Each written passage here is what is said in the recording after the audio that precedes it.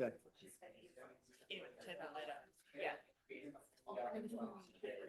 Okay, everyone, that's 9:15. If I could call us to order, please. Right.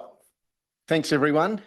So welcome to this workshop, which is kind of the first workshop in the 2736 LTP. It's a really foundational piece. Just want to remind everyone this is a public workshop and we are live streaming and it's available on our website afterwards, okay? And want to particularly welcome our two chairs of our community boards, Charlotte and Ange. Really good to have you back at the table again. I think it's a really good feature of our LTP workshops that you are here so you can help communicate back out to your respective community boards what you're seeing and hearing. Right, can we just start with our opening karakia? I'm going to go pretty fast through this, so keep up, people. I don't want this to be like a primary school dirge, okay? All right. Tākana te marama kia tātou, tākana te araha kia tātou, tākana te rangamarie kia tātou, ko Porongia me te kawa, ko Maungatautari, ko Kakapuku no Monga, ko Waikato, ko Waipa ngā awa, te hei moriori. Thank you. Right, just noting we don't run on the formal rules, so we don't have formal apologies, but I just want to note that Councillor Kempson is not here. Everyone else is. Right. Oh, sorry. Oh, sorry. I haven't had an apology. Okay. Well, we don't do formal apologies, so yeah, we're expecting Dale Marie. Okay. I don't think I have anything else to say. This is going to be a reasonably long day, so we're going to schedule breaks on the way through. There's basically three components. We're starting with a scene setting piece from staff, then it gets a bit more interactive as we move into our sort of strategic direction and then our financial policy. Those are the three big chunks. 2 and 3 will be quite interactive. So hopefully everyone can stay nice and fresh and focused through the day. Right, enough from me. Could you please just ignore that Mike and I'll step out at 10 o'clock for 45 minutes? Right, or thereabouts. sure. So Mike and Steph, CE, have some business at 10 o'clock. They'll be out for a little while. Charlotte has also told me she's going to be missing a piece, but as I said, these are workshops, so that is absolutely fine.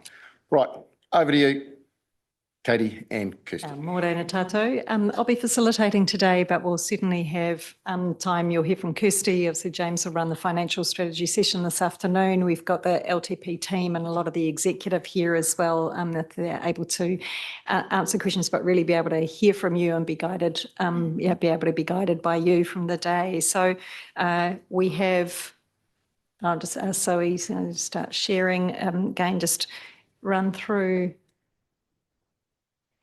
the format for the day. As Monty's already said, the tea break is at 10:27 exactly. So I really like that, and I'm quite food oriented, so I've got my mind on that time for the day. But as I said, there's a little bit of talking and context setting first to make sure that everyone's on the same page, and please make sure that, particularly as Kirsty runs through sort of what is an LTP and why does it matter kind of section, that for some of you this will be old news, but for others this is your first long-term plan, and so it's a really good opportunity to make sure that you can have the opportunity to answer questions and ask questions. No question is a dumb question, because the long-term plan, but particularly as the long-term plan is such an important document. And so we will get you up and moving after the morning tea break. And then the financial strategy this afternoon. So please make sure that you ask questions all the way through. But we're really conscious that we've got both plenty to get through, but this is a really important session as the first long-term plan workshop for the day. The slide just runs through what we would like to achieve as staff, and what we've heard from you are really important, and we'll be checking in at the end of the day just to see how well we've been able to get through these things, and if there are matters that are outstanding that we need to take away to be able to bring back for you to workshop later. But we'll kick off with this understanding of what the long-term plan is. Next, we'll have your shaping of these strategic goals and priorities, and then moving into some of those key financial parameters around a financial strategy. Each of the way through, we'll make sure that you understand what will we do with this information, and what will be coming back to you, and what will you get to do next, so you sort of understand that along the way. So you'll see this slide again at the end for us to check in, but we actually just hand over first of all straight to Kirsty to talk about what is a long-term plan and why does it matter? Thank you.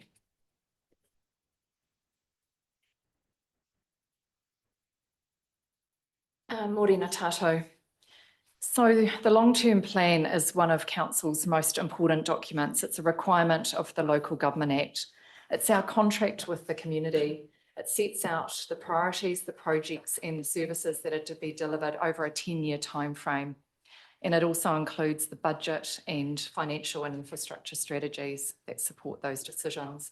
It's the what we do, how we do it, when, the cost and how it's funded. And the LTP provides the community with certainty about what they'll get for their rates. Decisions made through the development of the long-term plan are made transparently with the community, and they're able to provide early feedback on particular areas of focus. So an example might be levels of service, as well as through the more formal consultation process. And for us now, that will be through March, April, May of next year. It's really important that projects are carefully considered during the long-term plan process, because adding a project after the adoption of the long-term plan, that can be difficult. It can require public consultation. It could also require an amendment to the long-term plan and changes to budgets or to rates.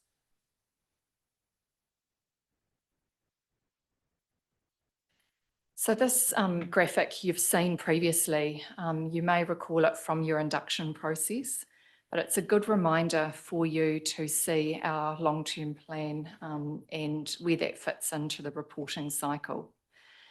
As I've just mentioned, the long-term plan is the what we do and why. It has a future focus, a 10-year planning horizon, and it's reviewed every 3 years. This council made a decision in 2024 to do an enhanced annual plan, and due to the uncertainty at that time relating to waters. And so that means that we're actually out of sync with a standard planning cycle. Our current long-term plan for 25-34 is for a 9-year period, not 10 years. And having adopted that long-term plan in July of last year, we've only got 2 rather than 3 years to enable us to then work on the development of the 27-37 long-term plan. The long-term plan is guided by our strategic direction and community outcomes, and you can see that depicted in green on the right of the slide, with our new strategic direction being shaped today. The annual plan down in the bottom right, the purple, that identifies any changes to the long-term plan for that particular year. So that's what we're working on now, and the annual plan will come into effect in July for 26-27 year. And then off to the left-hand side, the light blue, the annual report. This is looking in the rear view mirror. It outlines what we did and how we performed.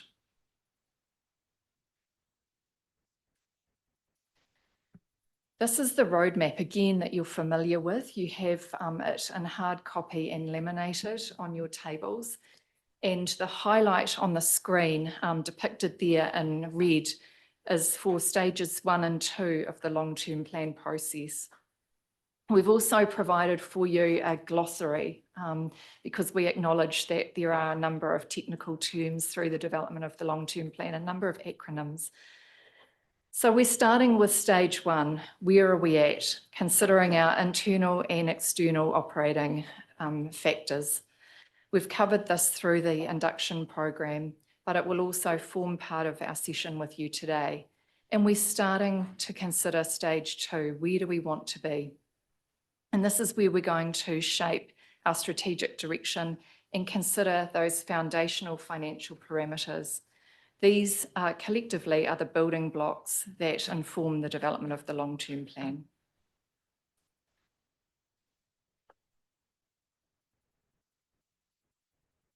Further foundations for the long-term plan will continue to be developed through 2 workshops that are to be held in May. So what you can see there depicted in red, that's today's workshop, and Katie's provided a great overview as to what we're going to cover. This will be followed by a growth workshop on the 13th of May. This will introduce you to Council's growth situation, and we'll seek your feedback on key growth considerations to inform and support our long-term plan decision-making.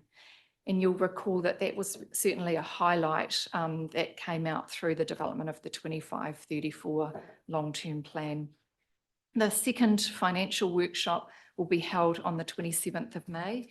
We'll be seeking your input into progress to date on the development of the draft financial strategy.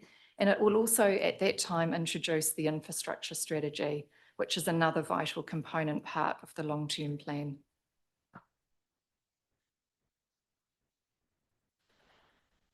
Further foundations for the long-term, Right. At this point, I'm going to provide you with an update on the LTP project itself. We want to ensure that you have confidence in the project and that you know what to expect, how you'll be involved, and what the key milestones are. You've got on your tables and further through the slide pack, we have a calendar which I'll speak to. But we're currently undertaking a project reset. You'll recall, for those of you that were part of the 25-34 long-term plan, that project management skill set is a key requirement for us.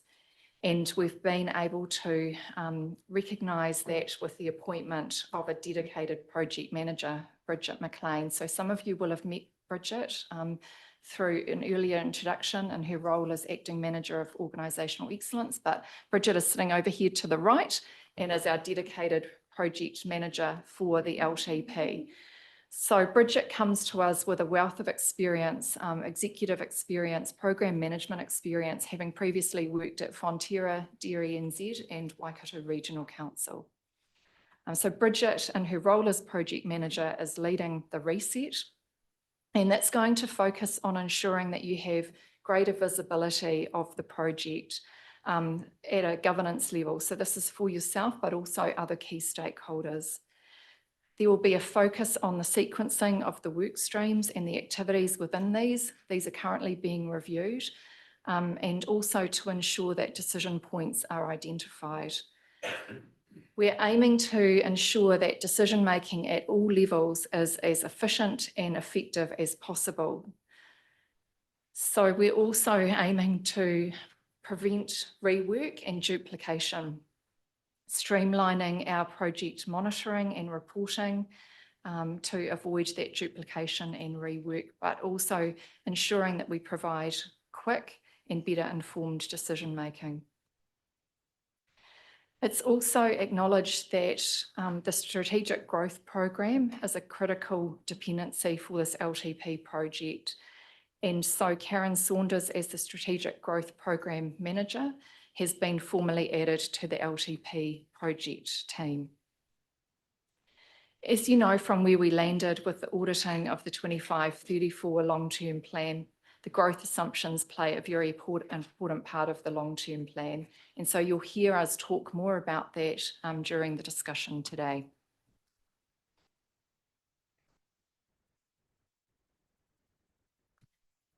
I've just mentioned about more robust decision-making as part of this project reset.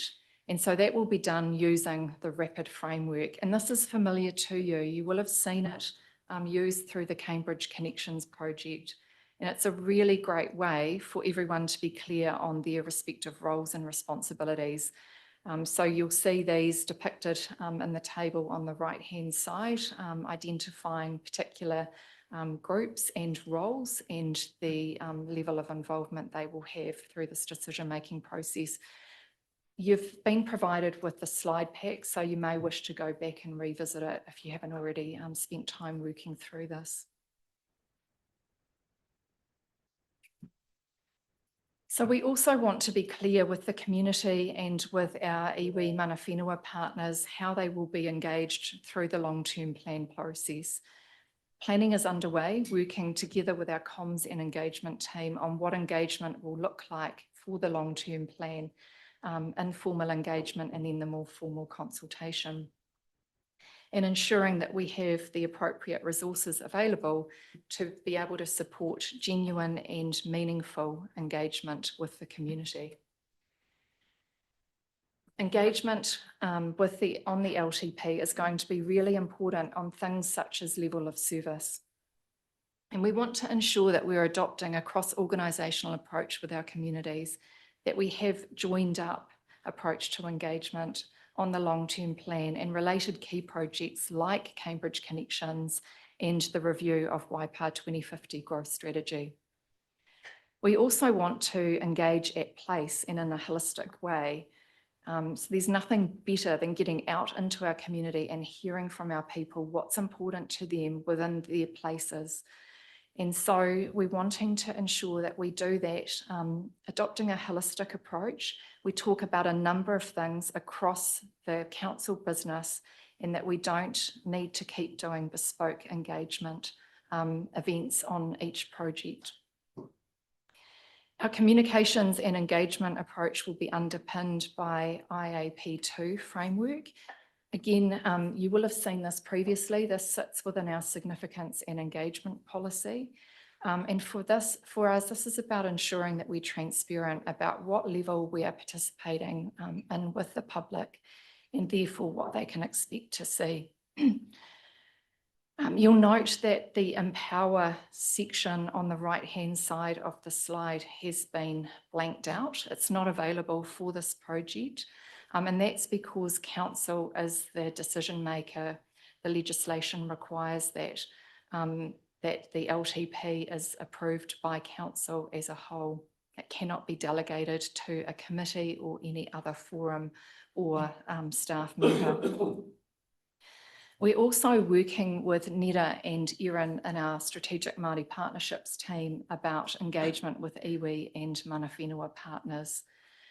They've been engaging with iwi directly about what's important to them, what their priorities are, and in terms of how they engage with council.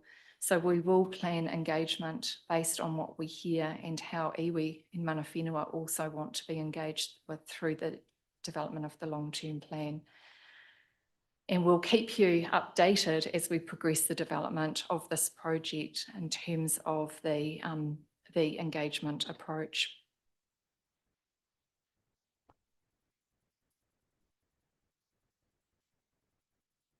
Sorry.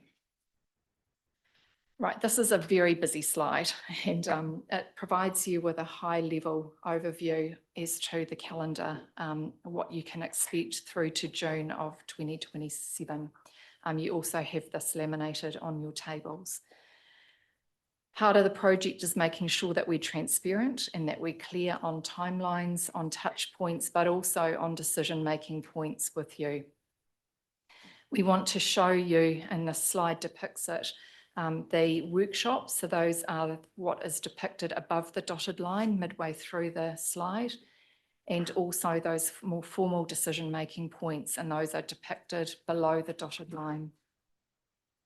Also just want to highlight that these are, I guess, beyond May, are tentative timelines only, and they will be further revisited as we progress our work.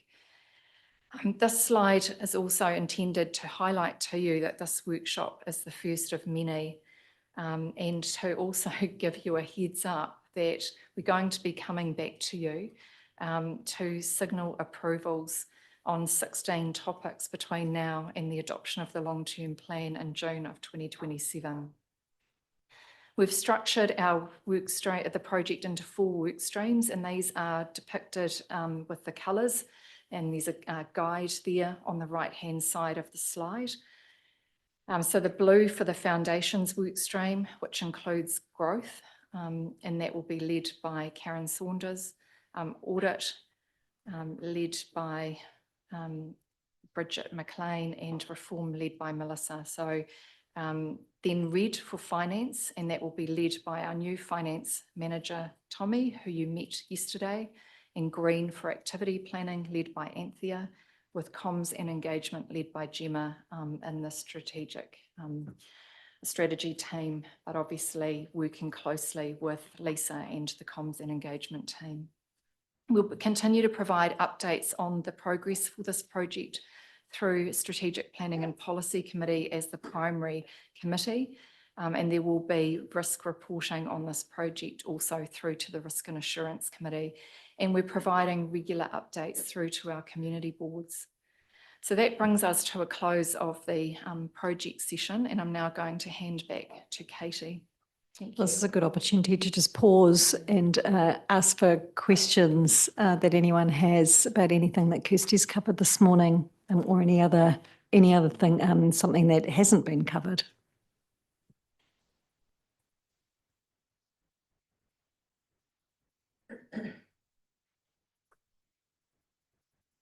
All right, then we'll carry on. So what we've got is a bit of a tune in to the session that we will then kick off after morning tea. So there's quite a lot of material in the pre-circulated pack around the operating environment. And so we've got 5 slides here that start with what's going on at a global context and the sort of so what for the council, and then what's going on within Waipa and what's important for our community and what's important for you.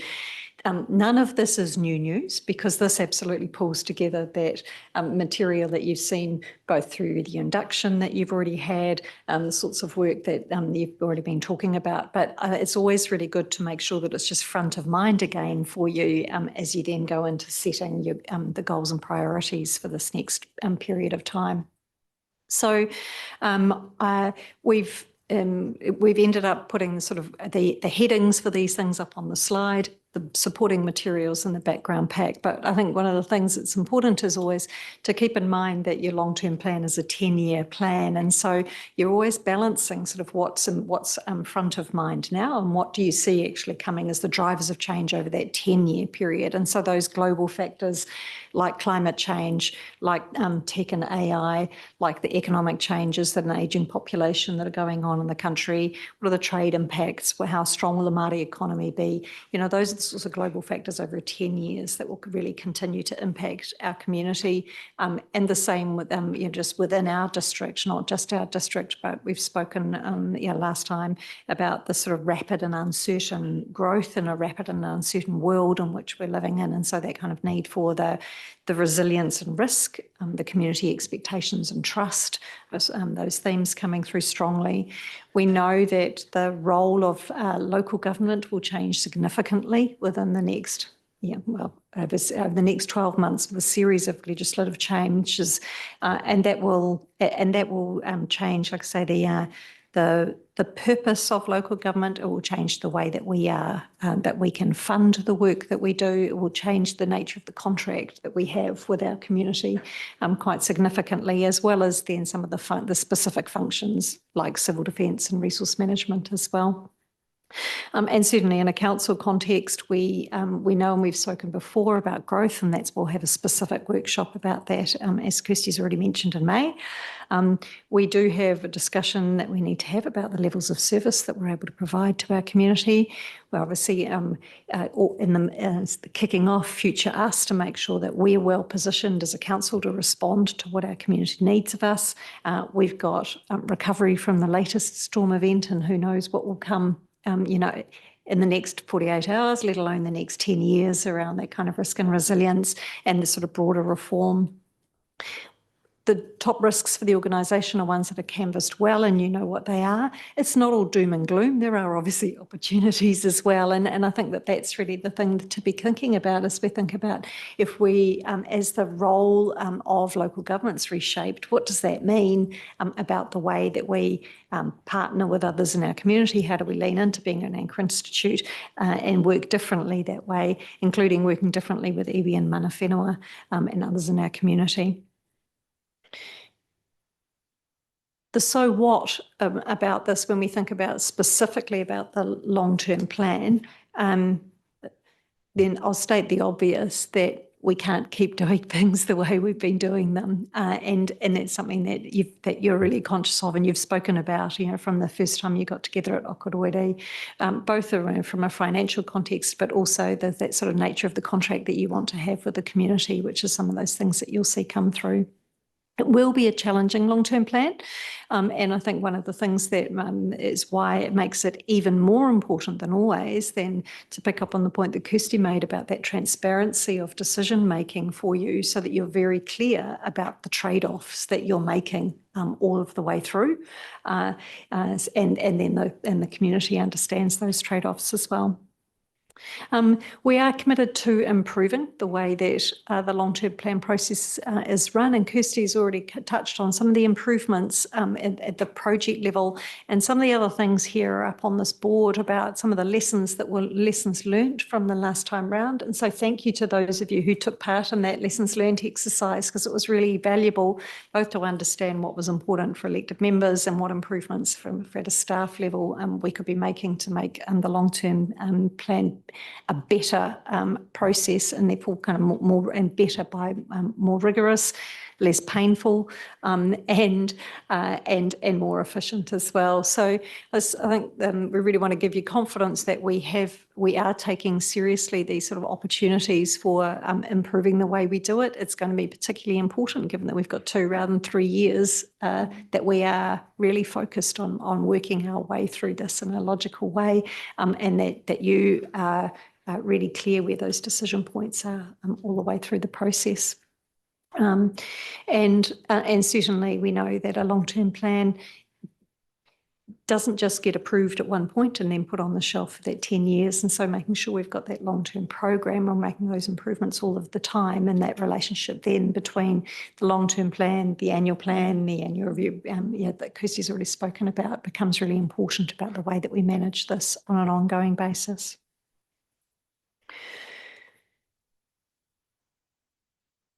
So a couple of slides about what we've heard and how we've clustered that up, about what's important to the community and what's important to you. Not surprisingly, these are very similar words, just reflected in a slightly different way, because that is what you're reflecting as well. And so these are the themes that came through about what's important to the community, and it's really important that we take that on board. We've thought about that, about the way that we do this project. And so already things like using the IAP2 engagement framework, having a clear decision-making framework, all of those sorts of things are just part of sort of good hygiene for a project that will hopefully strengthen and really respond to some of these points that you've made here.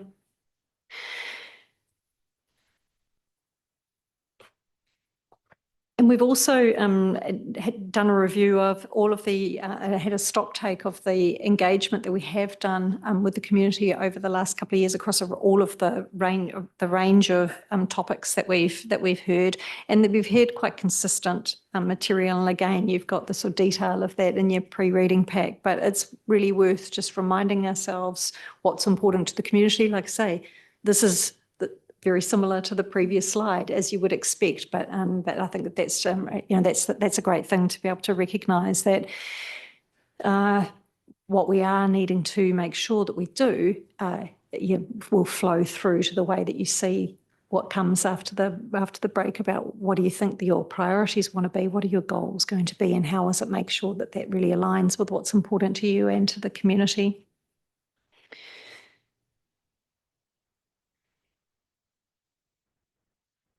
And finally, when we sort of pulled all of that together and we said, well, so what does that start to look like about these priority themes? And I think this was a useful slide, which we'll use as a bit of a launching pad when we come back after what will probably now be an early morning tea rather than getting into this. So I don't even need to wait till 10:18 for my cup of tea. So that's rather nice.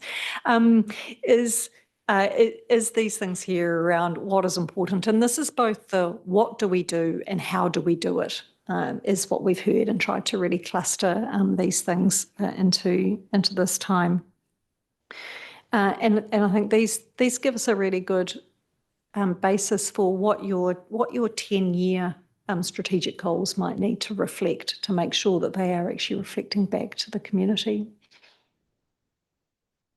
Kind of just trying to make sure that these things are front of mind for you without kind of labouring any of those points. But I think, again, before we break for morning tea, we'll perhaps just pause, see if there are any comments that people would like to make, any questions that people have, because when we come back after morning tea, then it's going to be time for us to stop talking at you and for you to get up and do some work as well, and we'll get into those community outcomes, the strategic priorities and your goals as well. So I'll pause there for questions and comments. Just a quick comment. I just wanted to say, firstly, thank you that we had the slides in the pre-reading. I don't want to speak for everyone, but I would love to always receive the slides beforehand.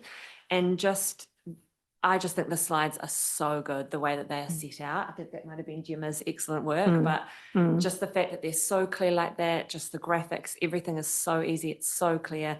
And I love the decision points in the boxes when we get later on, like that just made it really clear for me what you're expecting of us. So again, don't want to speak to everyone, but if the slides could continue in this awesome way, I would love that. It was really good. So thank you, Gemma. That was so good. Thank you. Yeah. Yeah, thanks, Kaylee. I was going to ask about the improvements from the last process. Like, were we able to see just a brief summary of those so we can see how they're going to be reflected in the program? Yeah, I'd appreciate that. Yes, absolutely. Thanks, Claire. Just through the chair, and just I guess an overarching comment around the maturity of this long-term plan, at least maybe well, I've only been involved with a couple of others, but of having that honest 10-year view at this and not having I'm just going to go straight out and call it a selfish view of the first 3 years while we're sitting around this table. Like, for me, let's get away from us sitting around this table and actually best for our community over 10 years. That is realistic, i.e. a 10-year plan that doesn't look all front-loaded and you've got 2% rate increases in years 6 to 10, which it's not realistic. So that's my challenge to us, that let's balance this. Let's not worry whether it's in year 1, 2, 3 or 6, that it's a realistic plan that we can hand over, that the next group are going to go, actually, what's in year 4 for them, year 1, is actually realistic, So this is an overarching comment because I'm not here when you get straight back, possibly. Yeah, thank you, Mr. Chair, and thank you for that outline as a lead-in for this. I too like the way the slides were presented and the amount of information, but I'd like to put on the table a fundamental question for this LTP, and it actually goes back to the rationale for reviewing strategic priorities. You've mentioned we do have the Local Authority Amendment Bill, which is going to reach its second reading and third reading during 2026. That will impose upon us a legal requirement. We don't have any choice over that. And the content of that bill, as you know, defines the purpose of local government and removes the 4 well-beings. That will occur. Now, I go back to the comment here, is that should that occur and impose a change in focus for our LTP, then that will require us going back for community consultation. I have a real concern that we're actually going to be, if you like, wasting our time following this existing process, which includes the foundation of the 4 well-beings. And there's no doubt about that. You can argue that it's put in slightly different words, but it's still focused on the 4 well-beings.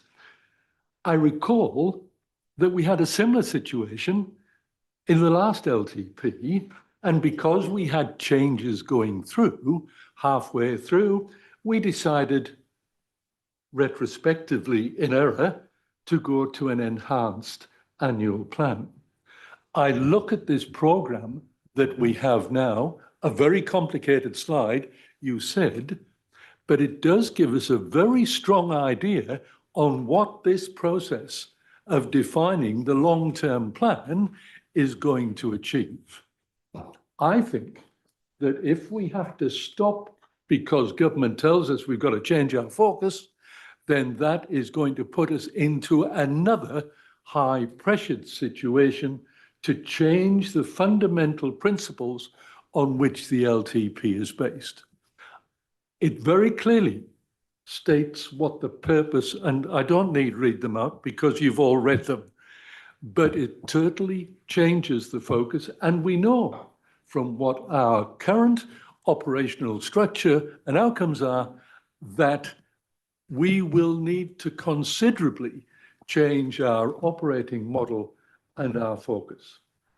I believe that going down this track is just opening the door to, again, further delays and impracticalities. That means we'll have a pressure on the LTP. So I'm suggesting that we do review our strategic priorities to bring them in line with what the government require us to do in terms of the Local Government Amendment Bill, which clearly defines the purpose of us as Waipa District Council. I think that's a fundamental issue that we need to consider now before we go any further. Thanks, Roger. It's a fair challenge in a foundational workshop. Katie, do you want to deal with this now? Because it's quite a big topic. Yes, I think it's probably a good idea if we do,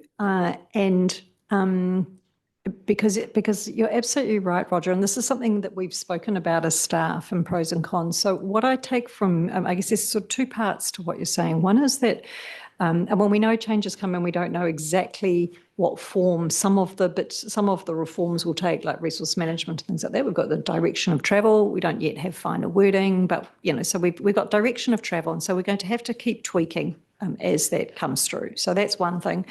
But lifting it up a level around the purpose of local government and the removal of the four well-beings. You're absolutely right. Again, we're hearing that there may be, that will occur in some form. We're still hearing that there's likely to be, again, some tweaks as it goes through that, through the legislative process. And so we spoke as staff about the pros and cons about reviewing every sort of layer of our strategic framework. So you'll see on this slide here that it's true. Every long-term plan, you want to review your strategic direction, and your strategic direction at the moment. If I just jump ahead with this, like this one here, on the left-hand side here, you've got a vision. We've got a vision, the community outcomes, and then these strategic priorities. Now, we had a good chat of staff on pros and cons about reviewing the vision and the community outcomes, and then we'll talk about strategic priorities. But given that we don't yet know the final wording of the legislation, we decided that actually it's much better, and the focus, if you think about what your priorities are as elected members and of the community, is very much around what you want to be doing in relation to some of these strategic priorities. What do you want to do in these first 3 years, and what do you want to set up for the 10 years? And so we felt that actually we were going to end up probably going through the exercise twice. If we do review the vision and review the community outcomes now, then we end up with the legislation coming through. It's likely that we're going to have to do it again anyway. And so that seems quite pointless doing that twice, particularly when the community outcomes are sort of then set up for what's that sort of 10, 30, 50 kind of view. It's a very long-term sort of approach of what those community outcomes are that you're seeking. And yes, they have some of that kind of language around the four well-beings. But they're not, and they have also reflected what we've heard our community say is important through things like the Wahauake consultation and things like that. So we feel comfortable that they are still the sorts of things you would be going for over a very long-term period, to try and use non-technical language about it. And so that we see that there's very little value right now in reviewing them. And therefore the same with the vision. If we don't know what the final purpose is, not just in the Local Government Act, but how it settles in the Resource Management Act reforms, civil defence, et cetera, that would be duplicating effort if we do that review now.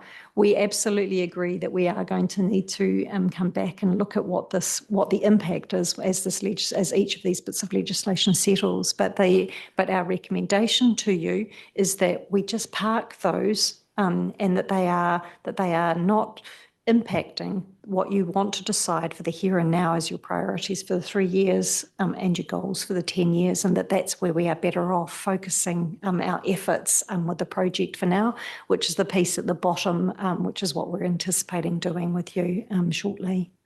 Okay, thanks, Katie. Hey, Can can I just say something here? I think this slide in front of us is very important. So throughout this section, let's keep that up there because it's really important to understand these layers: vision, community outcomes, strategic goals. Okay, keep that in mind. And Roger, you made your argument very clearly, and Katie's given a first answer. I just want to go. I want to give others a chance to comment on this, and we'll see how this plays out. And people, could you please bring your questions through Debs? It's my practice to concentrate really hard on what's being said. The moment I start looking around, I stop concentrating. So catch Deb's eye. Debs, you could keep looking around and we'll spread this around. Okay, Claire. Yeah, so I think I'm close to Roger's camp in this. I'm not very comfortable with not reviewing the vision and the community outcomes right now. I think we need to, because some of the things that I've been thinking about have been shaped by the recent extreme weather impacts. And so that's not catered for at the moment in some of those, I suppose, outcomes and even the vision. Okay, so I'm also conscious of the fact that we are expecting amalgamations or some form of regional collaboration. And I think it would be really good for this group to think about what that might mean for Waipa and what we want to be sort of shooting for when we can see that direction of travel coming through quite quickly, like probably in the next 3 years. Yeah, so I'm up for a discussion about it. And yeah, I think that that amendment bill that's coming through is saying back to the basics. There is some economic development in there, but it's really just, community infrastructure. And so it doesn't sit that well with those 4, well-beings with me. So I'd like it worked on soon, because I think it's good foundational work. We might have to tweak it anyway, but I still think it may definitely shift where we sort of want to do our investment and our I suppose focus our efforts as well. Okay, there's an important issue, so I'll give everyone a chance to talk on this. Just a technical question. The community outcomes, they are a provision, a requirement of the Local Government Act, right? Do they endure into the next iteration or not? Do we know? No, they don't. They're out, right? Okay, technical question there. All right, Shane. I fully support what Roger's saying and what Claire's saying as well. I mean, our environment has completely changed. The government has signalled very strongly, and normally they signal it and then they carry it through, what the future looks like. So I just thought as a matter of course, that's what we'd be doing at this meeting anyway. And so I believe they should be reviewed. And of course, some of them have financial implications, and so that's why we need to review them as well. Can I just ask, what would that look like to staff, a review of vision and community outcomes?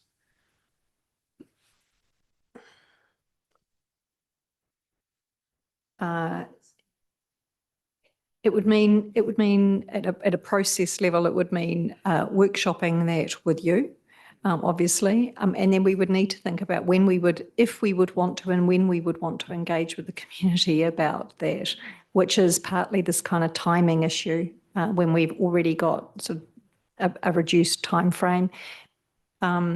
So that's what it would look like from a process point of view. I think then the challenge, I think we would need to make sure that we then took a sort of an iterative approach to your point about the sort of timeframes and the priorities, and making sure that we think about hearing about what are your priorities for the 3 years, what are your goals for the 10 years, And what does that mean for the long term? Don't call them community outcomes, just call them long term if we sort of you move away from that language.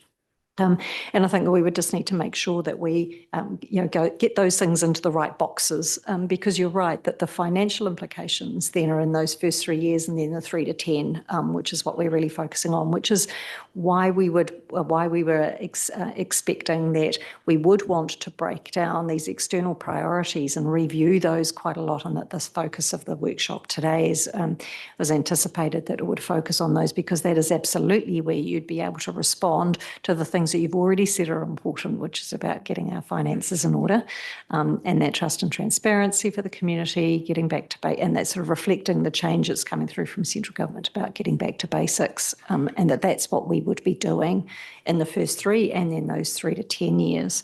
And I think I just reiterate, we would then need to build into the project how we would need to review whether your new long-term goals, outcomes, would need to be reviewed again once the legislation was in place, to make sure that we remained aligned. Okay, thanks for that. We'll go Les, then Ange. Yeah, I'd like to agree with Claire, Shane and Roger. I think another thing we've got to look at is what's happening globally, and that could have major implications on their long-term plan around interest rates. Everything could be major. Okay, Ange. I actually just had a couple of questions. Katie, how strict, so when the legislation comes through, how strict are they on, so if they say, no social well-being type things, like how strict is that? Like if our community's saying we would like some of the feel-good stuff and looking after us, like how much kind of leeway have we got? I mean, without knowing what the legislation is. So at the moment, the legislation says, here are your core services. Stick to those, unless your community says that they'd like and are prepared to pay for you to do more, is a gross oversimplification of what the draft says. Yep. So there is that opportunity if the community says that they want they want us to be able to operate beyond that, then we could do so, and that would be. And I guess that's why it becomes particularly important when we've talked about thinking about that consultation in place and the sort of shift that we want to be making as a council as a whole to really understand what our communities want, rather than just thinking of that as one district community, because it may be that there are particular communities that do want a higher level of service or an extra function. And if they're prepared to pay for that via a targeted rate, for example, then that's something that council could consider doing. So there is still that flexibility to do that, but absolutely it is the range of functions is narrowed. Having said that, this is not the first time that the 4 well-beings have been removed from the Local Government Act, and those of you who've been around, that's exactly right. They get tipped out, they get brought back, get tipped out, they brought back. And I think, and what we have seen in terms of council practice all over the country, not just this one, is that actually very little changes, because what your community wants from you remains the same. And the weight of that perhaps changes, and where central government wants to partner and wants to lean in changes, obviously. And that regardless of whether the 4 well-beings are here or not, the focus on getting our finances in order and getting those sort of back to basics within our council will be what we need to do anyway.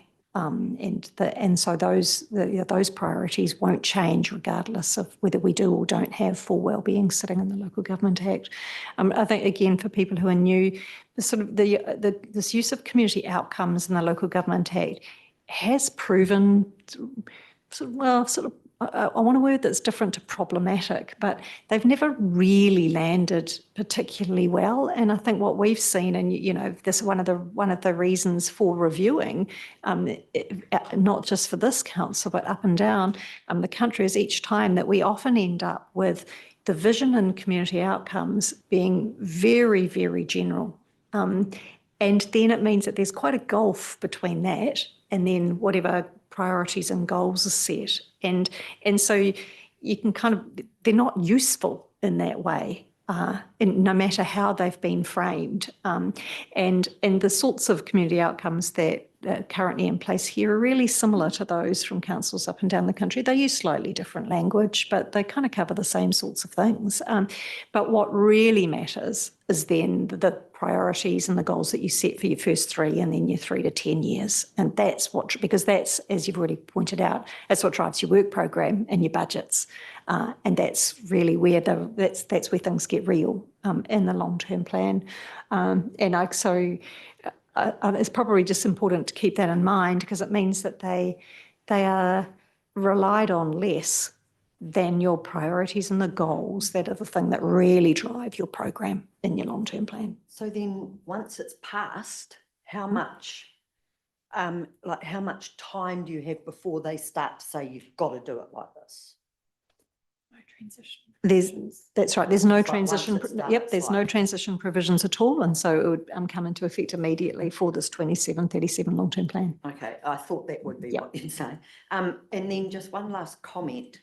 In our community outcomes, we do have environmental champions. So using Claire's concerns around these weather events, can that discussion not actually still be part of the outcome that you've already got in regard to those weather events? And same with being economically progressive. We need to come up with a good economic plan that enables us to deal with those events. So we possibly can address what you guys are wanting to without actually having to change those basic community outcomes. Just a thought, but I hear what you're saying as well. Thank you. Oh, thanks, Ange. We'll go to Marcus and then back to you. Thanks, Roger. Yeah, I think you've covered it off pretty well, Katie. I'm pretty happy for them to stay in there. And your explanation is really good. It sits well with me. They've been in there for a long time, and I think with what Ange says as well, it's we can still make it work. I mean, who knows what this government's going to do tomorrow? So, I mean, it might still be there. So, Okay, Roger. Yeah, thanks, Katie, and thank you for your response. And the parts of your response that I agree with, I'd like to ask a couple of questions specifically on process. And I'm going to make an assumption that that amendment bill is gazetted during 2016, which means it will become law. Mm-hmm. Now, irrespective of how long the implementation is, we're looking at a long-term plan that will be adopted in June of 2027, which will be a considerable time after the gazetting of the Act. Because we currently do have the 4 well-beings in our foundation documents, Ahuaki, and the others that we have, no doubt about it, the strategies that we've got are based on the 4 well-beings. If that Amendment Act is gazetted and there is a change in function, and you're saying we're going to have to go out and consult with the community, because if we were going to include some of those aspects of the 4 well-beings in an LTP going forward, then we would have to go and consult to ensure that those were what the community wanted. So I think the answer is potentially, which isn't a very helpful response, but it does depend how much, is what we were just checking about before, that it does depend how much that your long-term kind of goals actually change, and whether that would meet the significance threshold. I mean, I think at the moment, this is what makes it so quite difficult to know, and why the staff recommendation is to leave these for now. If we think about what we know is coming down the line, even if everything gets passed as planned, your community outcomes at the moment will still require, if we work up from the bottom, economically progressive, economic development is still specifically included as a function and is actually something the government wants us to be doing more of rather than less of. So something about being economically progressive, regardless of whether those are the exact words, but the concept would remain. The cultural champions, we will still have our treaty obligations. We will still have our resource management obligations. They won't change. And so again, something about being cultural champions, both with iwi and mana whenua partnerships as well as other aspects of being culturally rich as a community will remain. We will still have resource management responsibilities. We won't have a Resource Management Act, but we'll still have those sorts of responsibilities. And so there'll still be those environmental requirements on us that won't change. And the social wellbeing is wrapped up. This is where there's kind of a shift in focus. It's probably the area where there's the greatest shift in focus for the government. But to pick up on your point, the social wellbeing about the sort of resilient communities, for example, will become incredibly important. And this is where the sort of change, whether it is as a result of the sort of resilience, risk, climate change kind of components, whether it's about your well-being and being able to be well positioned for the sort of technology change, the economic changes that are coming, how you position your community, all of those will still be core functions as in the new legislation, and from our point of view, still get wrapped up within that kind of social well-being kind of banner. So again, you end up kind of wordsmithing, but end up with potentially similar sorts of concepts, which is why we end up going round and round and saying, look, although one starts with good practice of saying you'd review the whole lot, from a pragmatic point of view, you end up pretty much where you started, with legislation still to come down the track that may tweak things yet again, and that actually we're better off right now making sure that we focus on that first 10 years. And if we need to, as a result of that process of you identifying what those priorities are in your first 10 years and anything that comes through legislation that changes more, then you would be able to look again at your longer term outcomes and your vision and whether you want to be changing that or not. Or whether you actually sit knowing that by the time we've had council reform, actually that changes yet again. And so it's where do you want to put your effort and the community's effort and focus. And I think that we had heard that in the slides that we kind of covered, that focus is very much on getting our house in order now, and then building kind of those sort of legacy steps that we had in the previous time. And that was why our recommendation is to stay on the 10 years. Ask the last question, or perhaps more of a statement. In our development of plans over the last couple of years, we unfortunately got a negative audit opinion on our annual plan, which was quite a debate topic. Should we proceed with this and have it based on the 4 well-beings, and the government does come up with a change of function that we have not taken cognizance of in our LTP, the likelihood is that we will get another negative audit opinion because we're not based on current legislation. Yeah, that's right. So yes, that would be true if we charged on regardless. It is something that we're cognizant of, and that legislative change is one of those things that we've mentioned. Through the work program, we have a specific audit plan, and because we recognise that working with Audit New Zealand and making sure that we get an unqualified audit opinion is essential. And so we already have that an ongoing relationship with audit for that reason, and that's something that we can build into the work program as we go to make sure that we continue to align. At the moment, there's nothing set in the long-term plan, and at the moment, until you set your strategic priorities, there isn't anything that would be beyond scope for what we're expecting. And at the moment, when what we've heard in terms of what your priorities are, all of those things would be consistent with the direction of travel with the new government. Thanks, Katie. Hey, I actually do want to hear from everyone on this, so I'll say my piece now and then be forewarned. If you haven't said something, I'll ask you what you think. Obviously, we can't make a decision here, but staff need an indication, and this is a pretty fundamental thing we're talking about here. Look, for me, those community outcomes are fine. They are sort of the big dream kind of thing. And I just can't see that we would change them a whole lot. Like we would sit around here navel gazing for a couple of months discussing it and come up with a list very similar. I just think it's a misuse of resources. It's pretty obvious to me what needs to happen here in this organisation and to respond to our elected members' sort of wishes and our community wishes. And we're getting to that later when we get down into the strategic priorities.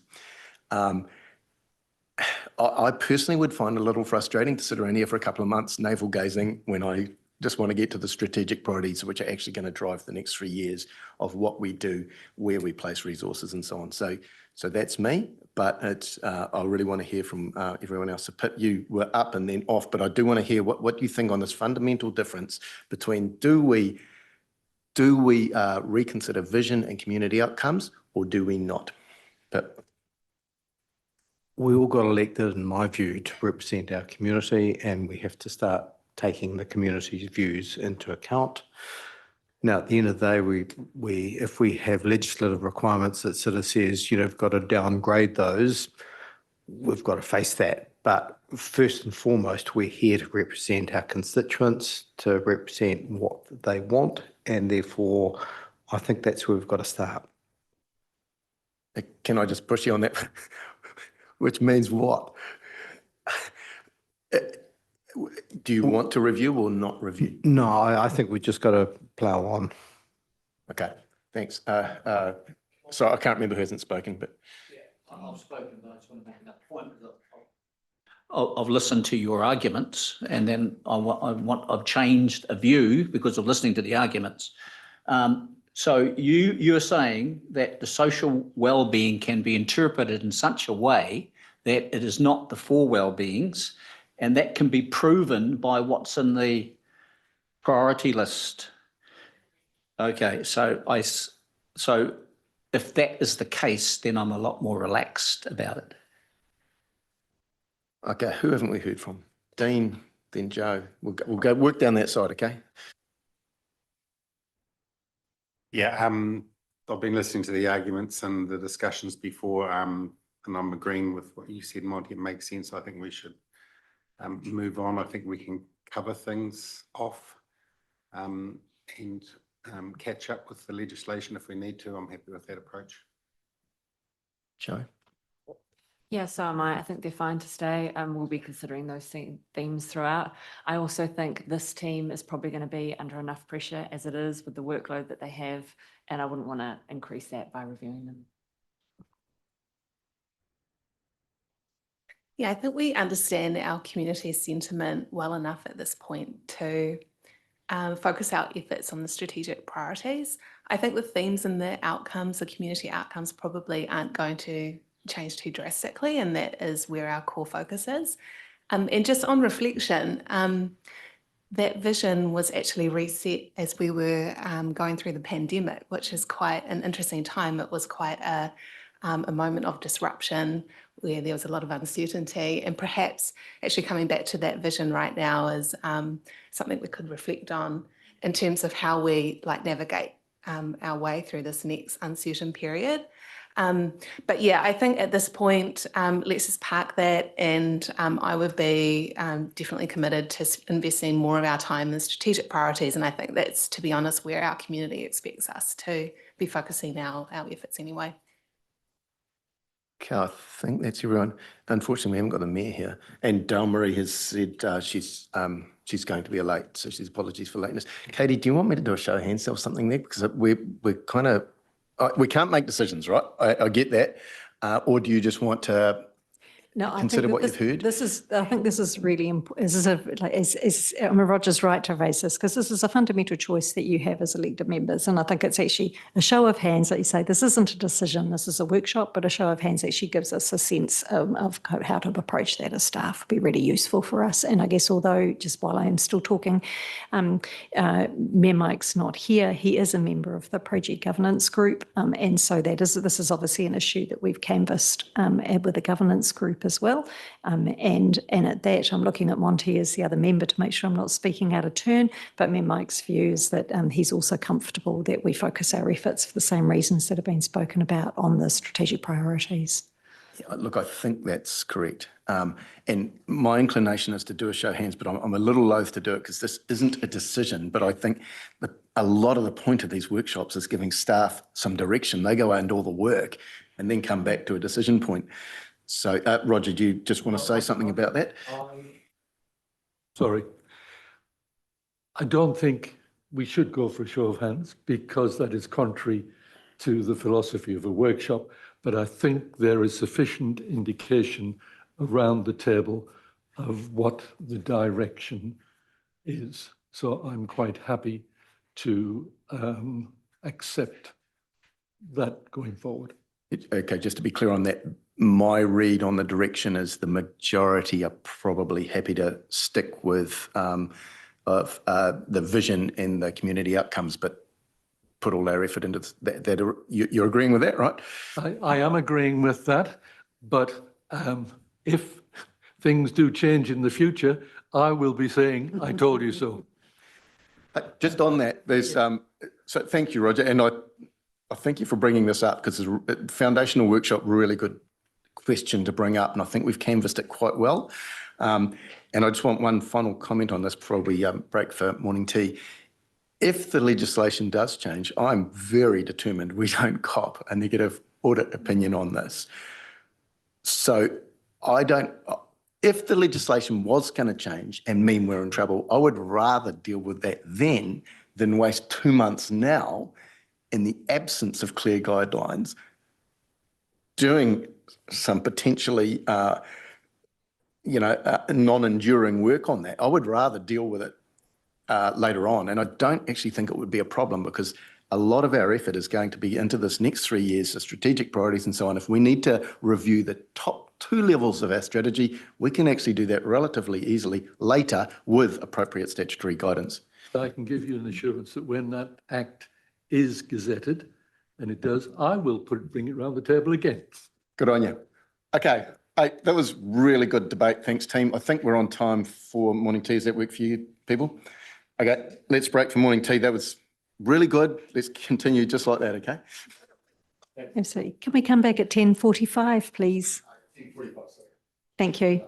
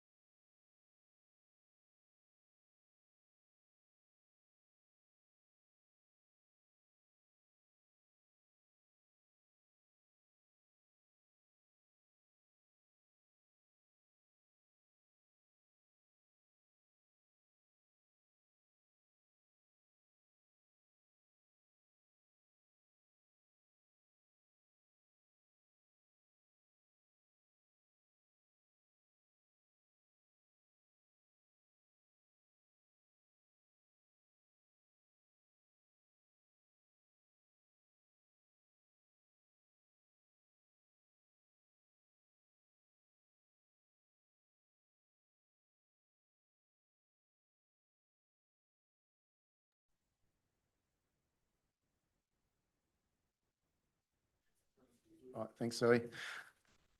Okay, if I could call us all back to order, please. Hey, thank you for that first session, first rate in my opinion. Really good debate, really good level of engagement from everyone. I've really enjoyed that. Okay, next session, we're diving deeper down into the strategy, and back to you, Katie. Push my button. Thank you. So just a little bit of an introduction about what strategic goals and priorities are used for. So why do they matter? And then work with you to shape them up. So this is the diagram that was up obviously before the break. Our suggestion is that at the moment on the left-hand side, we have these strategic priorities which are set without sort of a specific time frame, but really end up with that sort of 10-year focus over the life of the long-term plan. What we're suggesting as staff is that we break that up into the priorities for your first 3 years, and then we still have the strategic goals which take you out to the 10 years. And it means that when you are doing the work in the first 3 years, you've got that 10-year time in mind, but it does mean that you can really focus on things that we've heard are really critical to the community now. So if we just a couple of slides about how they matter. So the goals and priorities guide the financial infrastructure strategies. They'll be considered through the level of service review that we do, and they will be demonstrated through the LTP consultation document and final document. So they really do guide the shape of the work program and priorities, so are incredibly important. We then embed them through the council's work through that work program afterwards. In terms of how you'll see them as perhaps a busy slide, but again, a reminder that they set the foundation for the long-term plan at this stage. And so being able to provide that guidance around your goals and priorities now will help us shape each of the subsequent steps that you'll come through here. So these, along with the financial parameters and then some of the growth parameters that you'll set at the next workshop, are really the things that give us that framing.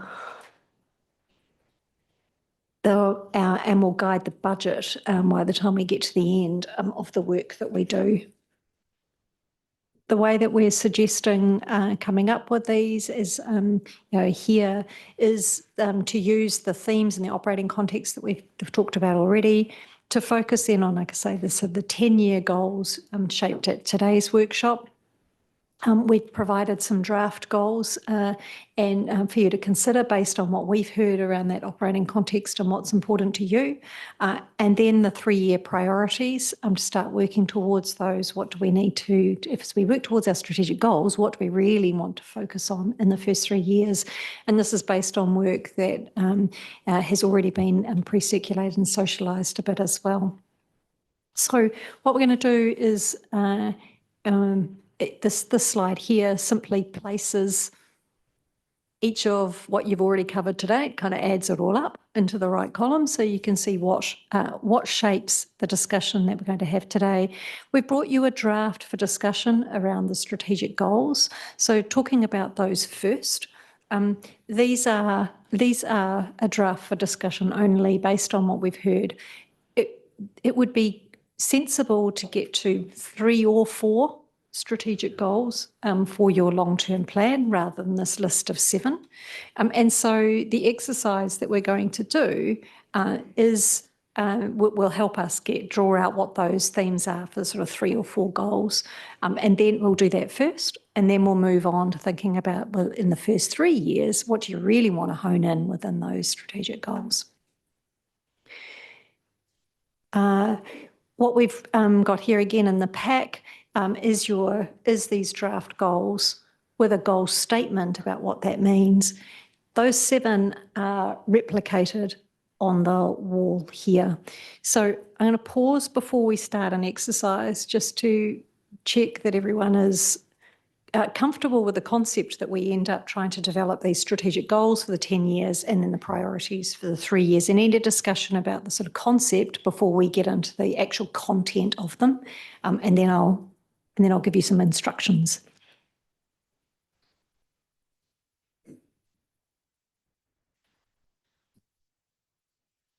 All right, instruction time. I'm going to, this is where I'm going to look at my notes for timing so that we do use this time.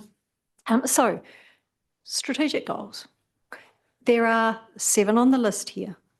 And I'd like us each to be identifying 3 to 4 strategic goals. So what I should have done at the break, and I'll just call for some beautiful assistance while I talk. Would you mind coming and getting the sticky notes and pens and handing them around? So I'm sorry that I got too carried away trying fruit leather and getting a cup of tea, rather than putting this out for you. What I would like you to do is that what we're going to be doing with these 3 or 4 strategic goals to be taking away, we're not going to be trying to get final wording today. We're not going to wordsmith by committee. This is obviously focusing on what matters most, and it's the concept that matters, and everyone's voice matters today in this kind of workshop setting. We'll leave this PowerPoint up here so you can see them. What we will do first is I'll give you 5 minutes to reflect on these 7 and think about what are the most important outcomes this council must achieve over the next 10 years. I'd like you to write 1 idea per sticky note, and they can support any of these goals. If you think there are things that are missing, then you can add to those goals, obviously. And what we will then do is come and work with these on the wall so that we can cluster and make sure that we can hear and see everybody's ideas and cluster those up to the 3 or 4. So we're looking for about 3 ideas each from each of you, unless you get really carried away and think that 3 is just far too few. But if we're going to come up with 3 to 4 goals overall, and I'd like those sort of about 3 or 4 ideas, you can, like I say, you can support anything on the board. You can add if you think there's anything missing. Is that instruction pretty clear?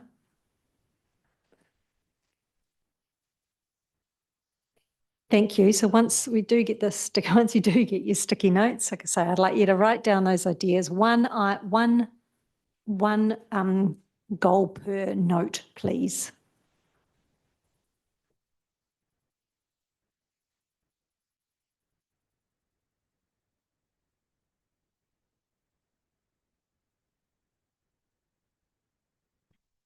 Yes, yes. So Roger's question is, can you put a comment about why it shouldn't be one of these ones? Yes, absolutely. Yes.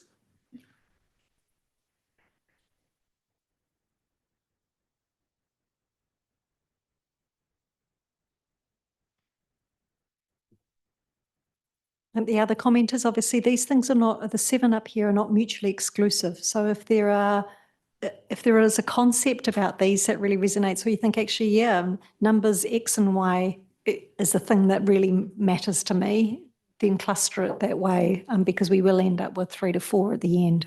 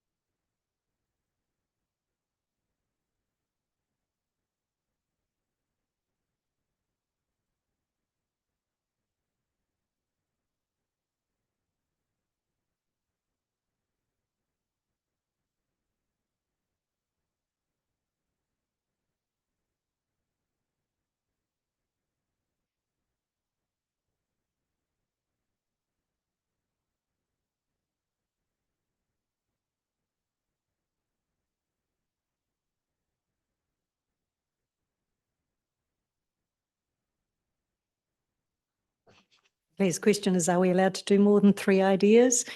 You have license to do 1, maybe 2 more, but deliberately restricting it because we do want to end up with 3 or 4 at the end. So if we have too many, then we probably are not at the right level of altitude.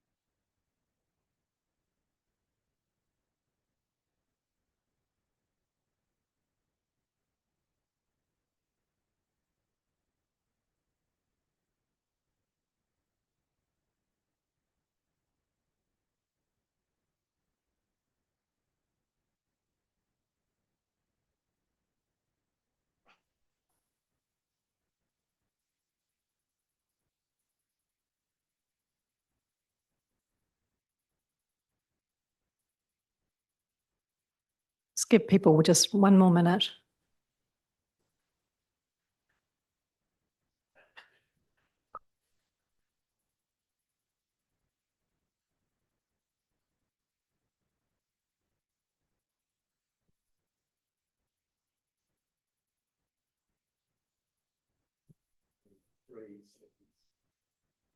Responding to those possible goals. With your all ones that must be very dull if you're watching online. This is going to go viral. This is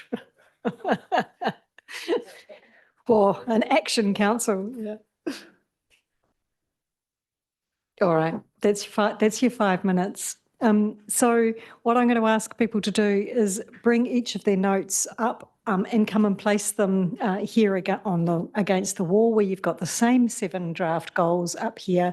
Place them, if you've got a new idea, place it. If it clusters close to something that already exists, put it there, and we'll end up theming these and see what kind of level of consistency we might have across and what people have got. So if we can ask everyone to come up and bring your ideas. Thank you.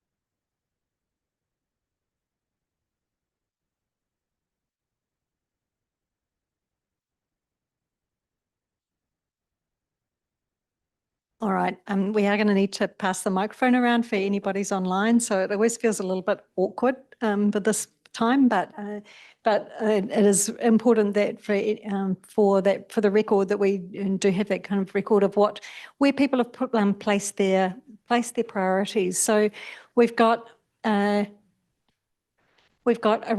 strong number here around your responsible financial management, and with really similar comments about why that's important.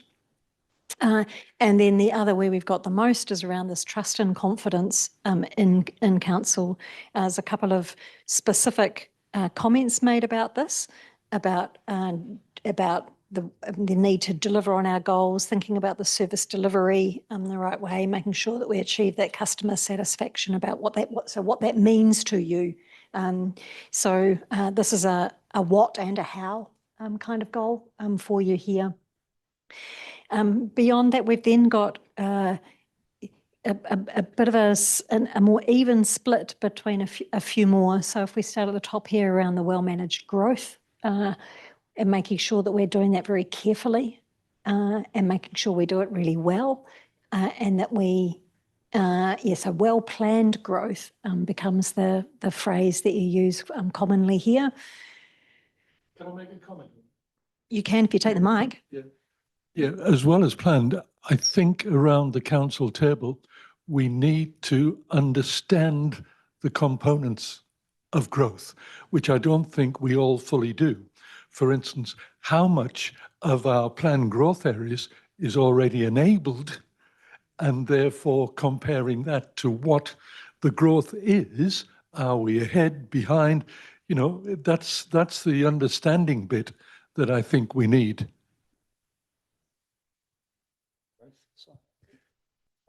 So when I read this, it sounded like it was very focused on well-planned growth, and then the vibrant, connected and livable places for people, communities is related to the growth area.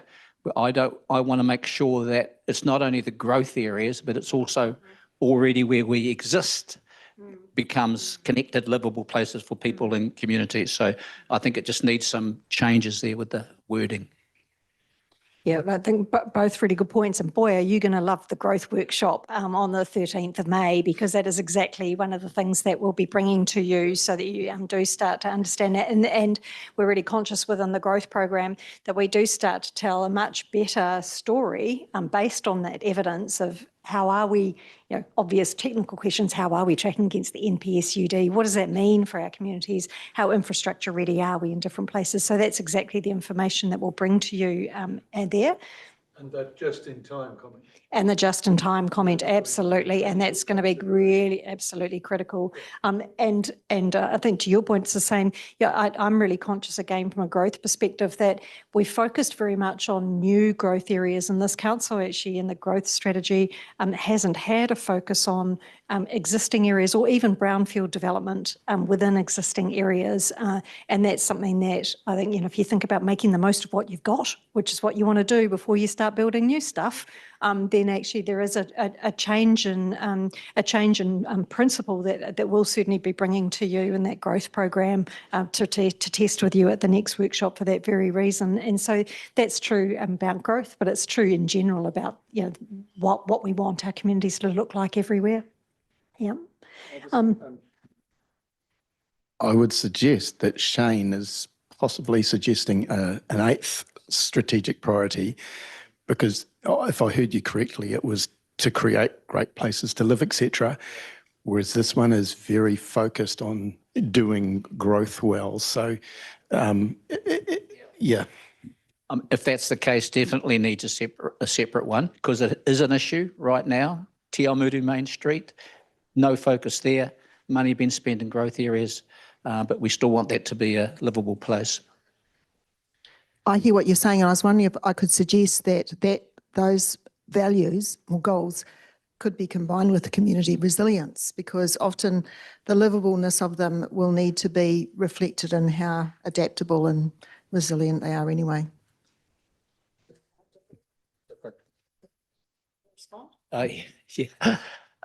Yeah, I just think it's a bit of a different thing. And can I just, because I'm holding the microphone. So one of the issues that we have had is that we have the satisfaction survey and we have not been listening to that and then adjusting behaviour or putting money into areas where it should be. And so I made that note on the trust and confidence one, but it also applies to creating vibrant, connected and livable places. When people say that there's an issue there, it's been ignored and not been fixed. So we've got to pay more attention to those survey results. And what you've mentioned there, the trust and confidence in council is an outcome that would occur if we get 1, 2, 3 correct.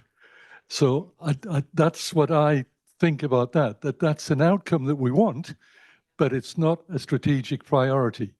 Because if we concentrate on the strategic priorities, then we get the outcome that we want. Yeah, I completely agree with what Roger's saying. And it's no surprise to me that financial management is a very busy one up there. That was our #1 theme at Aotearoa when we set these kind of strategic goals, but also that trust and confidence is also very busy. And for me, those two are very closely linked. How we manage our finances really shows the community and gives them confidence in what we're doing. So yeah, it's interesting to me that those two are so linked. Yeah, thanks, Joe. And I think too that it's the way it's communicated. So in my comment, I said that comms really needs to play a key role in telling our story so that that trust and confidence is then bolstered. You know, I've also made a comment, I think I'm the only one that's made a comment on economic development and growth. For that one, I think it's the council's responsibility to create the right environment for growth for economic growth to enable, not to be an enabler of economic growth. So if we create the right environment, then it will occur. And so that's why I've put a comment on there that shouldn't be one of our strategic priorities. Yep. I am. That's exactly right. So yes, that's why I was going to just take back the mic. So look, thank you. And I think the point's really well made here about them. Like I say, the fact that at the moment this is a mixture of the what and the how. And so this is a call about, and we deliberately included this. Again, we sort of talked about this as staff because normally you would focus your goals on the what. What do you want to achieve rather than the how do you want to do it? We ended up including trust and confidence in council here to test with you because we have heard this is really, really essential for you in the first 3 years and the rest of the next 10 years. And so this is a strategic call that you can make about how much you want to include and if you want to call this out deliberately as a goal because it's something that you have explicitly heard and it's something that you're committed to, or whether this is something that here, and that's probably the same thing here about your shared outcomes for partnerships, which is about how you work rather than what you do, whether you want to keep your goals at these sorts of outcome kind of what you do, and that we make sure that the trust and confidence in council becomes one of those measures of success, whether it becomes something about the way we communicate, et cetera, et cetera. So that's your call, and it depends how strongly you want to send this message back to the community that you have heard and that this is front and centre for you. And there's no right or wrong answer about these, and those. So that's the decision that you'll need to make. I'll just finish running through this board. It's encouraging to me that so what we've done is just split the well-planned growth and make sure that this goal is focused very much on the growth aspect. This one here around actually having vibrant places and communities, regardless of whether they're the Te Awamutu Main Street, a growth centre or not. But just keep running through these. What we've then got is a few around community resilience, and this is not just about the current. This is about global effects and local effects as well as emergency responses. So again, can be framed up quite broadly to make sure that our community is well positioned to actually adapt as need be into the future. And the same sort of number around here around these shared outcomes for partnerships and looking at really achieving these outcomes through true partnerships. And there's quite a bit of language about making sure that these are genuine partnerships, that they're true partnerships. You've used sort of different language, but I think that that's, it's important that we sort of hear that language. This isn't just when we want something from someone else, that these are actually true partnerships. Roger's already spoken to this one around growth, and this is his comment here, which about the enabling, which is the word I've added up the top. And then there's a couple here around this readiness for government reform, which is obviously difficult to plan for because we don't know what it is, but and perhaps as part of us, making sure that we're ready so that we can help our communities be ready in terms of resilience. So I find it heartening to know that that you've clustered quite well around some of these themes. And what I suggest is that we do want to have 3 or 4. Because we've got quite strong clustering, we're going to give you 4 sticky dots, and so you can put your 4 sticky dots anywhere you like on here. You've now got 8 to choose from.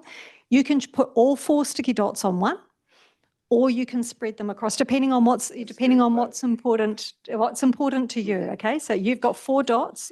You may not trade with another elected member, but you do all have 4 to place here. And again, this will give us a steer to think about how do we then frame up those priorities. But I think, you should be really pleased that you're all pulling in the same direction, regardless of where you land here. So we've got 4 sticky dots over here. We'll give them to each of you and ask you to come up and place them on 4 different, anywhere between 1 and 4 of these.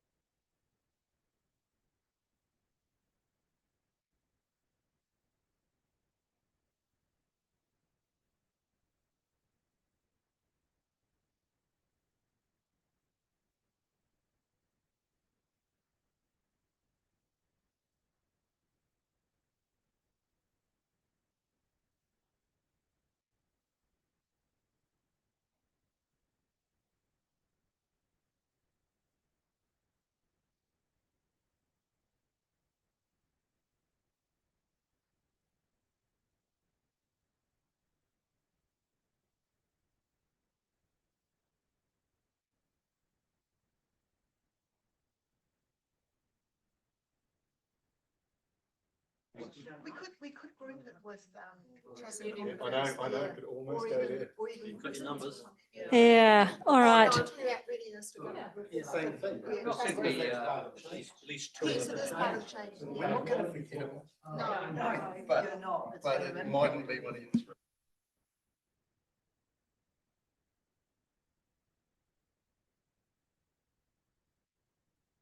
Because I don't think we should lose sight of that. So can we, Could it be an indifferent? can we have it, let's bring everyone together so that we can hear, so everyone can hear each other's comments. So you can all hear from another. So again, just for the benefit of the recording, what we've got now is dots. I'll add them up while you discuss. But obviously we've got responsible financial management coming out with the greatest number of dots. I haven't quite counted whether we've got well-planned growth and the partnerships next, and then trust and confidence in council as 4. We've then got some dots here with a bit of cheating going on around here for our vibrant, connected and livable places and communities, community resilience, one around economic development as well. And so what I think would be useful is, again, this is a workshop, you're not making a decision, is that there are a couple of things that, that these 3 stand out around your responsible financial management, your partnerships and your trust and confidence. So that's quite straightforward. I think what we then want to do is just unpick a little bit for these things that have got a number of dots, but may not make it if we just say it's 3 or 4, stop. There's obviously a sentiment that we need to be able to capture into 10-year goals. So I think that it's useful to hear from people. Again, we're not trying to wordsmith, we're not trying to do anything like that in a workshop, but make sure, again, that the sentiment and the concepts are captured here so that we can take this away and build on it, that we hear a little bit more from those people who put dots against community resilience, from people who put dots, and particularly lots of dots, against this vibrant, connected and livable places and communities. And think about the split here over the 10 years between this here, and that we as staff are able to then go away and think, well, what does that mean, the way we might reshape the way we go about it. Just point out that that's got 8, that's got 8, And this has got 8. And Oh, and this is Iron's 4th dot. And he's got the deciding vote goes to Councillor Campson. He said that one, didn't he, Shane? Yeah. So again, I mean, this is it's not reasonable to be just chopping things out, right? But when you can start to see where you are clustering, and so we need to. I think the thing we want to do is draw out the reason that you chose these things. So not to convince your colleagues, but again, so that we can think, well, what's the concept we need to take away, and do we need to lift up or amalgamate the sorts of ideas here to make sure that we really are reflecting what's important to you over this 10-year period. I'd like to speak to that one. Yeah, I just want to speak to the government reform, because I didn't put anything against that because the others had higher priority, but it doesn't mean we should ignore it. Like I'd really like to see stuff about reform maybe woven into some of these other ones, whether it's financial management, economic growth, shared outcomes. Yeah, and also from me, I actually spoke in favour of this at the PGG, this one that no one wants, because there's a real danger when you're setting strategic goals that you're caught up in the now, and so you think about the now problems.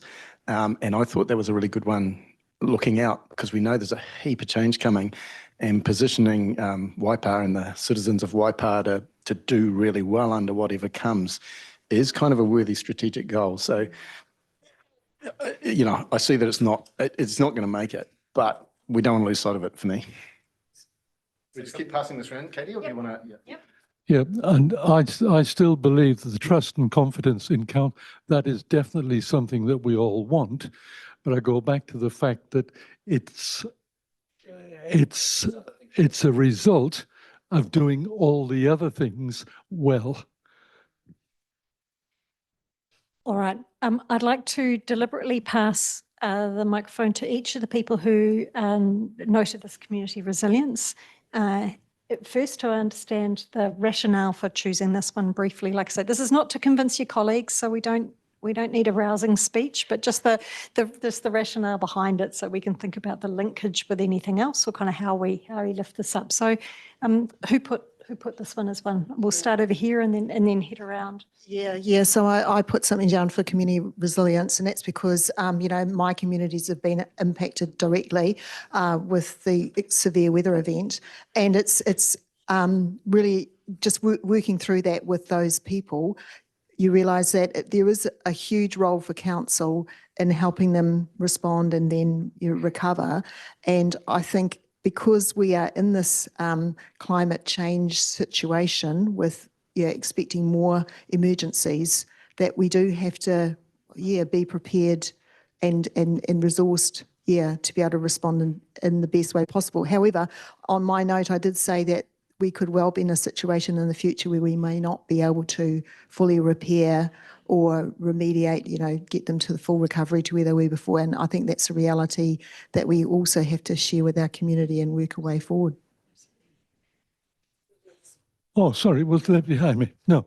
Yeah, I'm looking on community resilience to change, not just to emergencies and disruptions and climate change, because I think as we look forward to the future, there are a lot of big changes that are actually going to happen, not only in things that we can control, but things we can't, like the introduction of AI. That's going to create a huge change. The basis of Cambridge Connections is to ensure that our roading network is resilient. So I think there's a whole host of factors that are outside disruptions and emerging, which I agree is important, but there's a whole host of other factors that are going to create change that we have to try and ensure that we as a local government are resilient to that change or adaptive to that change. I'd just like to say maybe we should be focusing a bit more on the world economy instead of just the New Zealand economy, because it has a direct effect on us, and it's changing at the moment by the day, and it's not a rosy outlook for the world.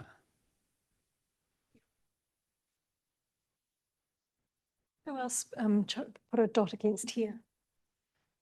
Kia ora, Katie, I'm going to stay localised.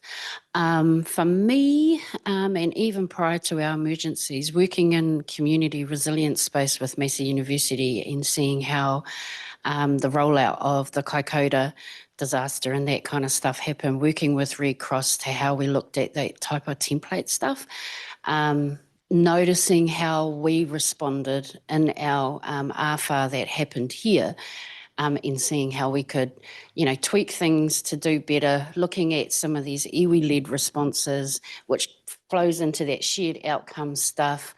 I think we could be a leader in response. And I know that we can, because I know that we've got really good resources to do that here. But I'm also going to talk about community resilience in a different way as well, because everyone knows I'm a bit more on the social side. So I look at community resilience on how we impact, particularly low to middle income earners that deal with rates, how we are gentrifying continuously in this community, and our community isn't resilient. There are pockets in our community now that just don't have that resilience. There is nothing for them. So I'm worried about that space. Really big for Waipa, because our houselessness, other people call it homelessness, has increased twofold since this coalition government. So that's my big ones around community resilience, especially working with Red Cross and Massey's, Centre for Disaster Research Group. Who else were there others, or did people just put more than one dot? Can't remember, it was too long ago. Okay, but as long as we've captured the key points, that's fine. I just don't want to, everyone needs to make sure that they've had a voice. So, what I've done is just try and capture a few of these additional points that you've made here around what this community resilience might look like, and this is again sort of position them to be able to adapt to whatever's coming at them in the future, and you've talked about some of the global as well as the local dynamics, and that's then so plays out into your economic situation and housing, etc., as well as some of the weather events, AI. I mean, we've got a range of those sorts of changes, of drivers for change that are coming at them, but making sure our community is well positioned that way, and perhaps that to pick up on your point, this sort of again this readiness for government reform is one of these things that I've therefore noted could sit in. Yeah. Okay. Now, if we could move from that to this one, which we've separated out around, I mean, it's currently called Vibrant and Connected and Livable Places and Communities. So can we hand to Shane first, because he'd like to talk about this. Well, I got that vibe. I got that vibe. Yeah, but no, I think it's worth again, because I think again, let's pick out what the key concepts here are and whether they are similar or different to what we end up with here. And doesn't matter either way, but let's just understand what's particularly important to capture here. Yeah. So we do a really good job of planning the growth areas and making them vibrant and connected. They've got the bike trails and everything that goes with them. But some of the issues that we are facing now from our community, and I'm speaking specifically about Te Awamutu, is, on the main street, it's looking horrible. We've got furniture that needs painting.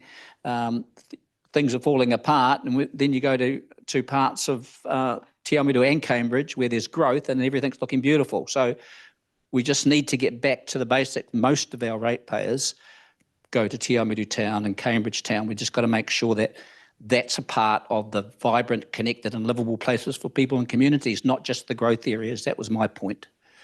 Can I just say something? So I agree with Shane in that respect, but I didn't vote for it because I put one on the well-planned growth and great places to say it shouldn't be just well-planned growth in great places. It should just be well-planned communities in great places, and the community including the old and the new. So we're really good with the shiny new stuff, and then we forget that there's some old stuff that started it all. So Shane and I can't bear to drive up our old street we grew up in anymore. It needs some work, doesn't it, mate? And I think that's what happens because it's a different generation. It's got different connectivity. It doesn't have bike trails or flash footpaths or, a shop on the corner. So, yeah, I think when we look at what's good about what we're developing new, we should find ways to almost retrofit into the old parts of our communities as well. So I just put them together and I take out growth and I just make it the whole thing. Anyone else who put a dot here who would like to speak? Okay, so let's hold, again, we're just holding this. We don't need to be making a decision about it right now. And then the others that we perhaps just want to speak to the shared outcomes and the trust and confidence. Again, we could just speak to the other two that have got 8, and we're not going to speak more about the growth or the financial management because that's clearly out in front. So for those who put shared outcomes through partnerships, then I know we'll start over this side of the room this time. I think you all know what I mean. And I know that if we did genuine partnerships well, all the other stuff would flow. So, and yeah, that's it. Yeah, koina tera. Oh, I don't know who put that. Yeah, I mean, I like the concept, but it's just how we deliver it. I don't think we've done a very good job in the past in terms of really true partnerships. And it's not for council to take over different organisations that have a role now. It's how can we help you and ensure that those organisations are in place and working well. It's not to take over. It's not to do their roles. I just want to respond, bro, because we don't need help. We need partnership. Partnership means you don't need help. You allow your partner to do what they need to do in the partnership. Yep, agree. Yeah, I put that, and when I was tossing up between a couple, I left out the trust and confidence, even though I wrote about it, because I thought that if we do some of the other things really well, we don't have to actually aim for that. It'll happen and people will see it. And I put shared outcomes through partnerships because it says shared outcomes, so it's two-way. So I think it's good for for our partners, but it's also good for us. You know, like we can have wins because I see things that I want to get done, but we're going to need help doing them. And so I see that's from the selfish point of view, but from the other point of view, I like helping other people and I like them to succeed as well because that's good for the community. So I see it's two-way. Yeah, and I guess traditionally that partnership model has been sort of council talking in the past, leading the partnership. But increasingly, to me, it's just the opposite. It's the inverse of that. It's working alongside, but really working in behind, and us being supporting of, and then where we can enable. But the leading everything from the front, I think those days, in my view, are gone.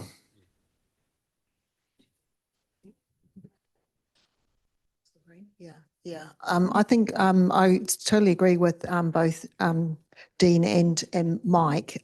My comment was that the shared outcomes could actually be combined with the economic development and growth because in fact you've got advanced shared environmental, economic and community outcomes. And we know that a lot of the regional economic development that's happening, it has to be a partnership anyway because there's such large scale, you know, and I guess the more social side of it also needs partnership because we aren't set up, I think what you said about leading from behind or beneath, you know, pushing up. Yeah. So, but feel it's so important because it's that growth in jobs and economic activity that's going to help us get through these financial challenges that we've got. Yeah, lovely. Is there anyone else who hasn't had the opportunity to speak who would like to?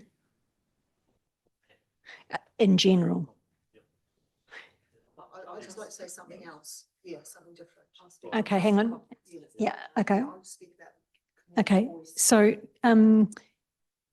let's move to trust and confidence, and then we're going to step back and think and have any general comments, and then we'll wrap up. So Joe's going to lead out. Thanks. Yeah, trust and confidence for me, I guess, underpins everything we're doing. It's everything from really good, transparent communications and engagement, well-maintained assets, good levels of service that are appropriate. It links, like I said before, with our financial management. And when people have a trust in their council, it just, all the other things, people go, oh, it's fine. Council, I believe that they're doing a good job with a good intent. And there's so many little things that we can do that add to that. And yeah, for me, that was probably, after financial management, the most important. Yeah, I mean, in a way, trust and confidence is that invisible piece that, you know, it's very visible, but at the same time, it just disappears if it's there. We play our part as elected members, trust and confidence hugely. Oh, yeah. Yeah. Yeah, I put my sticky on this. And I understand that it wouldn't normally be a strategic goal. It's not a what, it is a how sort of thing.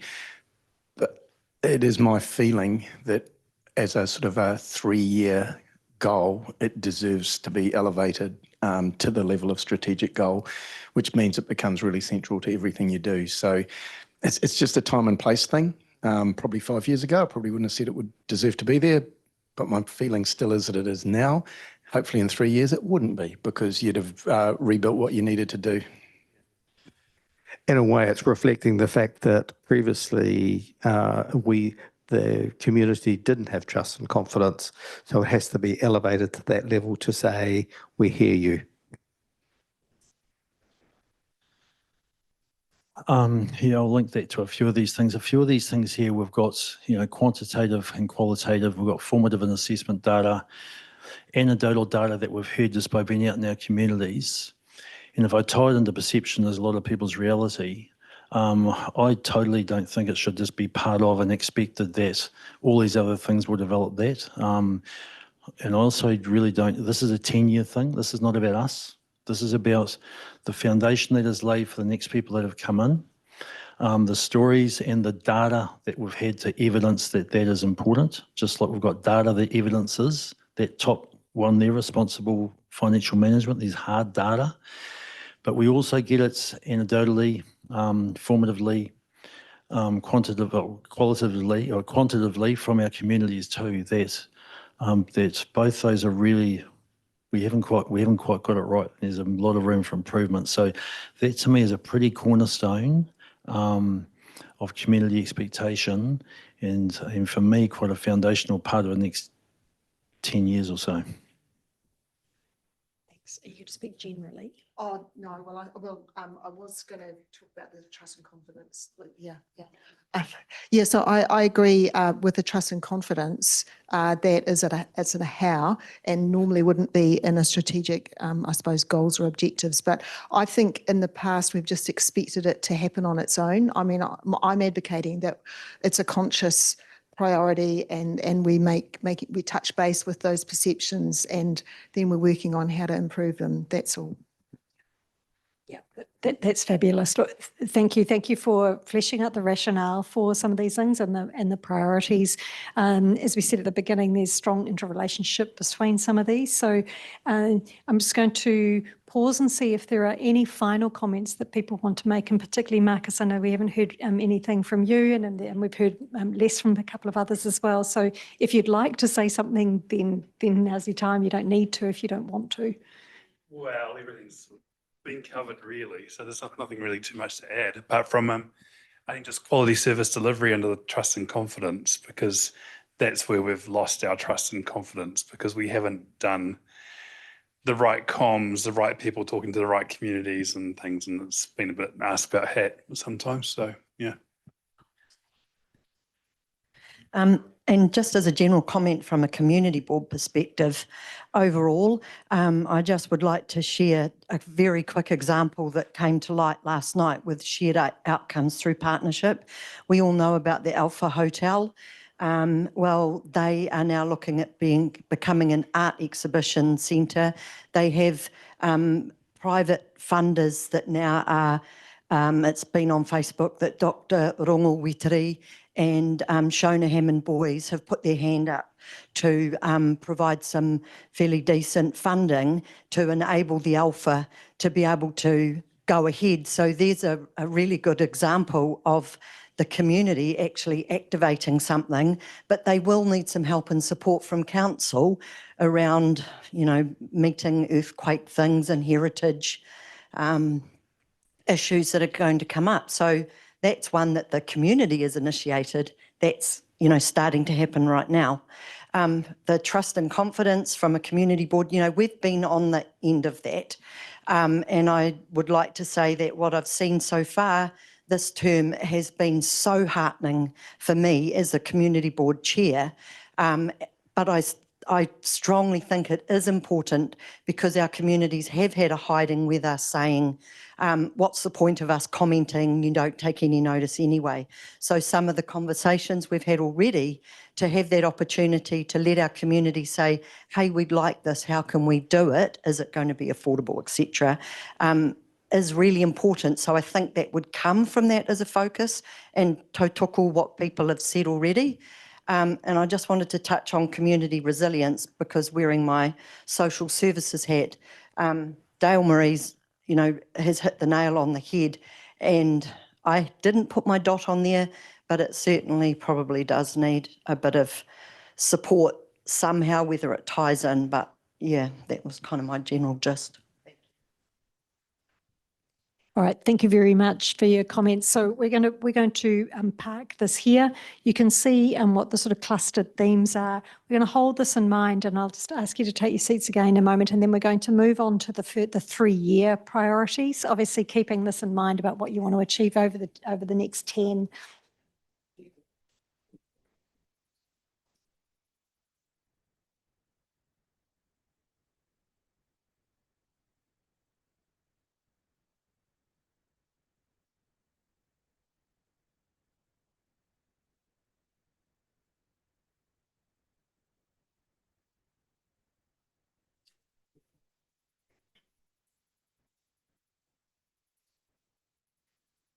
All right, let's focus in one level more. And we're suggesting that we also have, in addition to these sort of strategic 10-year goals that we'll frame up based on what's on the wall here, that we also have draft priorities for the first 3 years of the long-term plan. What was pre-circulated, and thank you very much to Monty for putting down on paper some of those things around the focus for the first 3 years and these priorities.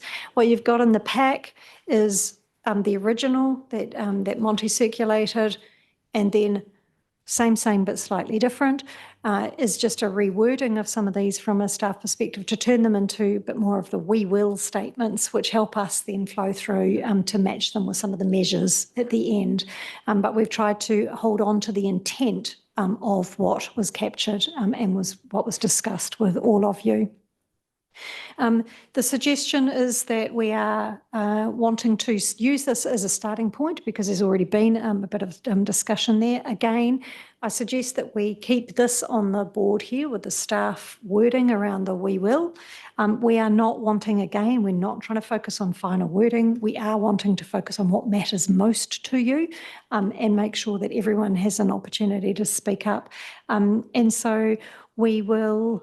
Again, what I'd like to do is test the overall level of comfort, first of all, around these draft priorities. So we're going to do this in 2 stages. Firstly, to see if the 3 headings across the top are about right. And then we'll look into each of those boxes and take feedback around the points that are in each of those boxes. And then check whether there's anything to add, anything that is definitely resonating or not resonating with you in that. So again, we get that kind of sense. But given that we've got such a strong starting point, it makes sense to kind of almost do this by exception rather than trying to start from scratch. So I'd really ask you to focus on what do you not agree with or what's missing, rather than needing to speak strongly to those points. But having said that, I would like to invite Monty to open up about this as the person who sort of put pen to paper. Great, thanks, Katie. So I'll start now. I suggest we go around the room, okay? And I hear your point about make your comments by exception rather than like what you don't like. So okay. And I can speak for Ian because I spent a long time talking to him about this as well. There's 2 things that I don't really like in the staff amendment. Before I get there, after today, we're no longer calling these mine because they were never mine. They were something I took upon myself to do just by the listening that I had done around the table through our inductions and Okarori and so on. So we're calling these now draft priorities. That's what they are from now on. Okay, 2 I don't like. The first one, the heading, fit for purpose organisation as opposed to lean organisation. Considered this quite a lot. I think it still needs to be lean organisation, okay? That was very purposeful wording. It's very direct. It rings in people's ears. The reason I think it needs to remain such, we are going to be under a continual battle with rating affordability, I think. I cannot see that changing. And when we are talking about this with our communities, you always have this sort of overarching kind of critique that council's not lean. And so when you're talking about affordability and levels of service, et cetera, they always come back and go, yeah, but just cut overheads. That's their standard response. So I want us as governors to be able to hand on heart say, we've interrogated this and we can declare that we believe the organisation is lean. And for me, it just takes away that debate. So then we start debating the sort of the more substantive things. So that, for me, I still want it to be lean. And are we going down into subs? We probably should, seeing we're going the whole way around the table, or do you just want headings?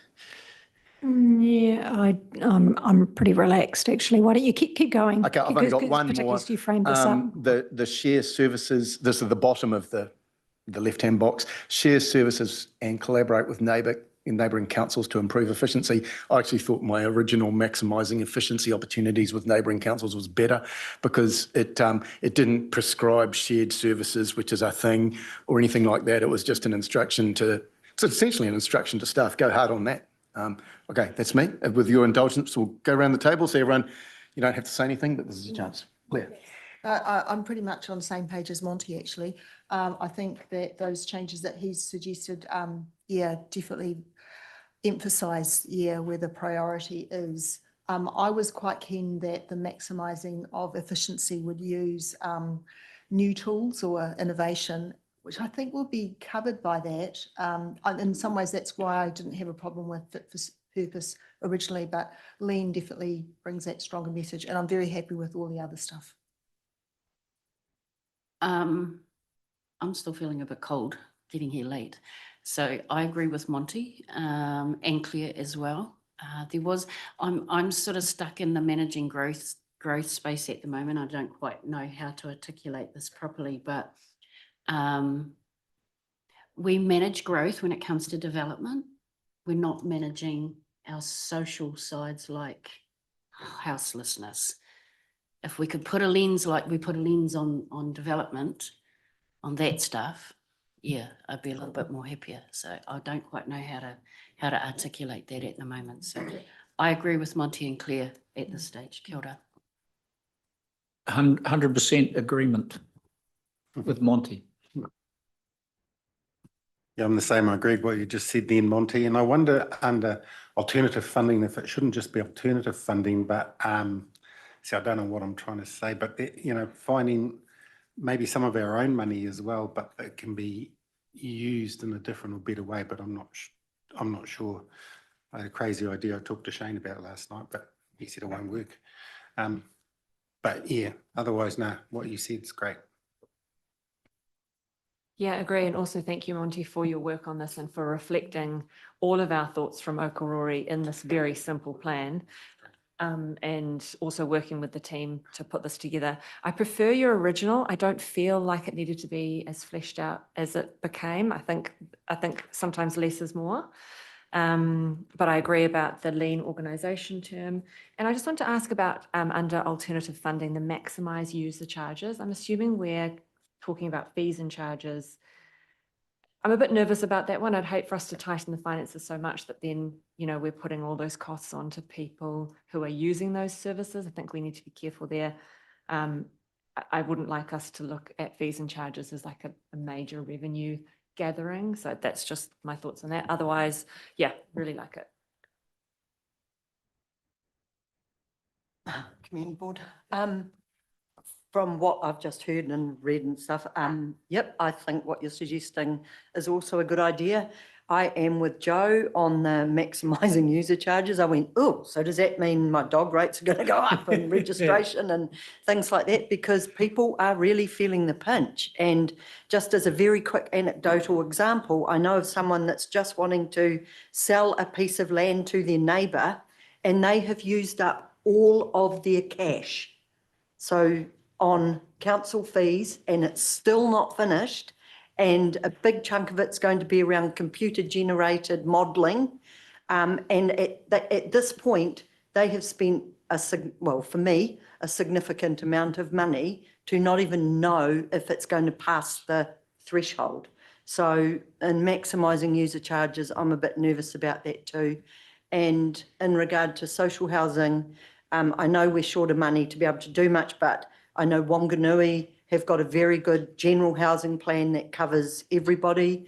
And I'm not quite sure where we are in that space. So maybe that could be something that in the managing growth that is included possibly, so that it's built into where we can put and work with places like Kainga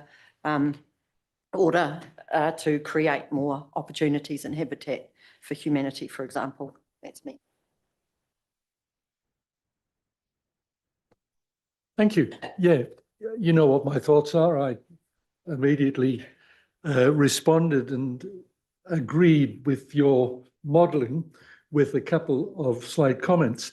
My challenge that I have is, and I noticed that the first box has been changed from lean organisation to fit for purpose organisation.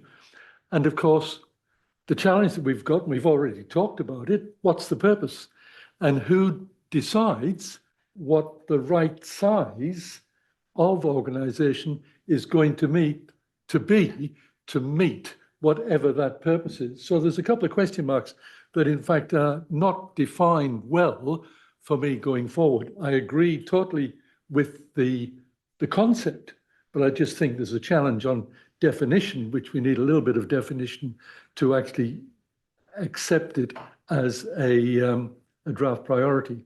My other thing that I did suggest, and it was something that came through as a suggestion during the election campaigning, was actually for us to become a zero-based budgeting organisation.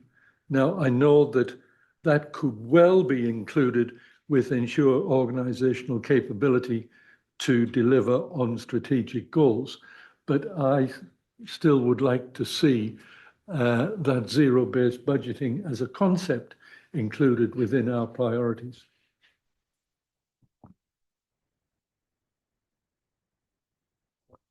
And like Roger, I'm just looking at the fit for purpose.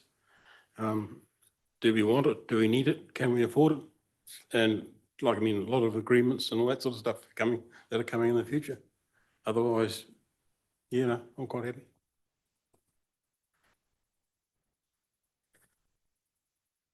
I wrote a paper sort of, 25 years ago and said, so you downsize, right-size, reorganise, and you still want a 10% productivity improvement. That is still very much relevant today. So I think the word right-sizing is just a little too naff. And so therefore I would go to sort of a lean organisation, because I think we can define lean as opposed to right-size. In terms of alternate funding, I'm very conscious of sort of proposals around sort of property assets, etc. So I'd sort of look at maybe expanding out that whole investment opportunity, which is utilising and maximising the impact of our existing assets to best effect.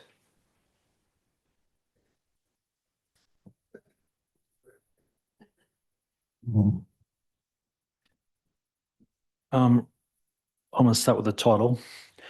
So I'll throw something in. I don't particularly like the title, Controlling Our Finances. For me, it doesn't really go far enough. I'm going to throw in maximising our financial opportunities. Controlling something, I don't know, sort of to me, got a bit of a negative connotation to it, but I'll just throw that in there. The next thing is I do like the lean. For me, that fits into my Kaizen head, and Kaizen and lean is about continuous improvement and always looking at that. The next one is, so the alternate funding piece. Ultimately, because this is for 10 years, we're looking at ultimately trying to head towards a CCTO and interim steps to get there, which is not starting off with that. But maximising commercial opportunities and asset base and pursue investment opportunities, both of those in the end would lead into some sort of council function or separate function in the end to me being a CCTO.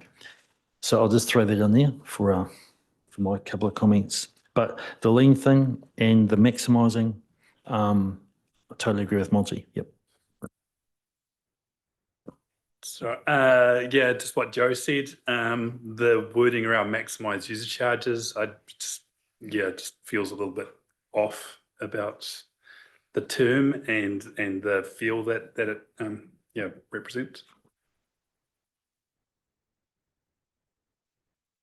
Okay, I've got a question. Oh, yeah, go you, Dean. Go you first. Sorry, it's just that I thought more cleverly and carefully while everyone was talking about what I was trying to say around alternate funding. And I think what I was trying to say, something like Pip said, realise underutilised income potential. So have a closer look at what we've got and how we can make some money out of it. That doesn't necessarily mean it's alternate, it's just underutilised, but I think it fits there. My question to you, Katie, is that was really useful going round table and some good comments there that I'm sure will be taken up.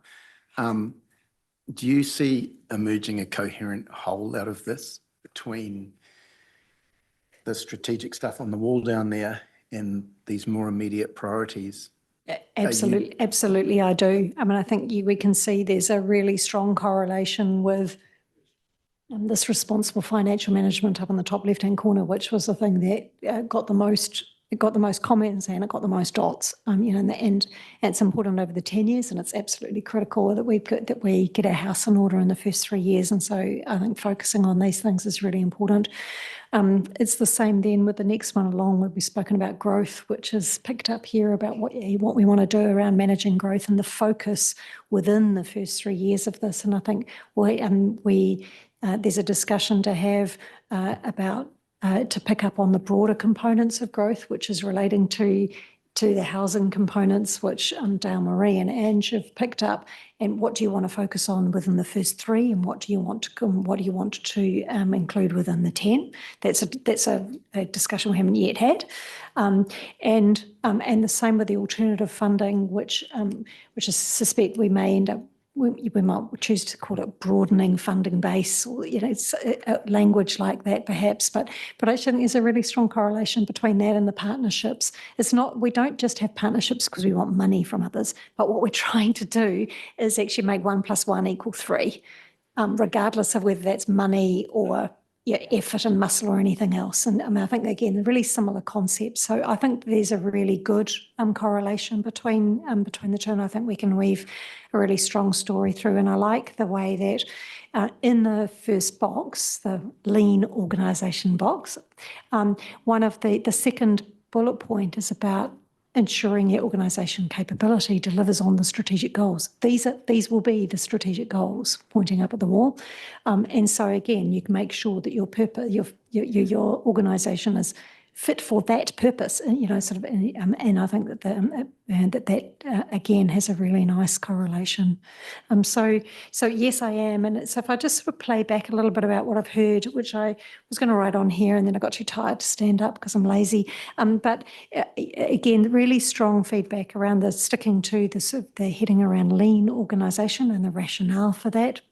And picking up on Roger's point, regardless of whether you call it lean or fit for purpose, as we go through this, and we will end up with the purpose needing to be defined and the functions defined through this, and that's what will happen. And it comes back to the conversation, the question that you had earlier as well, and so that will be important. I'd like to sort of just run through the whole thing and then come back and ask the question around within the first 3 years, whether a component around the housing, the affordability, the homelessness, the social components of this is something that you want to draw through into the first 3 years, or whether you want to keep that focus just on the growth component or not. Come back to that as a question for you in just a moment. And then my suggestion is that on this last box around that, if we called it broadening funding base as a start, then we can make sure that we play around with these words a little bit more around Pip's point around increasing the impact of our existing assets, which is picked up a little bit perhaps, but just perhaps reframe that. And that we and that also picks up on the opportunity of potentially having a CCTO like Mike's picked up about, and that this maximising user charges will be one specific thing. Again, we just hold this for now. This is one of the things that you will be specifically asked about through the development of the financial strategy. And so I suggest that we just note that for now, rather than trying to answer it here without the rest of the context of your financial strategy, and that you'll come to that as a way. But I think, again, the sentiment is broaden the funding base, and you're going to need to look at all of the levers that you're going to be able to pull to be able to achieve what we want to achieve. So that's the sentiment. So let's just capture that for now. And so I think that leaves, my suggestion is also that in the same vein, the idea of zero-based budgeting is something that you discuss within your financial strategy discussion. And so again, I'm not trying to ignore it. I'm trying to say, let's make sure we have that have that discussion in the right place for that, to Roger's point. So hopefully that picks up on the additional points that people made around the table. So I'll just pause to check I haven't missed something before we go back to this question that Dale Marie had posed. Yeah, I just want to retract my name because I thought about it. It's pretty rubbish, actually. But controlling and maximising our finances. I'm just going to throw that on the table. I've thought about it a little bit more. Yeah, look, I really struggled with the name too. That's why I just chucked it up there. It might not be right, but yeah.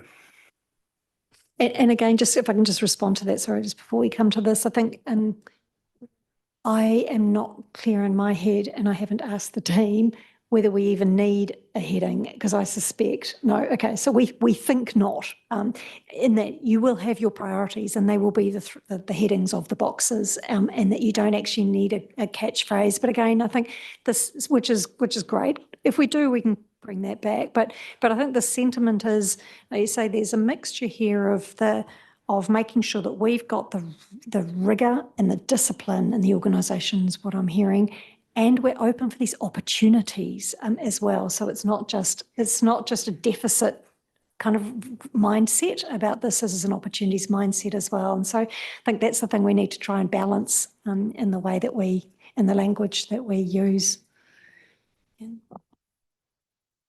was just saying to Claire, because when we were standing over there and we were trying to flush through the trust and confidence stuff and just talking about taking away that statement at the top, but maybe the trust and confidence would sit underneath the strategic goal, draft priorities underneath as that statement that would underpin them all. I don't know. I just thought I'd chuck that out, because to take it away from being one of the many to being underneath that, I don't know, hey, whakanui.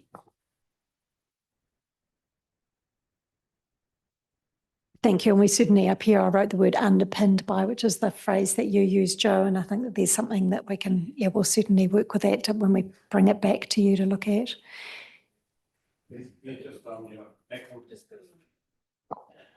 Just on the maximising efficiency opportunities, could we put in within council and with neighbouring councils?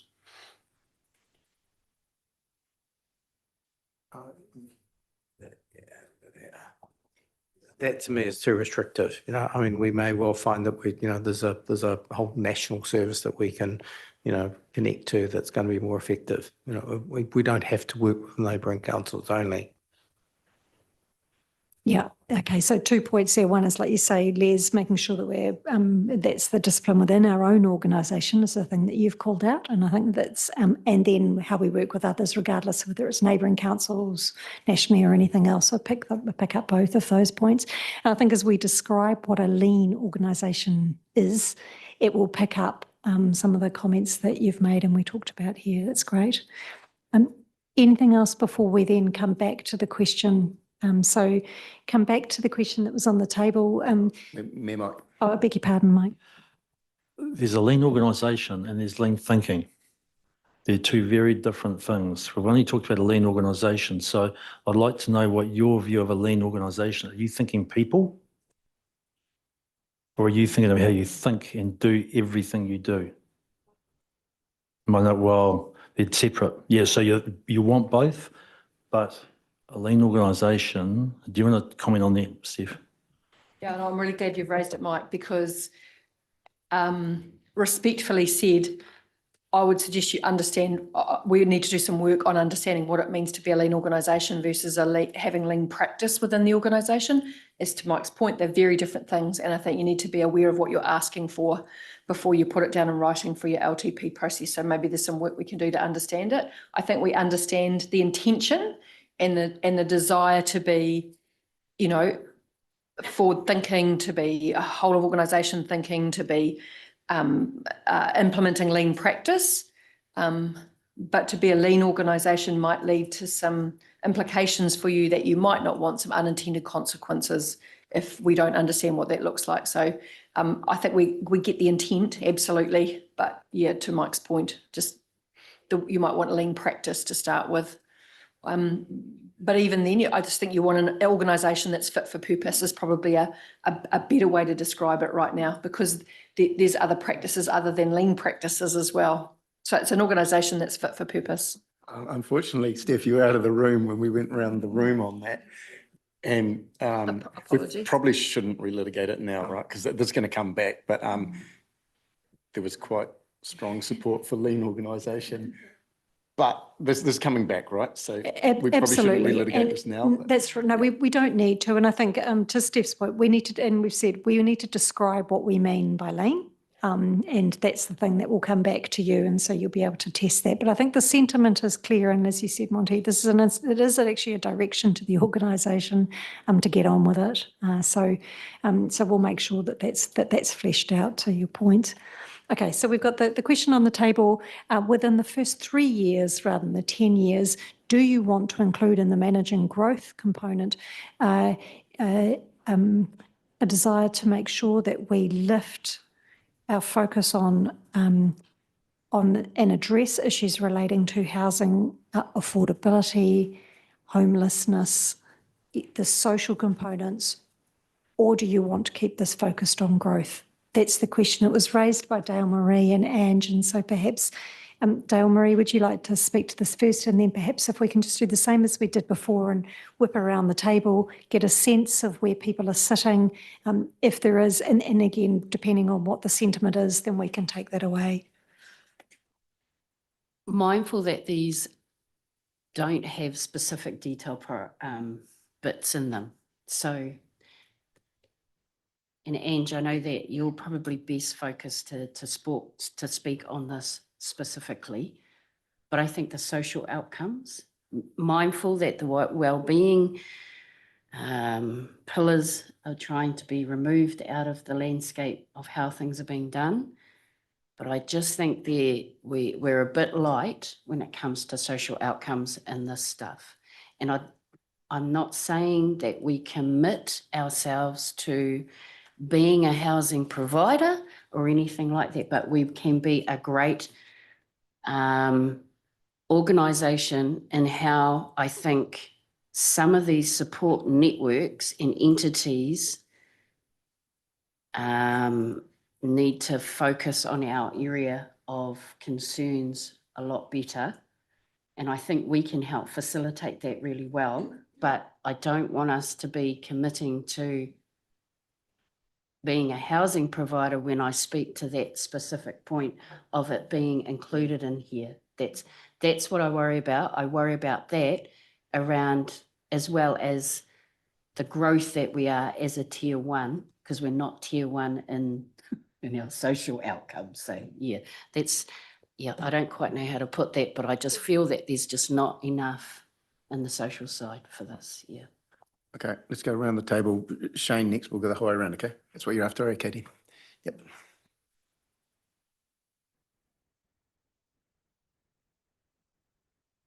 Repeat the question. Would you like to include a priority within the first 3 years that is related to improving social outcomes as it relates to particularly to homelessness and housing affordability? I'm trying to stay reasonably general in my language about that. Yeah. In my mind, it's difficult because of understanding what that means financially, given the issues that we have, given that fact that we're trying to actually get down rates to help everyone in terms of finances. So I would probably that would be a no from me. I think we should, just through our partnerships and facilitation, but financially, no.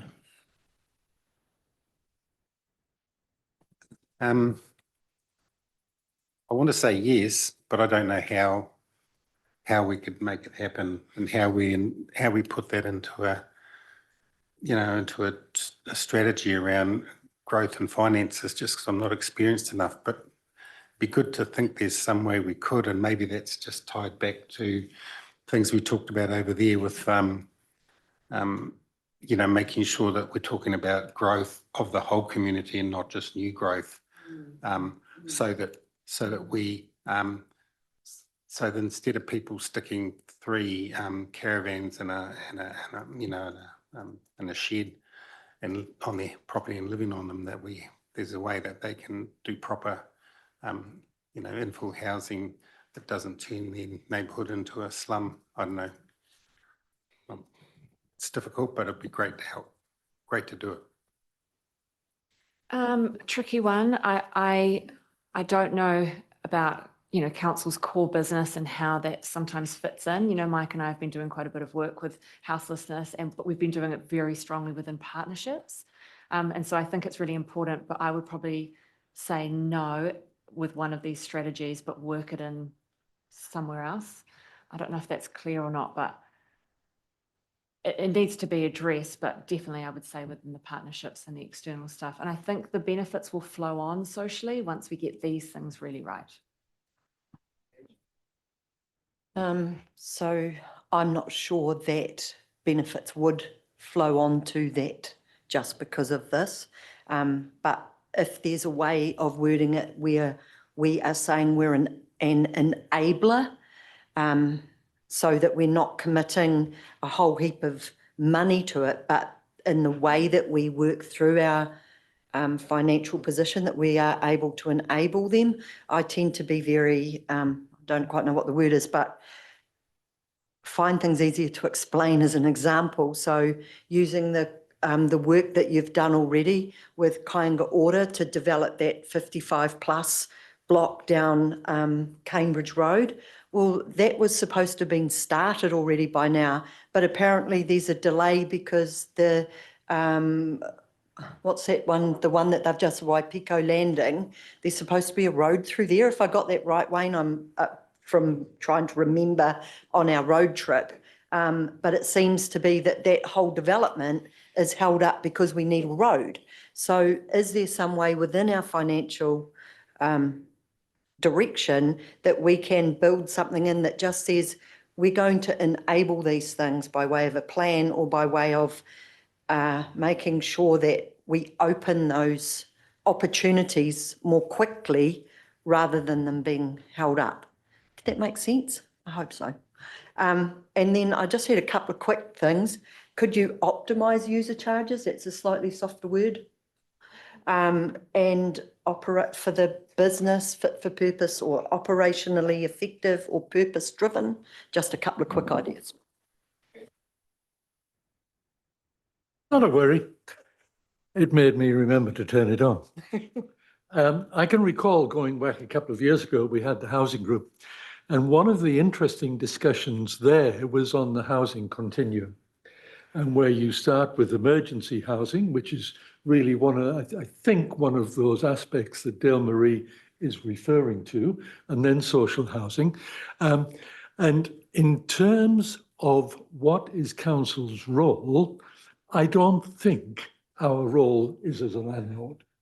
I think there are other organisations out there that are actually, that is their purpose, and they're called CHIPs, or CHPs, so community housing providers.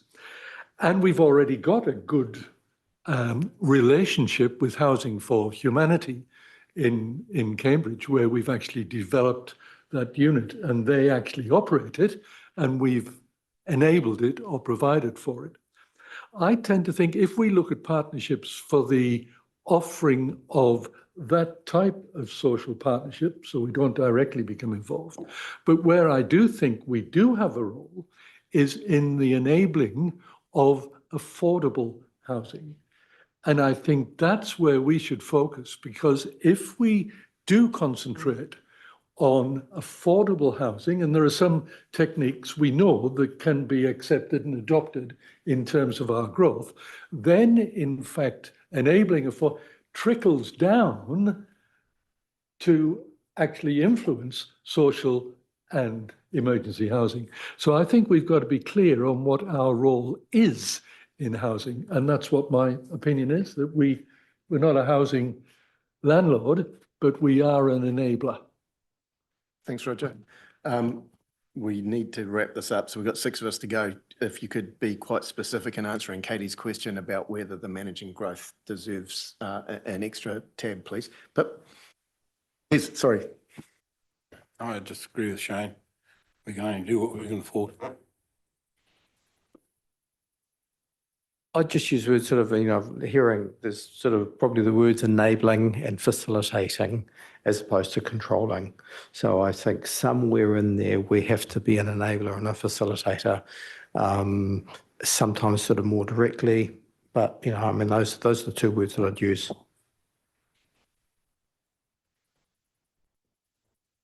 Right. I would agree. For me, it doesn't fit in here, but it does possibly fit on that wall with an amendment to if community resilience survives up there, that there could be something added into that statement. And I go back to, and the reason I say that is you look at, I think it's Bridge Housing, Simon Perry and co do. Now, we've got land out there that I can just visualise that we could use that whole leasehold. It fits into our business strategy, etc., and it makes things cheap. So, in a very quick way, I see opportunity for this, but not at a cost to council. I just don't think we're going to be able to afford to do this, as it's the total reality of actually a rates cap.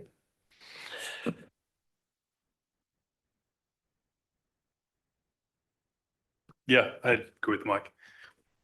Okay, look, I'm pretty resolute on this. For me, arresting our double-digit rates increases is of utmost importance to our communities. Our communities at every level are under financial pressure. That's not going to get better. And so for me, when I leave council, I want the finances to be in good order, okay? And to that end, I don't want to see our priorities ever expanding, because everything we add as a priority, it distracts and it costs money. So I'm pretty resolutely focused on financial performance, which means community affordability. So for me, it's a no. That doesn't mean I don't think it's a good idea. It just belongs somewhere else for me. Yeah, and I'm in the partnership and facilitating, enabling rather than, making it a priority or putting money into it. Yeah, I agree with what Roger said. Like, I was on the housing group as well. We looked at all different kinds of ways of doing it, and the Kāinga Ora one did look promising, but honestly, the time frame that they work in along with as well, and they don't want to pay DCs and stuff like that, it makes it pretty expensive in the end. So I think what you said, we've got to be focused on financial performance, but in the partnership mix, it could happen or be enabled. Yeah. Okay, thank you very much for that feedback. I think it's been really useful, and what I take from that, without again trying to jump to the words, is, I mean, this is absolutely something that sounds like we do want to draw out more directly around, whether it's in the sort of community, whatever the sort of community resilience, community adaptability kind of priority goal is that we end up with. And that we need to call this out around affordability, which includes houselessness as one of the sort of elements of this, and that it is something that we can think about when we're clear around being, leaning in as an anchor institution, so that enabling and facilitation kind of role happens. And it means that where there are those opportunities, or it's a sort of specific example that Mike's raised or anything else, then we've actually got the ability to deliver on our goals. To do that, which would be entirely consistent with that, but it's not called out as a specific priority within this 3-year period, is what I'm hearing. Okay. Thank you very much. That's been really useful feedback. And I think, as we say, I've played back some of the tweaks that we end up making, but we've got a really good set of draft priorities for this 3 years, which are really consistent with where you want to be in the next 10 years. And so we're going to round out this morning, rather than talk about the sort of next steps now. I'm just going to hold that until after we've had the financial strategy session this afternoon, and then we'll do the sort of next steps for the whole lot in one go. You don't have to listen to me for that time after lunch. You'll be very pleased to know. So you get the wonderful James Graham at 1:00. So I know you'll all be back in your seats for that. And we'll talk about the financial strategy and then round out towards the end of the day. But thank you very much this morning. It's been really valuable. Yep, and from me, thank you, team. This team is working really well. It's just a pleasure to chair this, and it's a pleasure to see how well everyone's working. So thank you very much. Enjoy your lunch. Back at 1:00.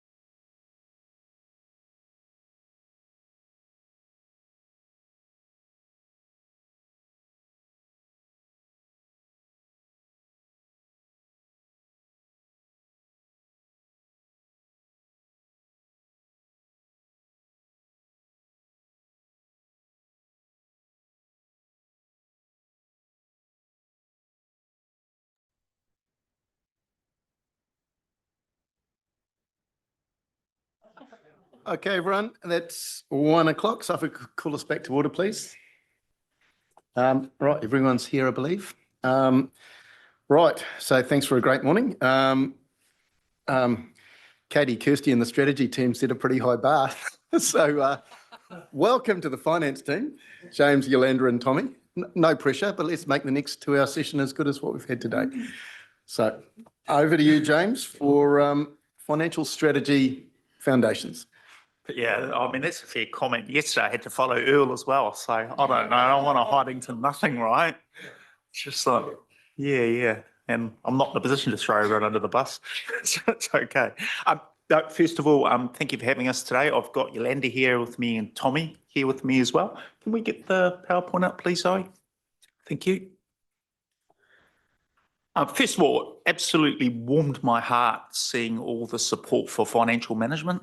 I think if I'd have had my stickers, I would have had them. There is the PowerPoint for the financial slides, please. Yeah, there we go. Thank you, Zoe. I'll get into it, yeah. So absolutely warmed my heart. I totally agree with you. Great news. Thank you. So look, I'll take these first couple of slides pretty quickly because we have got quite a full agenda for 2 hours, and I'm conscious that there's 1 or 2 big items in here, particularly around rate setting, that are going to take up the majority of the time.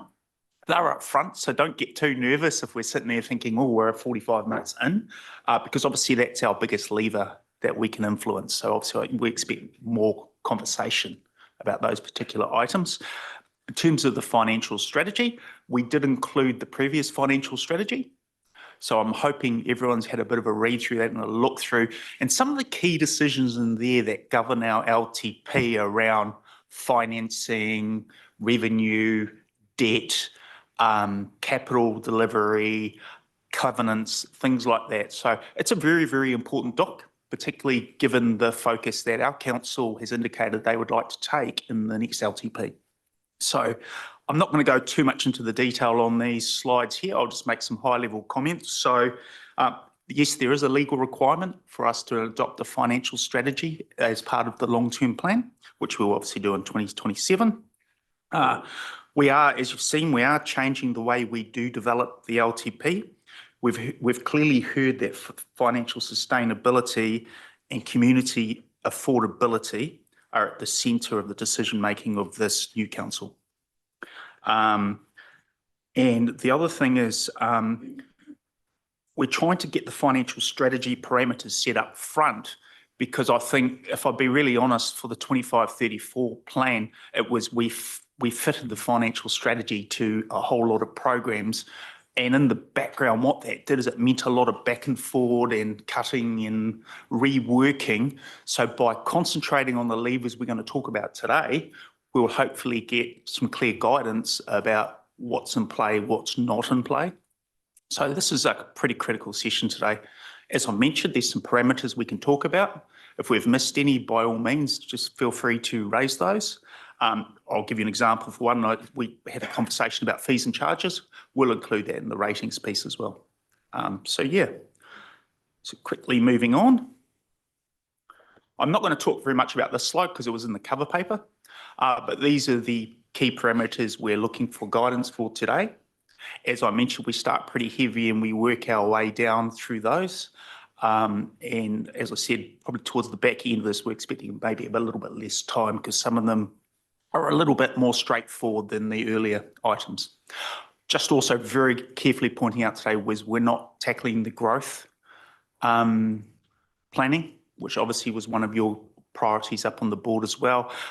As you're aware, through the update Karen Saunders provided, is we've got a lot of work in the background going on around confirming our residential growth numbers and also our commercial growth numbers. And those are obviously very critical for our auditors, given where we were for the 25-34 sign-off. So those will come at a later date. To be brutally honest, we could be here all day talking about those things, so we couldn't fit them into this session. So I think it deserves its own dedicated session. Great. Moving on. So I'm going to cover off, as I mentioned, this is probably the biggest question we have. And what I would expect the most guidance and debate on from elected members. So I've got 4 or 5 slides here, and it's really important I get through those slides so you can get some context around how the existing LTP was set and under what parameters that was set at and what our new parameters potentially and challenges look like. Because I'll give you a good example is we're about to lose 40% of our business through Waters transferring to Waikato Waters Limited. So that has a significant impact on the decisions around our LTP and our financial strategy. So I'd really appreciate if you could bear with me while we work through that, and then we'll take the guidance around rates and any questions, and we'll go around the room. Is everyone comfortable with that? Okay, very good. So there's some key points here. We are looking at potential rates capping. If you listened to Earl yesterday, and that was obviously in a public forum, so I can recap that as his belief was it will probably be less than 4%. I don't know how accurate that is, but he's pretty connected into those types of things, which is obviously a little bit scary. So you need to keep that in the back of your mind as we're working through today. That's a real potential hard line in the sand that we need to start working towards very soon to realise in 29-30. In addition to that, we have very strong community expectations about our rating affordability. Any further decreases in rates above our existing trajectory will mean the T word, which is trade-offs. We will have to be looking at trade-offs, which obviously these parameters will help us define where we can make trade-offs. And does everyone understand what I mean by trade-offs? Is some things will become a priority and some things may not become a priority.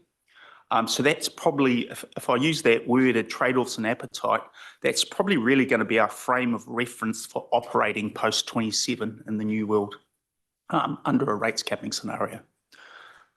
Very good. Let me move on to the next slide.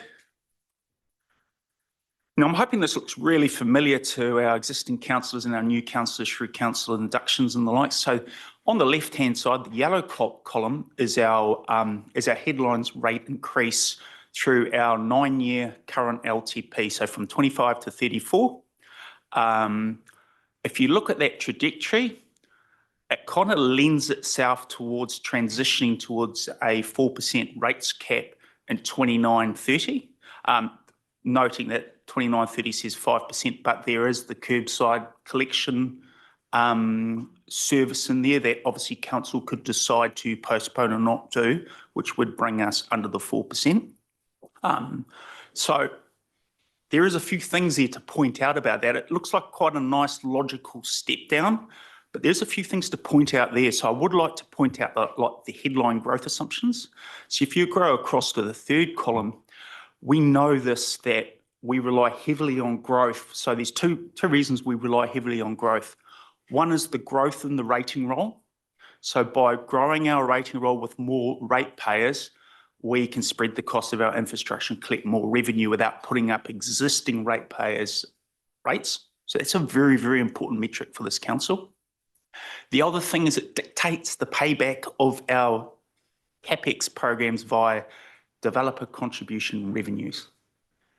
And as we know in our current LTP, we're very, very constrained in our earlier years around headroom because of our investment very early in growth capital.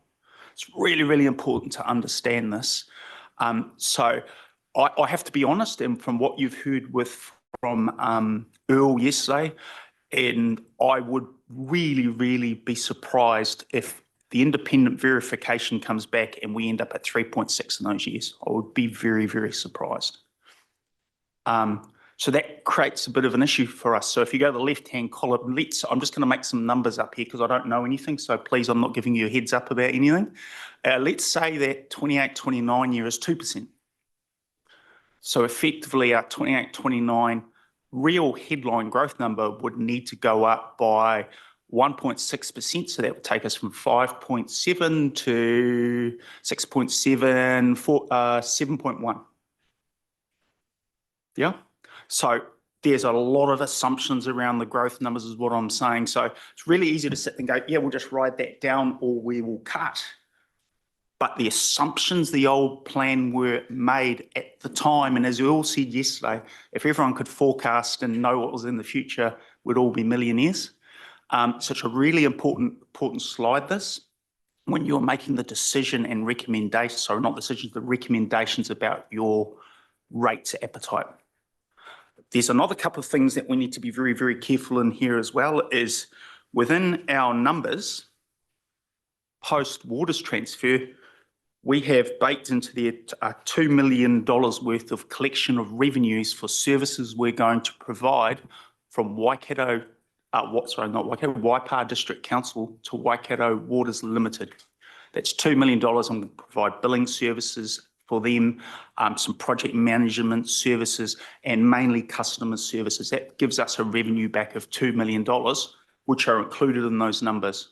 So if that contract's not renewed past the 1 year, and the indications are as they probably will look to do their own billing, we would be 2 million short of revenue. So that would be 2 million we would need to find for our 37 LTP. So I'm just pointing out the cost impact of that. Another thing to be aware of as well, and we'll talk about this a little bit later, is all of the unbalanced budget in our balanced budget calculation is all in remaining council. When we increase the fees for waters to stand it up in our 25-34 LTP, their increased revenue number included enough for us to be able to transfer them with a balanced budget. And just to remind you what that involved is we've underfunded depreciation for the first 4 years of our LTP. So we have a gap of about 4.4 million. In addition to that, at some point we need to catch up that depreciation, because our LGFA covenant has given us permission to do that for 3 or 4 years, Yolanda? 3 years. So what I'm pointing out here is this looks like a natural straight way forward, but there's some ins and outs. Now, there is some other positive news in there, as we talked about, as we're also looking at some alternative financing methods through potentially using our assets differently.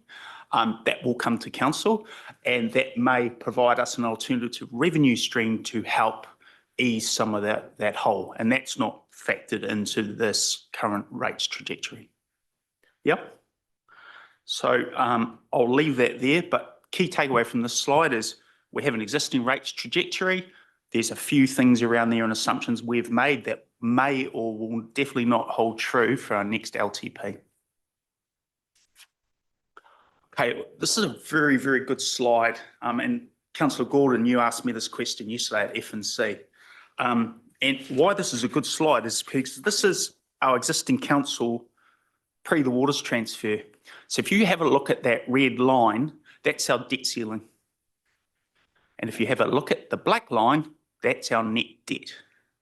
So as we know for our councillors that were here previously when the 25-34 LTP was passed, is we got very, very close in the early years to our debt ceiling, which is why we were doing things like running unbalanced budgets on collection of depreciation, and why we were selling property assets to fund headroom and revenue. As you see, we work our way out of that, but as I've outlined on the previous slide, just going back, a lot of that's to do with the 3.6 growth number, which inflates our revenue from the rating base and also pays off our debt, which drops our net debt number. So you see that black line goes in a semicircle. That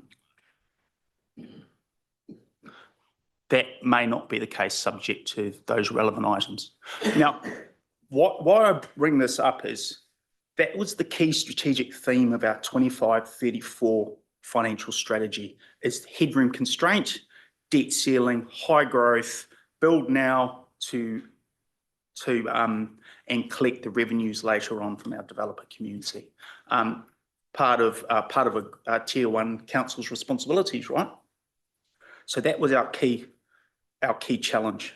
And that's what I've been managing towards, my team's been managing towards, the exec have been managing towards, And as governors, you've been managing towards through finance and corporate and risk and insurance. This is what this is effectively our challenge, what our financial strategy for 27-37 is going to look like. And it's a very different set of constraints, but we're using 25-34 data. So what this does is it's actually stripped out the water elements. So as we know, we are transferring approximately 35% of our water's revenue, right, Yolanda? But we're transferring close to 50% of our debt. So what that does is you'll see our red line again. It's exactly the same parameters. That red line is our debt ceiling. So obviously smaller than the first one because we don't have the water's revenue there. But look at the black line. The black line, you've got a much bigger gap there because the remaining council was funding water activity debt. So I'm just going to go back. That was where we are with waters in. Same view, waters out. So what does that tell you? That tells you we've got a very different challenge. So our challenge now is no longer about debt headroom and capacity. Our challenge now is all about revenue. Because what have we done historically is the last 3 years, including this year, we've had double-digit rates increases. Under a scenario of rates capping, and what I'm hearing from this council, that is no longer an option.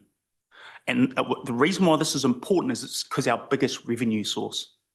Our biggest revenue source by far is our rating base and our fees and charges.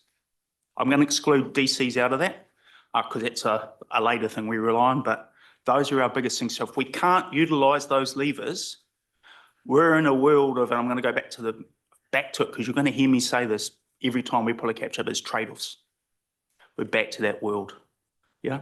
Now, that's all quite scary, actually, all of that. But I'm hoping that gives you a flavour and a context for what the 27-37 LTP will look like. But we've got quite a bit of work to put us in a position to even get back to that rates trajectory under the 25-34 LTP. Because if I ran this all today and we passed exactly the same thing in 2 years' time without that water subsidy and if we don't get the growth, we've got we would run unbalanced budgets. So I'm going to quickly move on. So I'm actually going to. We have had a question come in through that. Do you want to take a question now? No. No, you want to keep going till the end of one? I'm on to the last slide and then I'll take it at the end and let everyone have their say because now we'll look for direction with that piece. Actually, hang on a sec. I've done it. Okay, take questions. I was getting ahead of myself. That's what I thought. I was so enjoying myself. I was thinking I was on roll. Getting excited. Thank you, Chairman. That's great presentation. I know there's sort of about 18 different scenarios, but if, for example, you said, let's say we took a 1.5% growth and that delta between the red line and the black line would obviously shrink, how much would it shrink? It doesn't matter because that's not your issue. Your issue is revenue in the new plan. I mean, it would shrink, but you're not going to breach your headroom. No, I know we're not breaching the headroom, but we've got the delta between the difference between the red line and the black line. Yeah. And we're not going to sort of break but would that line sort of remain constant? So you had no difference, or would that black line even start going up towards the red line? So the front end of the curve would stay higher, right? Yep. And so would the back end of the curve because all you've done is delayed your revenue collection. Your revenue collection will be less. So we would have higher borrowing because we fund all of our growth infrastructure through developer contributions. So if it comes in at 1.6, we don't pay off the capital as fast. So it will sit there and it will compound and we'll capitalise the interest on it. And that'd be like, your lever in that circumstance would be to slow down your capital sequencing program. So what I mean by that, to be very, very clear, is if you sit there and go, hey, we forecast our growth and capital growth on a 3.6% growth, and it's actually 1.6, I would suggest that you might want to slow down your development profile, right? That would kind of make sense, because what's that saying is we don't have the people coming into the district that we were building for. Does that make sense? Okay, we've got a few more questions. We are going to Mike. In clear.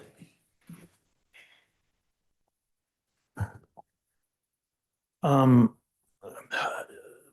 in these, but coming up, in this, we've got the 3.5 covenant, right, which the 3.3 is the planning limit that we've worked towards, but in some of these other papers, it trajectories down to 3.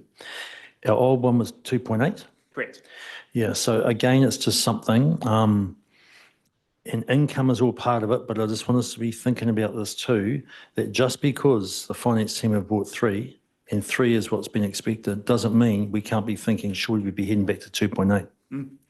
So I'm just throwing it on the table because, and I'll just talk about that risk factor again of the next couple of groups that sit around here in this 10-year plan that go fill up the void with spending. So just because it's 3 at whatever year it is, well, you can comment on it. Oh, there it is it? You've stole my next slides, but that's good. Number 2, no, you're bang on the money. And I actually would suggest a similar recommendation to what you're talking about, Mayor Mike, but we'll cover off on the second one, but you're dead right.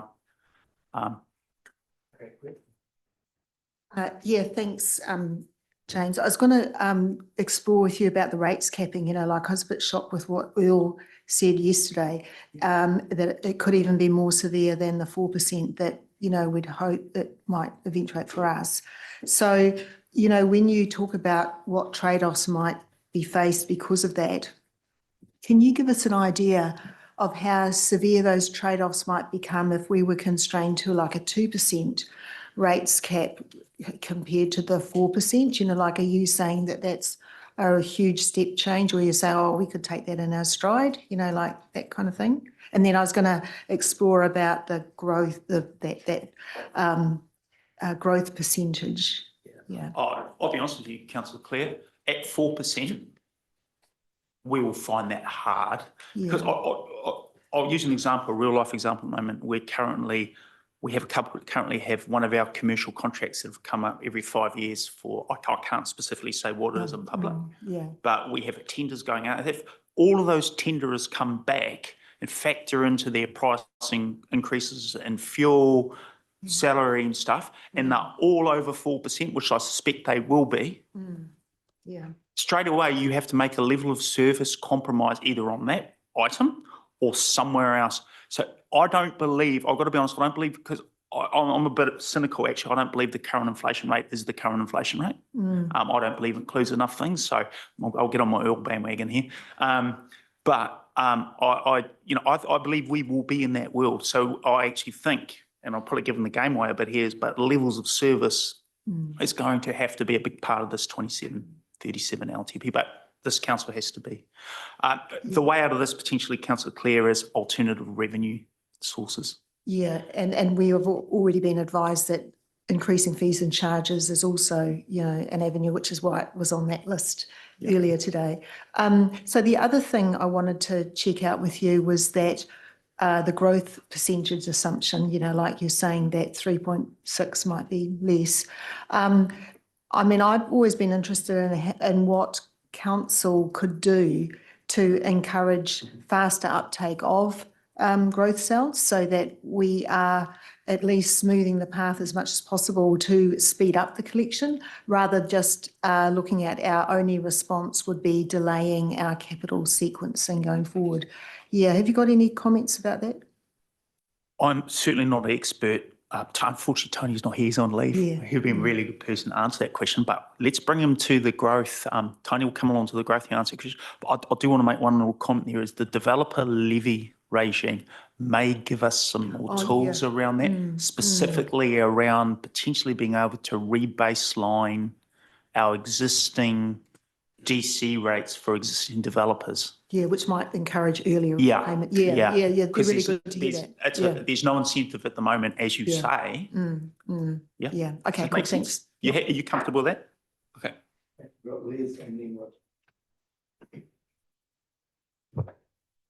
Yeah, just the removal of Waikato Waters Limited assets from our books.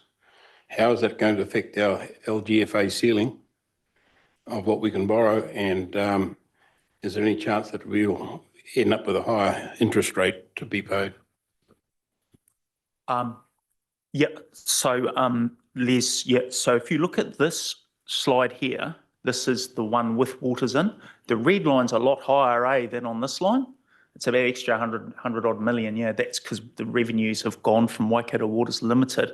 But look at the difference in the net debt curve, because the reason is the waters activity, we've invested so much in the infrastructure that our billing doesn't, the remaining council is having to fund that. So by losing water, if you look here, the black line, we've got significantly more headroom than what we would. So it's beneficial to council from a debt headroom perspective with waters transferring out. And this is why Waikato Waters Limited need a 500% covenant, and we can live on a 350. So with the reduced assets, how is that going to affect our availability to borrow money with the LGFA ceiling? Well, the LGFA ceiling is based on revenue. So it's not like your traditional bank where they have take a security over your assets, and the value of your assets plus your revenue for servicing dictates how much you can borrow. We're solely based on our rating revenue. And so what the assets won't. It's revenue. You're right, at a total borrowing capacity, we won't be able to borrow as much because we don't have as much revenue. But as I stated previously, we have a bigger headroom gap with Waikato Waters Limited transfer.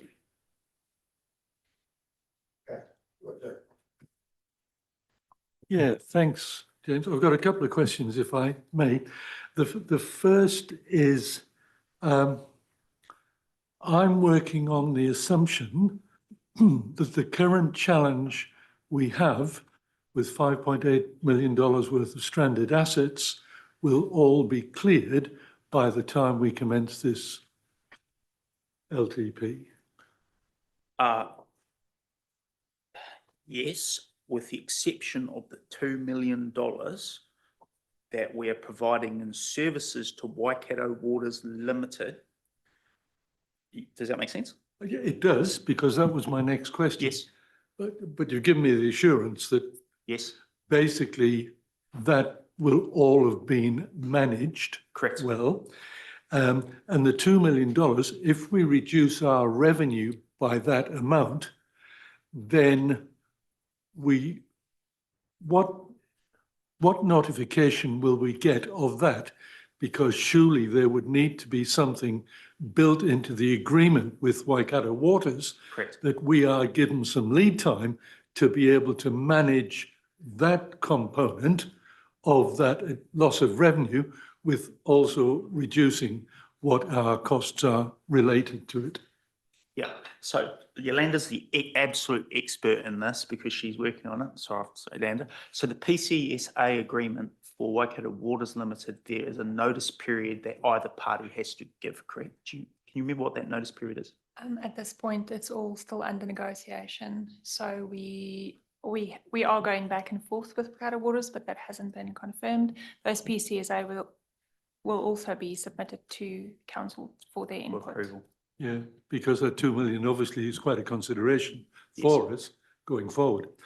And when we look at the balanced budget and we look at the underfunding of depreciation, and you say that there's a catch-up that's there, what is the implication of managing that cash flow so that we begin to fund 100% depreciation?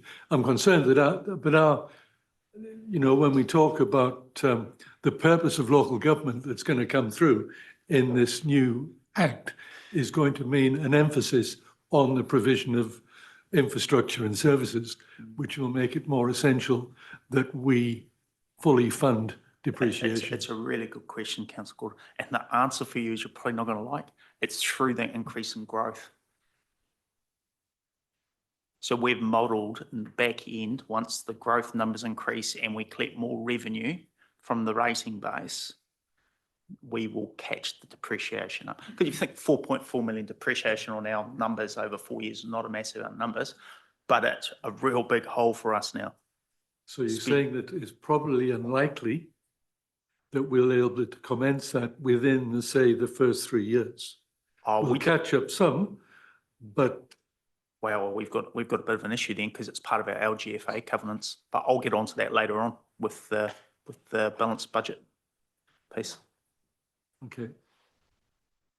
Okay. Yeah. That's the end of questions. Yeah. So you probably want to box on. Yeah. So look, you've heard all this. Obviously, we're looking at very different contexts for 27-37. Totally aware of where the councillors sit on and our community sits on financial affordability. Can we have some guidance as we look to develop this next LTP and bring back further work plans about the comfortability of that rates trajectory or a different rates trajectory on what that looks like? It doesn't need to be firm numbers, but it would be good for us to understand what the sentiment is here around the table. I think I understand already, but it would be good to hear it. May I ask a question in clarification? You go ahead. Of that chart that's there? My understanding is that in the 26-27 year, we are collecting water rates, and so we know what those water rates are, and so we've reflected them correctly in that chart.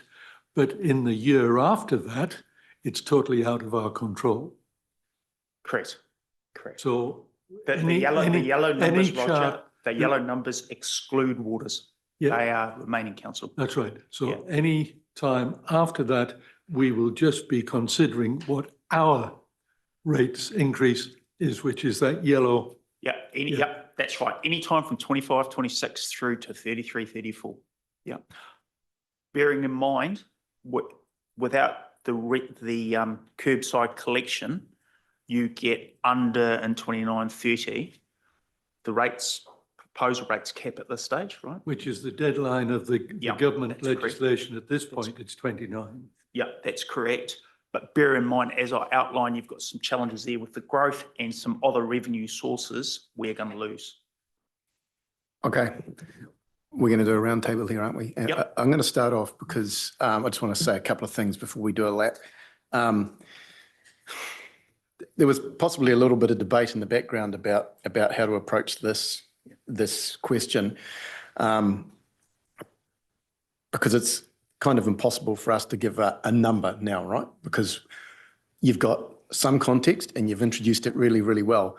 But until you get to see the first cut of the budget, you haven't really got the full picture, okay?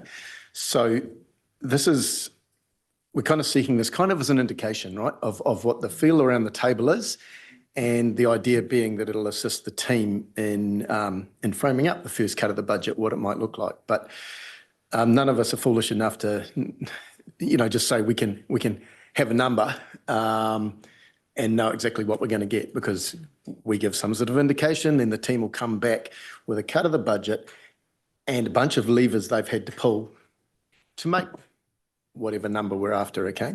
So it's a fluid sort of iterative process, but correct me if I'm wrong, James, but I think that's what you're after. And we have talked about this a bit informally as a group, obviously, and I have conveyed what I have thought the team think to our staff, to the CFO and Steph, and now's the first chance to sort of say that. So, and I've always also talked to Ian about this, had a good chat to him. He and I are probably the same sort of thing. We both think that there needs to be downwards pressure on the rates increases.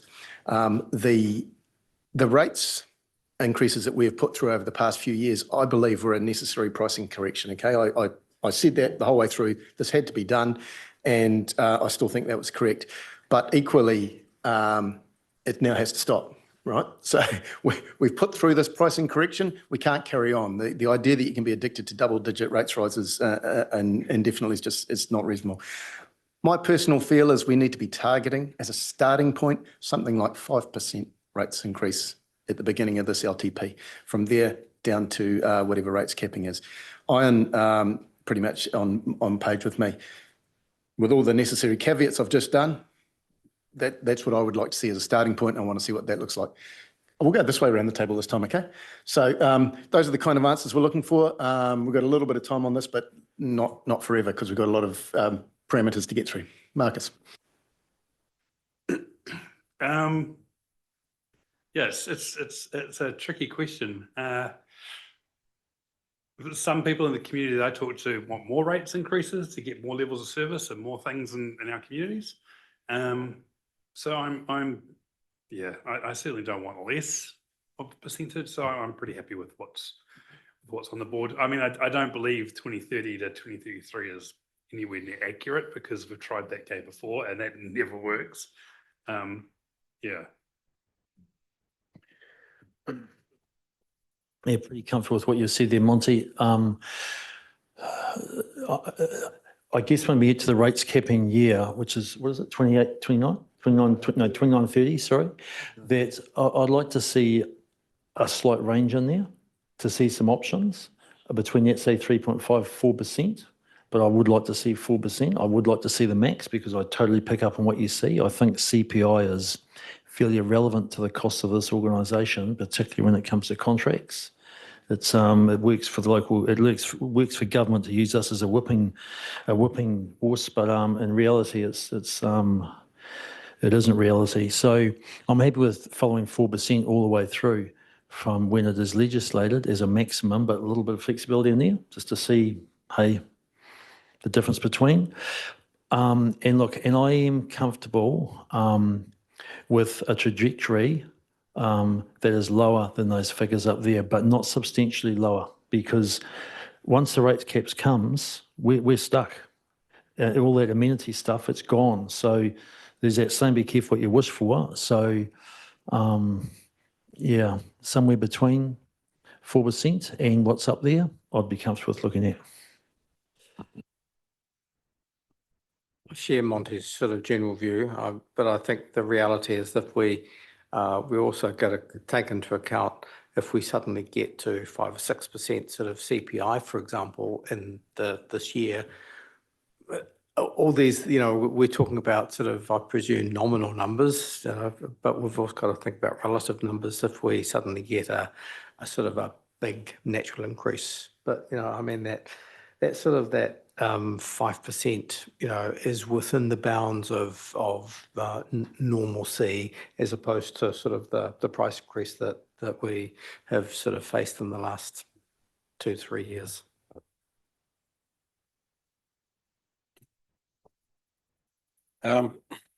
Just on your growth assumptions, you've got 0.8% in 2 years, and then you've got to jump to 3.6. How can you justify that one in 1 year? Well, those numbers have been externally verified, right? The numbers have been externally verified in terms of population growth statistics, and actually they were higher in those earlier years by University of Waikato. The 3.6 is a combination of those high growth statistics that the University of Waikato pulled together, and then also assumptions around commercial overspill of land use from Hamilton and surrounding districts into Waipa because they had run out of commercial property. So at the time, and I totally appreciate Councillor Les, this was all workshopped in the last LTP. Those are the numbers that were derived. And look, this is really for the growth workshop, right? Yeah. And your concern's valid. Yep. We expressed it a lot. Let's be honest, the auditors picked up on it and share your concerns. But could I get you to the question at hand is what kind of rating increase as a bare nominal figure you would sort of consider reasonable, bearing in mind this is just a starting point for the team? I'll probably go with what Mike said. Okay, thanks. Roger? Yeah, thank you. Looking at the whole of the LTP, I'm not too worried about years 4 to 10 because they'll be reviewed again, and whatever figure we put in, they've always changed. Every LTP I know of, we've never kept with those rates. So I'm not too worried about that. I'm not too worried with the growth that we put in, as long as it's justifiable to the auditor that we've not misrepresented what the growth is. So my concern is looking at the first three, 27, 28, 28, 29, 29 and 30. And we know that 29 and 30, really we're told that it's going to be the rates cap year. So I think it's logical to incorporate the rates cap as the level of rates in there. I agree with Monty. I think we've expressed that we wish to see the overall level of rates coming down. So my preference would be to say, okay, let's 27, 28, look at 5%, reduce it slightly the next year to 4.5, and then 4 in the 29, 30 years. So we're not trying to do the whole of the management of that reduction in 1 year. So I'd go 5, 4.5, 4.0 in those first 3 years of the 10-year plan. Okay, so what I'm hearing is a gradual step down. That's what in I'm line suggesting. with what the other councillors are suggesting. Okay. Ange, what do you think? Yeah, well, obviously from a community board perspective, a lot of it is around affordability. So I quite like what Roger's suggesting, that we keep it in hand. And my other comment is just from people we've spoken to, when you do start getting out further and you see such low rates, you do just naturally get your hopes up. So I do, like if we're just kind of plopping things in, I tend to think that they need to be a bit more realistic to what they most likely are going to be. And so that would be my comment, but that affordability thing is definitely key to the people that we talk to. Yeah, thanks. I definitely agree with Roger as well. I think a downwards trajectory makes sense. That 2 to 4% is coming anyway for us. It makes sense to gradually go down. However, I think we really need to have this conversation again once we fully explore the trade-offs that James keeps talking about. And for me, definitely a deep dive into the levels of service is going to be so important, because if you said to me, let's do 5%, but we're not going to heat the pools anymore and the library is going to be closed for 2 extra days a week, I'd be like, oh, whoa, whoa, whoa. No. I think our community would say, hey, we're willing to pay. So that's probably where I'm at. Yeah, I think we should be starting off with a figure around 5 and trying to get to 4, and then putting that in probably for the rest of the time as we know that they change. And if any of the levels of service drop, Marcus has got some rich friends who are going to pitch some money in and help keep things going. So you're going to love me for this one. I think we should be aspirational, right? But I recognise that this is a big ship and it takes a few years to turn it around. My aspiration would be to go 0 over, no, don't laugh. And then if we can't reach 0 and it's 3 or 4%, I want to stand in front of people and be able to say, why is it 3 or 4%? Cost of living might have gone up 3 or 4% so they can understand. But the aspiration being 0 gives you a little bit of buffer in terms of things that go up and things that go down. If we haven't got that buffer and we aim for 4, we'll be hitting 6 or 7. So that's my aspiration, is that we aim for 0. But I need to see the full financial figures as they stand now to see what that actually means in terms of compromising and service levels, etc.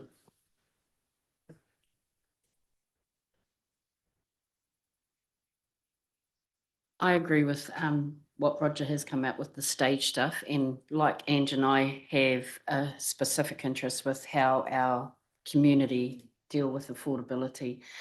Of course, I'm keen to see that we include the caps rate in the 29 going forward, because it gives a sense of reality, I think, for those out there looking at what they're coming up for. But I also just want to note too, this is where we need to keep our GNZ so that they're advocating better for us to central government. And some of us need to think about, when we're going to go anti certain things like Three Waters, how this affects us in the future.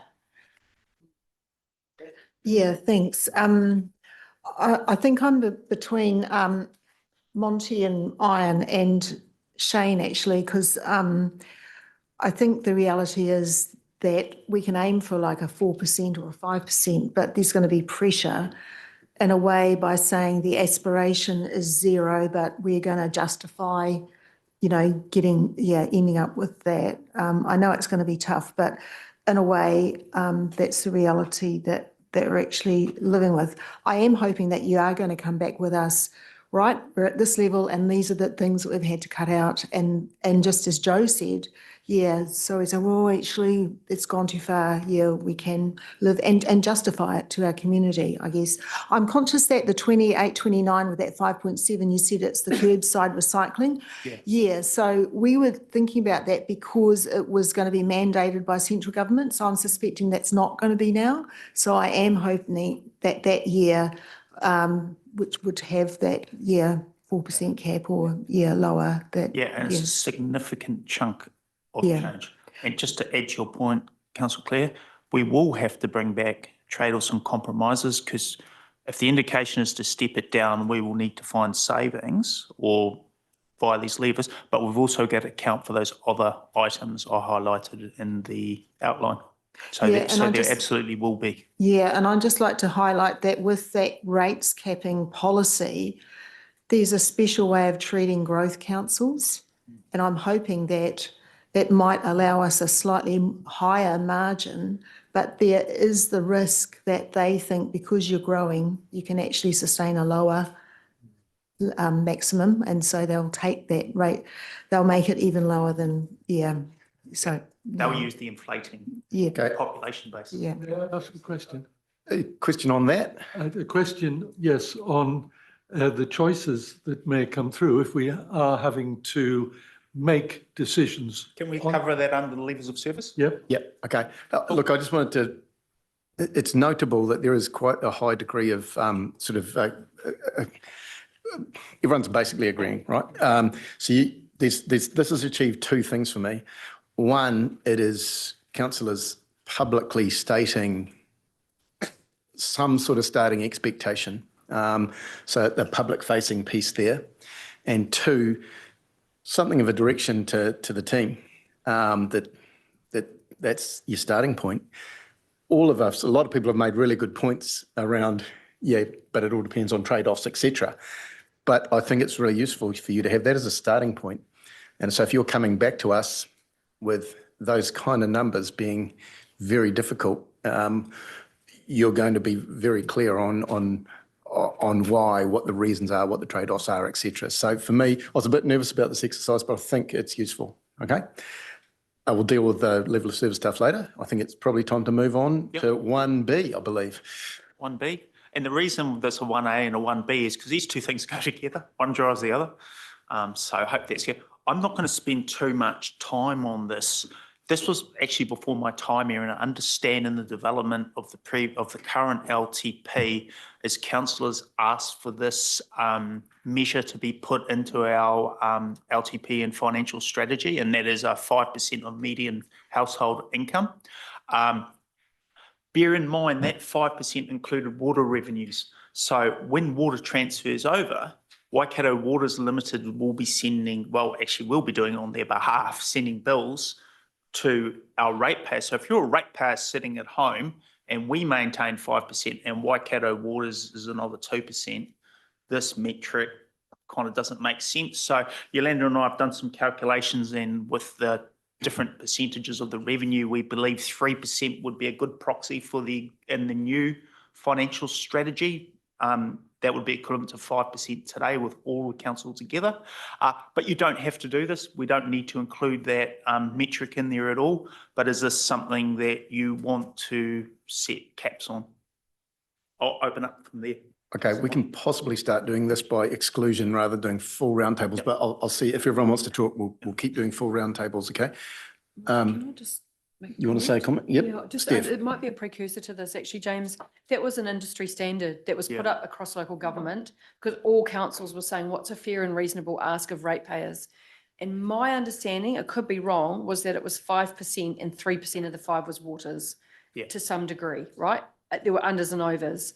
But that was actually an industry standard because all councils were asking what kind of is a fair and reasonable proportion of of a median household income should rates be? And so there was work done. I can't remember which economics group did it, but there was work done, and that's where this came from. So it was about the sectors trying to get a feel for where it should be landing from a price perspective in terms of household income. So it wasn't invented out of the blue. It came from sector-based information. Do you want to talk to that, Yolanda? Yeah, just wanted to mention, I think, Steph, the 3% included 3 waters. So with stormwater staying, I think that's why we suggested the 3% for remaining council. Yeah. And can I just add that we socialised this a lot in the last LTP. It was one of the metrics we showed everyone. I thought it was a really big advance, and I'm going to thank Claire St Pierre for bringing that to our council table, because prior to that we were kind of being asked what's a reasonable affordability, and we I don't know. But having that as a metric is really useful. We took it to the community boards. I remember debating it with your community board, Ange. So I'm strongly in favour of it being continued as a metric because we socialised it so hard last time, and it's a great benchmark. So. Okay, we'll start taking individuals. If you want to go right around the room, I will, okay? Roger. I just want to say that I feel strongly that there should be some measure of community affordability. So I would really strongly support that be within our consideration. Does anyone disagree? Dean? I'm disagreeing because as I just read it there, it sort of seems meaningless because it's not an actual number, you know, and what is the medium, household income? There's no number there. And when you tell someone what that is, all the people who are way under that are going, well, who gets that? Because they still can't afford it. It sort of doesn't, I don't see how it helps, to be honest. And funnily enough, even though you socialised it around and I was working in media, I haven't heard of it before, so. You didn't come to one of my talks. No, I did not. Claire. I'm a strong supporter of it as well, because I think it's I kind of like one of those objective measures that people look at, you know, how Waipa's managing our business. Yeah. Also, I'm very aware that the 5% can actually go up a little bit because I know is that EOA? Yeah, the EOI. Yeah, they use something like 5.3% or something, which does actually make quite a difference. And that's one of the reasons why I supported the Waikato Waters option, because we did actually just have the 5.0%. I'm also keen to separate it out from the water and wastewater charges, because we're seeing in the media that other water entities are actually increasing their fees substantially. So I think by unbundling it from that overall 5% and say, well, we're just sticking to that 3 or whatever, will be very helpful in the future. Yeah. Just to clarify a question, so it was 121 or 123 odd thousand? Was it the medium income last time we looked at it? So that's about house, which is what we're talking about here, household. So that's about $4,000. I support it for the first few years. After that, I really can't see the rationale for it, because we've got a directive from the government of what our maximum needs to be. And to be honest, I don't think I want to be sitting in the front of another cross here. We've got enough stuff pointing at us. So for the first few years before it's in, I totally support it. And after that, I really don't see the logic for it. I mean, this also assumes that we talk about average income with an average house with an average, level of capital. And we all know that none of us average, none of us are normal. And so therefore, I mean, it is a bit of, Dean's point, it's a bit of a meaningless number, you can have sort of somebody on a low income with a sort of a very valuable house sort of, it seems just to be a number.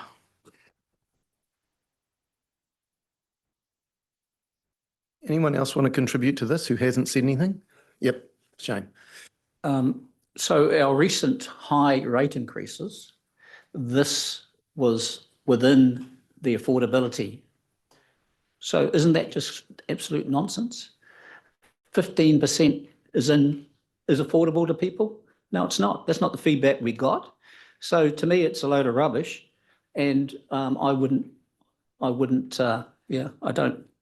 think it makes much sense to me when you're saying it's within, what the increases that we've already had, really, really high ones, and you've reported as being affordable. Sorry. Just as a response to that, some of us, me included, used it as one of the reasons why the high rates increase, the repricing that we put through was reasonable, because it reinforced the narrative that maybe rates in Waipara have been too cheap for too long and our infrastructure had got a little bit behind. And so when they did the affordability metric, it was quite striking that in the early years, there was no problems at all. It became, as we fed through these big price increases, it became worse and worse and worse. And it's something that I'd encourage the team, when they do the first cut of the budget for this and even the annual plan, if the affordability metric is back in there again so that we can see. So to those of you saying it's a meaningless number, sure it is. And I got that criticism from Ange in this room at Te Awamutu Community Board probably, but it's better than nothing. And we had nothing prior to that. We were 12 people sitting around pontificating on what we thought was reasonable, which I was pretty uncomfortable about. Having a metric, I thought was a really good step. Okay, Mike. Just to add to that directly, to put it in perspective, it's not the rate increase each year, it is the total amount. So based on 120 odd thousand medium income at 5%, $6,000 average. Now, I would argue that we're not at $6,000. So I hear what you're saying, but I don't sort of agree. The other question for those new to this in terms of public policy development, one of the key things that residents, and we talk a lot about ratepayers, but actually residents, because we're responsible for everybody, look across district as well, and they're looking to what they're paying perhaps on a second house or whether they're living in a different district. And when most of local government are using that as a metric and that people can actually track the comparative across districts, that becomes important as well. So in itself, it's sort of a meaningless number, but actually it provides some consistency and comparative ability across the country and across the region, which is quite useful, and people look for that a lot. But to Mike's point, it enabled us to scale things. And I just want to reiterate what Monty has said, because it's not in defence of though, I mean, and it is actually in defence of those increased rate strikes. That is a legacy issue from underrating for a number of years, right? And that's, it becomes an intergenerational equity issue. So my tunnel to you is, or my challenge to you for your conversations around the LTP is to think, who is not in this room? Whose voice is not in this room? And the intergenerational equity of bringing rates down, as we had done in the past, keeping rates down, I mean, you just kick the can down the road. And that's what you're seeing in Wellington Water. You're seeing it around the place. And we had done that too, so we have to own that. So in terms of this median measure, it enables us to be able to track across a number of years. And the challenge for you in an LTP is, and to quote Bruce Robertson, the ex-chair of our Audit and Risk Committee, is you've got to think about the LTP from a 10-year perspective, not a year-by-year perspective. And that's what you're looking for in terms of good public policy direction. So sometimes we have to think outside our own boundaries. Sometimes it's useful to be here, but it's the quintessential mix of all of those things, which is why this is such a challenging process to land. But to the previous council's challenge, they put this in because it did give a figure by which we could compare and contrast. Yeah, so I just wanted to join in this conversation a bit more with those people that are saying, well, I'm not average. In fact, my median household income is a lot lower. It's not fair and things like that. So the challenge is to find what is a fair way of rating. I guess it's a property tax. Sometimes people that are on a low income, they're not property owners. So in fact, they pay rent, they don't pay rates. It's the property owner that pays the rates. But look, if it means that we put more onto capital value rather than having a standard or uniform charge for people, you know, like that, that's also one of the levers that we've got. And also putting more onto user pay. So if you're using those facilities, you're actually paying for it. You know, like these are all, you know, part of the conversations that we'd have. Yeah. I mean, there was a repeated statement around the table previously by Andrew Brown that property tax is a very blunt instrument. You can't be fair. You can't reflect what people's actual income is, you know, through the rating model we have. But yeah, I mean, I'm open to looking at different ways, you know, to cut the pie. But at the moment, yeah, taking that measure, I think at least gives us comfort that we're not, I suppose, going overboard in certain sectors. Yeah, that we're trying to be reasonably fair. Yeah, thank you. And thank you for allowing me to come back into this discussion again. And I can understand where Shane's coming from, but I think one of the relevant factors that we've got is that we're not talking about taking away any of the rate increases that have occurred over the last 5 years. And we've had actually a 50% increase in rates over those 5 years. So in terms of having a benchmark and a comparative metric that we can look at the increase in affordability compared with last year is a relevant factor and a relevant metric that we can consider in terms of affordability on our public. If we have something like this written in there, what's the what happens if we don't come within that? So what happens if a squazillionaire comes to us with the biggest flashing house in Te Amutu and said, my rates are more than 3% of $120,000 a year, I'm not paying it? That certainly isn't the intent of this metric. It's something of a benchmark that gives us something of guidance. It probably leads to a question, and you mightn't want to answer this now, but exactly how that would be, say we did persist with it, how it would be expressed in the financial strategy is an interesting point. Personally, I'd like to see it something that endures until rates capping comes along, at which point it's then redundant. But until then, I took a lot of comfort and guidance from it. Can I just make a comment, Mike? Yeah. Look, we're just trying to agree some parameters, guidelines here. If there is an interest in affordability benchmark, we'll take it away. We suggest 3%. As we work through the numbers and look at our test rating, I can never remember what they're called, Leander, but to Dean's point about our test rating people, and if we see there's a problem, then we can revisit it. Okay. Yeah, does that sound like feasible for now? Sounds really good. And I think, look, there was enough support with it definitely to carry on, and we'll see what it looks like. And those of you who aren't happy with it, let's see how it plays out in the finance strategy. You get another crack at this, Kate. I can understand in terms of a metrics comparing it with different regions, that I can understand. But in terms of saying it's affordability, maybe there's another word for it, but to call it an affordability index when you go up 15%, well, I think that's what people are concerned about. Okay. All right. Let's move on. Right, yeah, I'm conscious we're starting to run out of time a little bit. So, look, moving on to parameter 2. So I'll just quickly read the direction request, and then I'll walk very quickly through some of the practical things to consider. So we're asking elected members, do they want to maintain the debt headroom, which I outlined earlier, post-Waters in the 2737 LTP, or utilise it to deliver cornerstone projects or any other significant projects? Please, let's not comment about operational funding now, because I've got a separate slide for that. A few things you need to know.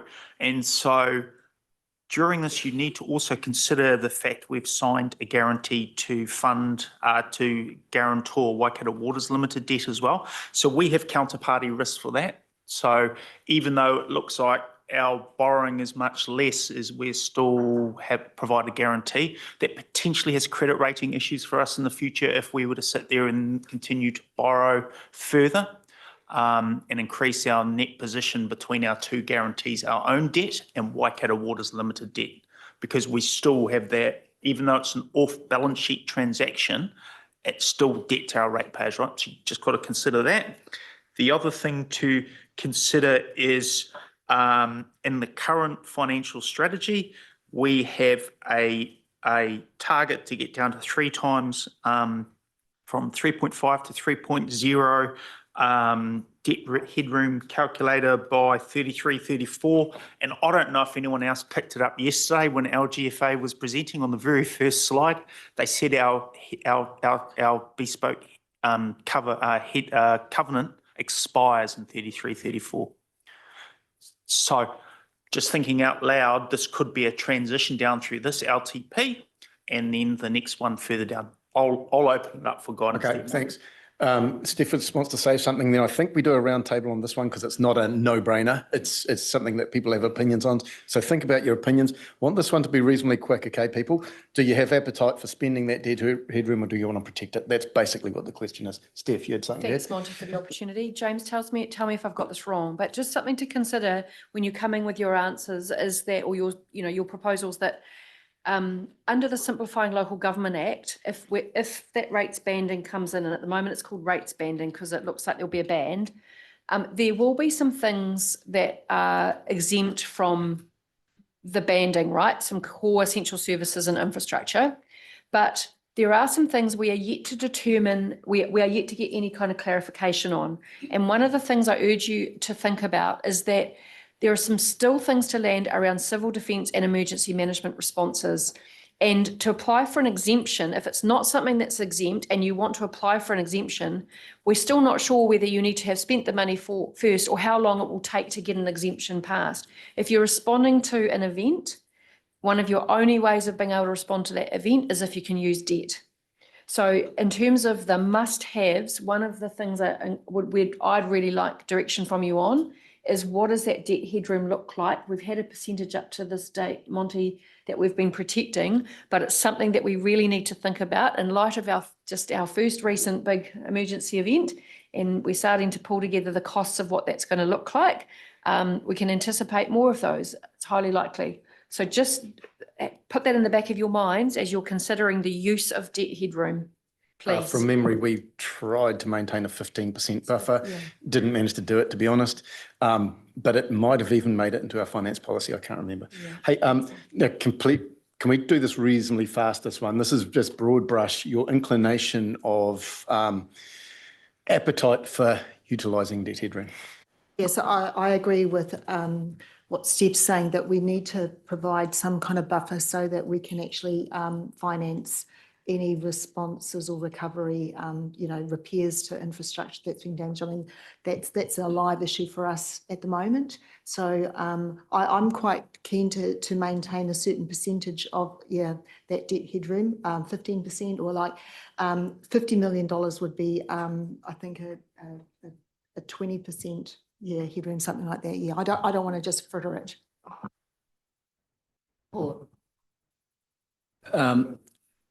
That maximise the debt headroom for resilience purposes if we have any events, but also to have some of that which could be used for projects that the community really, really want. So maximise. Yeah, protect the headroom, especially the first few years. Yeah, my preference would be to maintain some discipline around that debt headroom, and unless there was truly an important need to do so. Look, it hurts me a little bit. I'd love to deliver great new projects to the community, Cambridge Library, Homes Garage, they all have merit, but using that debt room just doesn't sit well with me.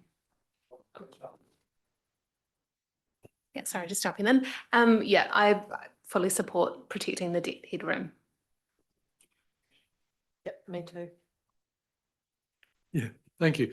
I think our consideration of cornerstone projects should be deferred for possibly this 3-year period until such times as we got greater clarity about getting over the challenges that we've got in the next 3 years. There are still quite a few unknowns out there that in fact give me a little bit of concern. I think what we should be looking for is for these cornerstone projects is to look for alternative sources of funding and support rather than use our own borrowing. Yeah, just keep as much as we can. Maximise headroom. Mine will be by the end of this LTP, a bit like we said before, gradually go down to actually a 2.8 times of income, not 3. Head towards that end, definitely offer debt headroom. I don't want 50 million, but whatever the percentages, we need at least 35 or something. He said. Brilliant. And look, my view is this is a period of financial consolidation. For me, it's very obvious that you protect debt headroom at this stage. The last thing I'd like to see us do is max out our debt right now. That's just either future generations not into it at all. There's a consolidation phase. I kind of feel like this finance policy is getting really easy to write. Over to you. Yeah. So, look, what I've heard here is there's some, and thanks for the clarity too, Steph, is there's some need to protect the headroom for resilience. Yolanda and I and Tommy have done some very, very draft numbers about what our headroom could look like post-transfer, but obviously we've got those other items I've outlined earlier that we don't know about. So later on down through this process, we will actually bring you what a resilience number looks like and how we can potentially get down to 3, 2.8 over time, or whether that's acceptable, whether it's not, and what kind of resilience bucket that would give you. And taking into account what we might need to use of that debt headroom for recovery from this event, right, James? Yep. Okay, moving on. Thank you very much. That's good guidance. Look, this is I'm going to make this one pretty quick and just bring the question is, are elected members open to level of service changes? In our current financial strategy, they were not, the last council. So I'm just going to take guidance, Councillor Montgomery, if that's okay. Great, thanks. Yeah, at the last LTP, it was not a presumption, but not far off, that levels of service would remain untouched. My view is by the end of the process, that had probably been a mistake to have stated that at the beginning. And given the likely budgetary constraints facing us, it seems pretty clear to me that levels of service have to be on the table as one of the potential levers or trade-offs or whatever for discussion. I don't exactly know what that piece of work looks like. I've been talking to Anthea about it a bit, who has been working something up. So we can probably do this one by exception, okay? If anyone wants to add anything to what I've just said or think I'm wrong, no, if they want to add anything because my arguments aren't good enough, say so. Or if they think the opposite, say so. Mine's a point of clarification. So when you say level of service, what are you specifically saying? So do you want the lawns for parks mowed every week or every 2 weeks or 3 weeks and the likes? Do you want cars towed away within service levels that are left on side of the road? Effectively operational projects that help the community. Yeah, all that stuff. And mine is also a question of clarification. I see that the level of the rates is a priority, and if it means that it needs to come back with some choices, will choices or options be brought back to council to make the decision, or will you make that judgment before you bring the model back? I'd like to think I have some power around here, Roger, but the answer is I don't. So it would come back. It would come back to council. I don't think Steph would let me go through with a red pen. Yeah, hey Steph. As much as you'd love to, AJ. That's it. Yeah, I think it's just to say, Monty, I think that's a really important principle for this LTP, and we heard it loud and clear right from the end of last year. We've got to share with the community in very real terms what that looks like. Yeah, I agree. If it's brought back around this table and the community understand what underlies the decision, then they're more ready to accept it if they can see the justification. No, here, Roger, and here, Steph, and Mike and I on the PGG will make sure that we stay true to that. Okay, that's a bottom line for me. Joe. Yeah, I would really like a deep dive into levels of service, but also I'd like to understand what the priority areas are. That's there. And maybe even some benchmarking. I don't know if you look at other councils and see what they're doing and do comparisons, that could be helpful. Do you mean priority areas in advance, or are you happy for a shopping list to be brought to us? Yep, happy for a shopping list, because I just didn't understand what the priority areas. Do you know what I mean? So to help colour this in, it might be something that we need to come back to you with, and I'm looking to the team to guide me. Reviewing levels of service, because it is everything from how often we mow the lawns to library hours to all sorts of things, right? How quickly do we respond to abandoned cars? You can spend a lot of the organisation's time asking every single tier 4 and 3 in the organisation to review levels of service. And often what you're doing is talking about $2,000 or $5,000. Now, what do they say? Manage the pennies, count the pounds or something. Roger will correct me on that one. And so it does add up. There's a cumulative impact, but it's probably helpful if we did prioritise where we want to focus level of service reviews, because there is a cost in the time of doing it. If you do everything, that's a significant piece of work. Now, you might ask us to do that because it hasn't been done for a wee while, but it would be good to know if you wanted to prioritise some areas for levels of service. We can help inform that by giving you a list of the levels of service, and we could talk about which ones you want to prioritise. Yeah, I'm looking at the team because I might be just making sure I'm on track with that and I'm not off beam. But I suspect that that will be helpful, because we can also give you a guide about the ones that are going to make a substantive difference in monetary terms, rather than talking about things that are very, very, you spend a lot of time reviewing for very small return on investment. Don't expect to go into the granular, but certainly those priority areas. And if you, I think they'd be really valuable. Okay, for so us. I think I hear we're coming back in June with a list of priority areas, or is that good? Okay, brilliant. That's beautifully coloured in. So, because we're not going to resolve this here and now. No. But so far, there's a clear appetite for it, and the staff will come back to us. We've got a few more on this. Claire? So I agree with that approach, because I was going to suggest if there's levels of service that are funded mainly, certainly not from rates, so like fees and charges, I'd be happy with a light touch there, or maybe tweaking it so it's completely covered by fees and charges. So if you could factor that into, like you said, the dollars, like certainly the rating dollars that are behind some of those levels of service, because I mean that's what we're doing this level of service review for, is because of the rating dollars that we want to save.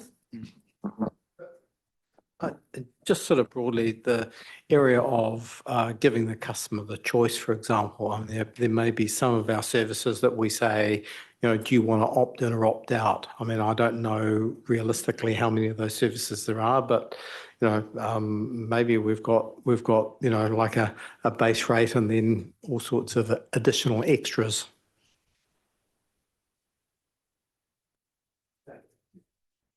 In terms of the process, and I'm not worried about the detail, but just big picture stuff, will you present something like service, operating costs, capital costs for that service, all the services, and so you can see, how they contribute and et cetera, and then, thank you. Exactly what I'm doing. It's good the team agree with me. Yeah. Anthea's furiously nodding in the background. So, yeah. We're not telling the surprises. Anthea's presenting straight after. Liz, you. Yes, there's an option that we might have to use, either up or down. Okay, look, that's a pretty clear steer there. James, you happy? I just want to point out that you should expect, given the rating profiles we've talked about earlier, some levels of service reduction. So we'll look at that. James, do you want to take a 2-minute break, or do you want to blast the whole way through? No, let's carry on. You want to keep going? Yeah. Okay, everyone happy with that? No breaks? Eat your lollies, have your water, and keep going. We're on a roll. Okay. Funding, depreciation and balanced budget. So at the moment, we run in our existing in our existing financial strategy for the first 4 years, 3 years. Thank you, Yolanda. We run a unbalanced budget, which breaches our ALGFA covenants, but we have special sign-off for that. And what that means is our revenue doesn't cover all of our expenses. Our operating revenue doesn't cover all our operating expenses. And the previous council made a decision to underfund depreciation on a select few assets, with which we would catch up later. So the question here for councillors is, are we happy to continue that process as we set the next LTP of underfunding, either running an unbalanced budget or continuing to underfund depreciation? And I do want to refer you to the comment Andy Mickle made yesterday with absolutely no prompting from me, where he said under a rates capping scenario, he wouldn't advise you doing that because you have to catch it up later. It's also something that our auditors, particularly on depreciation, it could be an issue for them later on if we were to carry on doing that, in terms, because obviously we're sweating our assets longer and longer, and our renewal program gets delayed, and there's an intergenerational impact on that. May I ask for a point of clarification just before we go on? Yeah, can I just add a bit of clarification, because it might answer your question, and then we'll go to you, Roger. I debated whether to say this or not. I'm going to. Correct me if I'm wrong, Yolanda. If I'm wrong, tell me. This was a little bit of an accident in the last LTP, okay? Because through the audit process, they picked up some unfunded depreciation. By then, we'd already gone out to the community with our numbers, okay? There was a discussion about, and it was another couple of percent, right? Needing to be added.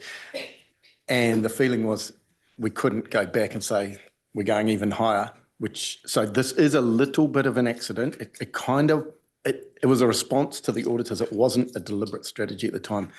So that's how I remember it. Yolanda, you're nodding, so that's how you remember it too. Okay, Roger, clarification. My clarification is, you talked about 3 years, Yolanda. Which years are they? Is the third year of that current 3-year underfunding the first year of our LTP that we're talking about? So the last year that we can run an unbalanced budget under the LGFA's bespoke covenant is 27-28.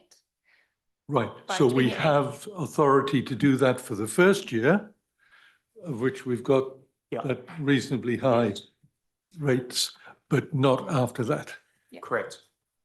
But I do want to point out again, if you continue to do that, you have to pay for it at some point. And the earlier guidance from this session was you want to drop your rates. So just be aware of that, because it has to come from somewhere. So if it doesn't come from there, it may come from levels of service or slowing down your CapEx program to reallocate into that renewals program. Yeah, I think Monty's hit it on the head before. This is exactly why we've just had 30% rate increases in the last 2 years. Because we have, over the last 20 odd years, kicked the can down the road. So our chance is between now and 2029, where 4% is the cap, to actually try and tidy us up. So I'm going to go back to, I'm comfortable with between what's up there and 4%. I think we need to tidy us up personally, because this is, everyone's moaned about half a year here because of the rates increases.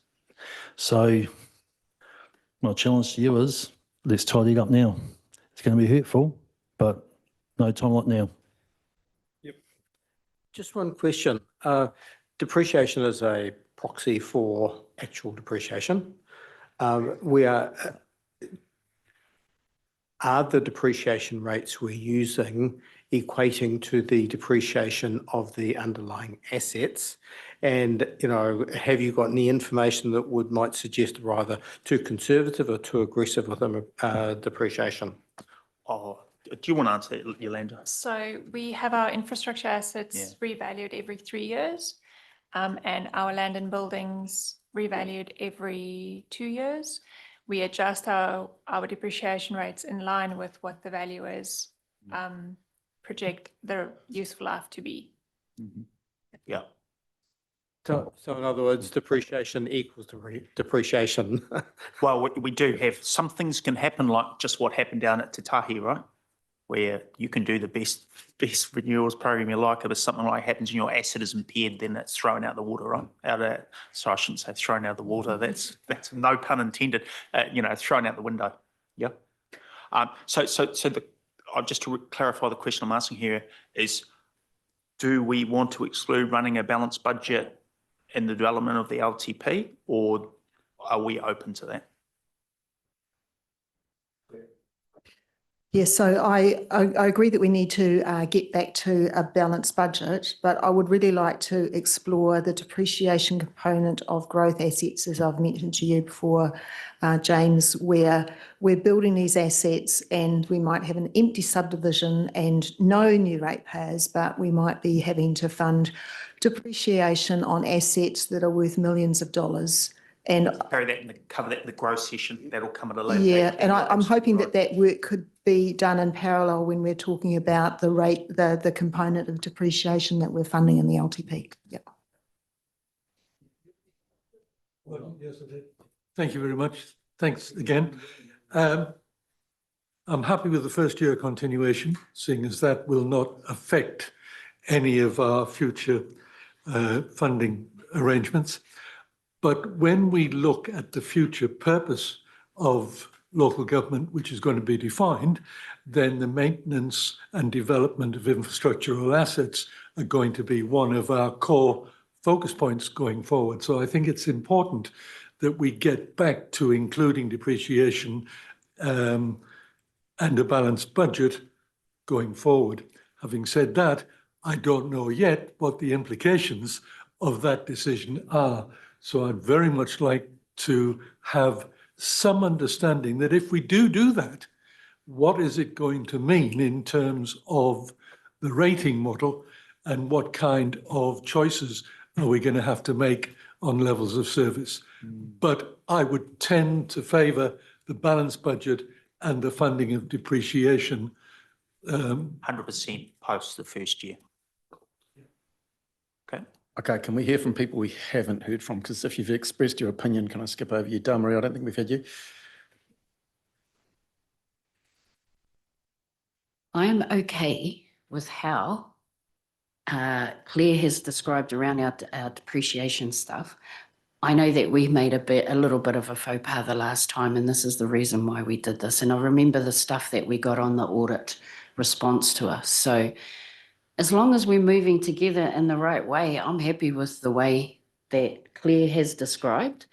For me, I just feel like we're in a bit of a pinball machine, because we're trying to act on things we don't know and that we know are going to come to us. And I just feel like we're going like this the whole time. So yeah, I was just texting across the room to ask a question at the same time, but I'm happy with how Claire's described it. Okay, let's keep going around. Who we haven't heard from, Shane? Balanced, to have a balanced budget, and also agree with the thought that we need to tidy that 4.4 up ASAP. Yeah, balanced budget, tidy it up. Agree with Shane. Agree. Miss me out. And Rog. I'm with Claire. I think that idea was a really good one, but I also wanted to say that in tidying it up, I don't want to see it added to this first year of where we've still got the 10%. If we could start from when we're starting to get it a bit That will lower. be in the current annual plan. So Yeah. it's the year after. Yeah. Is that the right way to say it? Yep. Thanks, James. Yep. Answer. I think we've had your opinion, Roger. haven't we? Yeah, Les. Okay. You want a balanced budget? Is that what I'm taking? Yep, cool. Pip. I said I just want to make sure that our depreciation is actually depreciation. Can I take away the guidance? Sorry, I'm not going to tell you how to guide me, but can I take away the guidance factoring the two schools of thought there? So one is we bring back an initial set of assumptions with the first year, 27, 28 being unbalanced per the current LTP, and then one with it fully balanced. So then EMs can see the difference. And then, but the assumption being from the second year of our new LTP, we have to run balanced budgets, right? Yep. Does that sound reasonable? I think that's the read of the table, and I'd never said my opinion, but it works for me. I've got to be honest, I slightly regretted that we didn't add it last time.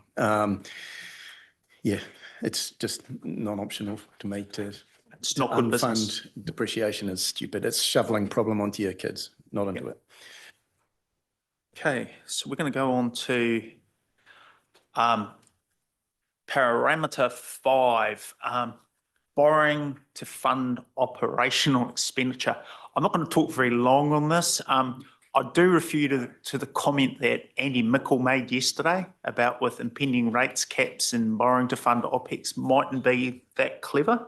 I do want to point out 2 things. We do fund for operational expenditure for 2 items. The district plan, because it has, which we do over 10 years, because it has an intergenerational impact, and Ahawaki. So I'll be quiet and take guidance now on whether the council are open to us funding. I have a point of clarification again. Go ahead, Roger. District plan will disappear, is that correct? Under the new RMA? It'll be in a different form, Roger, and there'll be 2 forms. So there'll be the overall regional plan, and then there'll be the spatial plans. So Yep. it's not good. I think we should avoid the words disappear. It comes about through a different form. So we will still need to contribute the Waipa contribution to broader regional plans, whether they're spatial or environmental planning. Okay. And look, in my mind, those plan ones were always justified as being debt funded because they're kind of capital in nature, right? They last forever. So they're capital in nature. They're operating expenditure only and accounting terms only. Okay, questions, and then we'll do this one by exception. I suspect. Shane. Well, again, I just wanted clarification. I just want to understand Ahuaki and the district plan. Are they salaries, for example, of people who work on those projects? Are they consultants, or what's the actual cost? Maybe get Kirsty, see if Kirsty would like to speak to that. Would you like to speak to that one, Kirsty? Are you comfortable? I've got a really easy answer, and Kirsty can come over the top of this. Sorry, Kirsty, I don't want to put you on the... Those are operating project budgets. So there was an operating project budget for that, and it was debt funded. I can't remember the number off the top of my head, but we have lots and lots of things we do by way of operating projects. Yeah. It's a range of both, I think, in a sense, and there's different stages for those big projects. 1, to develop them, and 2, to implement them. And often it's a mix of current FTEs and a little bit of consultants or contractors. But what happens usually in our organisation is that staff work on multiple things, Shane. Very often, very rarely can we have staff just doing one thing. So I would say, depending on what stage of the project it's at, it's for staff. Yeah. Does that make sense? Did that answer your question? It answers my question, but I'm just got to reflect on whether I buy into the logic. Well, it lends itself more to a capital, even though it's an operational expenditure, because it's not attached to an asset. It's over a multiple period chain. So by borrowing and rating it, we're spreading the cost, and we borrow the money on 10 years, not 30, like infrastructure assets. I think there's a lot of operating costs that you could make that argument for. Okay, clear. Yes, I want to clarify about these recovery expenses that we're facing. They wouldn't likely need to be debt funded, would they? I just didn't want to exclude them if we're going to be in a situation. I don't really know what they look like at the moment, but so that might be an exception for me if it looked like it. Yeah, we needed to. Yeah. Do you want to answer? Yeah, we're still working through it at this stage. We've got, and obviously a lot of it's going to depend on because we've got an initial view clear, but we need to overlay the insurance and also the funding from central government. So it's not as black as white as me sitting there saying it's X. So we've got a little bit more work to do on that. You're right, it has to come back to this forum because there will be a cost impact We are kind of arguing at the margins here too, because we're exploring the margins of what you can consider operational expense. Which is probably not the best way to approach this. The principle is, does anyone have an appetite for borrowing to fund OPEX in the usual sense of it? And can I put that question to the group? Does anyone have an appetite for that? Yeah, this is in the no-brainer category for me, but I've got to ask. But there are potential exceptions, the storm recovery potentially, and Shane was probably slightly anti even where we're pushing it with the long-term, the district plans, etc. Okay, all right. Yeah, the next couple should be pretty quick, so we're right on time actually, which is good news, hard to believe. Yeah, sorry, James, I overlooked Charlotte to been written down. Sorry, just had one last question, just for clarification. Is debt being used to still fund the implementation of Ahu Ake? So implementation is not debt funded? No. Okay, thank you. So moving on to the next one, and staff's recommendation is that we haven't made any recommendations, but we're going to recommend this one, is we comply with all our LGFA covenants. And the one missing off there is the obvious one, is the balanced budget piece, which is also a covenant. As we know, that does limit council, particularly with the 350% debt ceiling. It does put an extra level of scrutiny and reporting on us, but we're recommending we comply with that. I'll hand it over. This is a critical part of the financial strategy. I'll hand it over to you, Mr. Chair. Look, we'll deal with this one by exception again. Yep. I see why it's here, because it needs to be written in the financial strategy, hence you're seeking guidance. But I'd be kind of surprised if anyone said they didn't want to honour our banking covenants.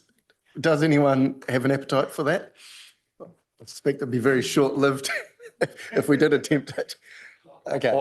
And just to be clear, when we put these slides together, we intentionally, our strategy was to put the more yes and no decisions and more ones that we had to have for compliance reasons at the back, and spend more time on the ones that are open to interpretation, the levers we can actually utilise. So that was the strategy behind it. Lucky last. Approach to use of council-owned property assets. Now, this will fall into our financial strategy, depending on what that looks like. So our current financial strategy at the moment is one where we sell non-core strategic property assets to fund, that we've used to fund our headroom and create revenue for headroom purposes under the current financial strategy. As you're aware, we will be having a workshop soon on the updated property strategy, with the aim to have that implemented by the end of this year, financial year. So what I'm saying for council, are we still happy to go ahead with that process? And a note that will come back with it, because I'm very, very conscious that, and it's been mentioned earlier, particularly by you, Mayor Mike, about alternative revenue streams and the likes, right? And this is our potential opportunity. Okay, we've got time to zoom around the room, so can I ask for questions of clarification first, and then we'll do a lap around expressing opinions, okay? Yours was a statement, cool. Claire, you have a question? Yeah, my clarification was whether or not the property strategy is going to list all council property, or only those ones that were identified as possible to sell, because we've had a conversation about a desire to look at affordable housing in some way, and in fact, be quite good to have a list of eligible. It'll be on a principles basis, Claire. We won't be going down to that type of level. Yeah, okay. Yeah. And can I just say, so the idea of a property strategy is you look not just about what you've got in stock, but you've got an idea of why you're using a property strategy to get your outcomes. And then you think about whether you sell, hold, buy, transform, whatever you do. The conversation about housing, in my mind, is related to that, but separate. It's a distinct conversation, to Roger's point, about where you sit on the housing spectrum, from being an active participant right through to just unlocking through your RMA provision. So that's a related but separate conversation. We won't be having that on the 8th, because I think that's a different conversation. But take your point. What we're looking for is council to approve key principles and a strategy on how staff can execute to utilise our property assets and potentially other assets in a more commercial way, to help subsidise council's revenue streams. That's the core of it, Claire. So, but council, obviously, as we get into the transactional details, anything that moves into the vehicle, whatever, would have to be approved by council. So that's your opportunity from an execution standpoint to make those approvals. At no stage will we be delegating to ourselves and bypassing the current way we do things. So if that gives you some comfort. Okay, cool. We'll do a round table. I'm going to start this one. Steph, the property strategy was one of your things. And for me, it was a bit of an aha moment. Prior to that, there'd been something of a piecemeal approach to selling assets to stay under our debt headroom, which was our key constraint till now. Looking ahead, that the debt headroom is no longer our pressing issue, and I'm massively in favour of a property strategy, and I would suspend the property sales program, well, not appropriately. Things are obviously, some way through until that property strategy is done. That's me. So, Marcus. Yep, I agree with that. I agree with that. Maximise use of all of our assets, of those including property, and we need to get better return out of those properties. That's what we should do. Yeah, I agree with if we can reduce debt whatever way we can. Yeah, I'm certainly, because we've no longer got the urgency to sell property, but I'm fully in favour of developing a property strategy so that we optimise the use of our current assets to the benefit of our purpose. Sorry. No, you're all right. I'm with you guys. I think that Roger and what Monty said, yep. Yeah, I agree with Roger. I am quite interested in the property strategy. I'd be really interested to see what some of the operational impacts are of retaining some of council property, like halls, for example. Yeah, I'd like to see more information about that. And I'm sure you will be bringing that to the community boards. I agree with you, Monty. Joe. Yep. Yes, I'm in agreement, and I am interested to see what some of our properties cost. Definitely in agreement. But in terms of the LTP and informing the LTP, will anyone be doing some rough calculations on it? Rough calculations of what that organisation might return to us over those 10 years? You're in for a treat. But I'm going to come back to the appetite and trade-off point, because it really depends on the appetite around this table, because you'll be making the decisions about what level you want to go to. So there's a sneaky preview for you. Agree. Yep, yeah, agree.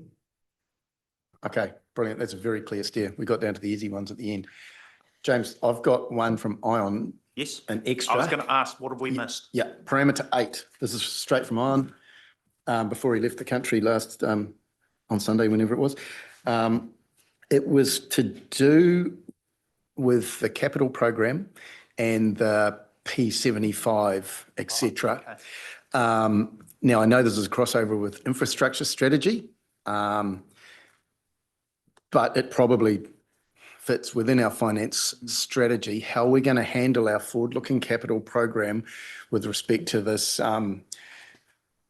I'm getting out of my league here, okay? But the P75 being the 75% chance of achieving the build on time. So that's the question. This is really a form over function. I'm just going to stand up because I'm getting a bit stiff from sitting. This is really a form over function exercise, because what's really happening as we deliver our capital programs, we're not coming at P50, are we? We're coming back for an increased budget and the likes. So what I think Iron's talking about makes perfect sense. It's just a change in the way we forecast things, right? So what our capital program would, so just so you're aware, what I think it would look like, because I'm making this up on the fly, is if we've got 100 million of CapEx delivery, right, that delivers 11 projects at P50. Under P75, it's 25% more expensive. We've got a budget, it delivers 4 less, right? So we're already doing that anyway, aren't we? So this is just formalising something that actually makes financial sense, right? As in, instead of coming back to council to seek further funding approvals because of cost overruns and building inflation, which we know is really infrastructure inflation, we're actually formalising the process up front. So it's something I think we should visit. It's a good point. Okay, so now we're talking either that or other things that should be in the financial strategy. They're both that, so we'll go Claire and then Shane. Yeah. So I think what it would mean is that we would have more accurate forecasting earlier on, and that would probably reduce the number of capital projects we could consider.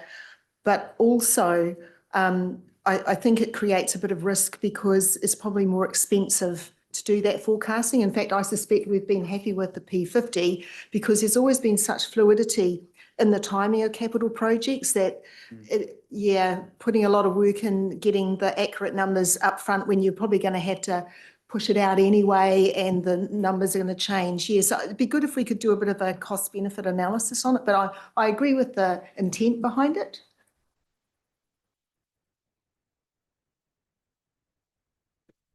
I think also when you're in an environment where you have debt headroom, you're able to go to the P50 versus the P75, because if you have miscalculated it, then the money's there. But if you haven't got any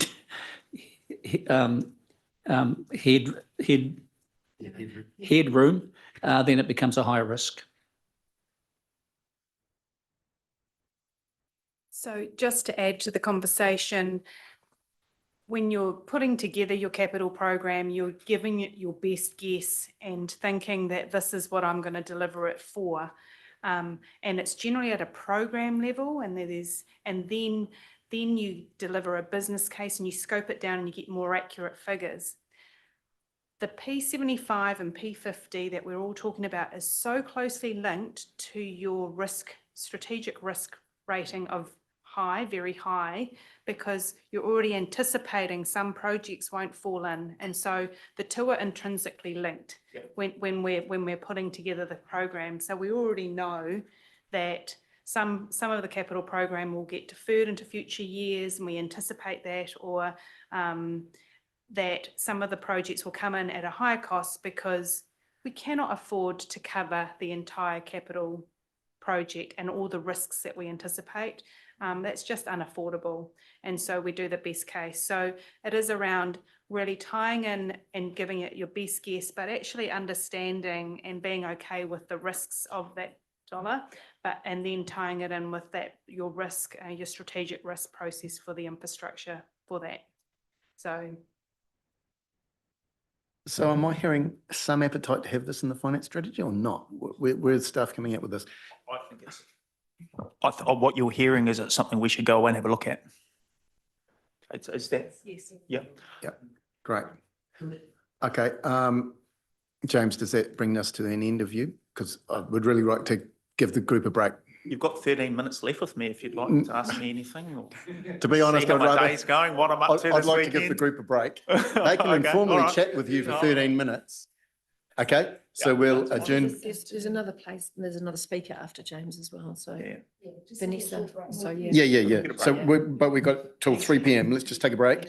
And then we've got, recap, and then we've got Vanessa coming. So 10-minute break till 3 p.m, everyone. Thank you, James, and thanks, finance team. Tommy, Yolanda's gone somewhere.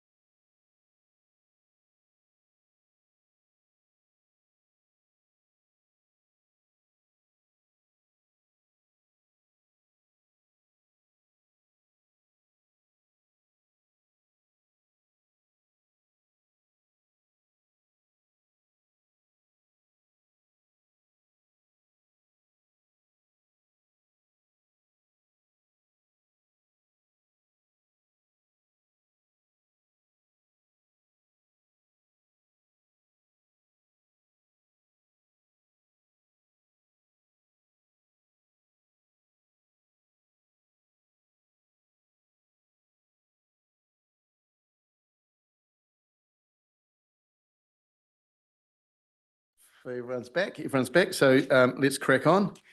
We're actually near the end. So over to you, Katie, for a recap. Yeah, all yours.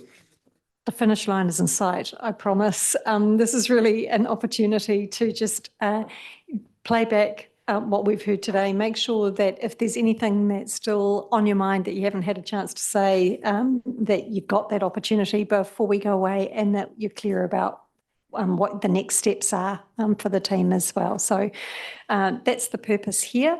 So just to recap what we have talked about. So what we have talked about today is a discussion about whether we would review the vision and community outcomes now with a general a majority of opinion that we won't do that at this stage. But we will be cognizant of the change of direction coming through central government and make sure that that's really woven into the project plan. We have had the session with you to start to set your strategic goals, which are your 10-year goals, and these are broadly still on the wall behind here. And we will be going away to shape these up. At the moment, there's kind of 5 of them. And that's about responsible financial management. It's about trust and confidence in council. It's about well-planned growth. Then there's one which is not well-shaped, which is about the vibrant communities, both about the great places and being well-positioned for change. And we'll need to just work that one through. And then obviously the shared outcomes through partnerships. So those are the flavours that we'll take away. And then you've also provided really great guidance around the priorities for the first 3 years of the LTP. And so those 3 priorities are the lean organisation, managing growth, and broadening your funding base. So those are the things that we will take away and craft up. On the slide, we had put in to say that we would check in at the Strategic Planning and Policy Committee on the 1st if needed. Actually, I think there's really strong alignment here, and so I think we won't need to do that.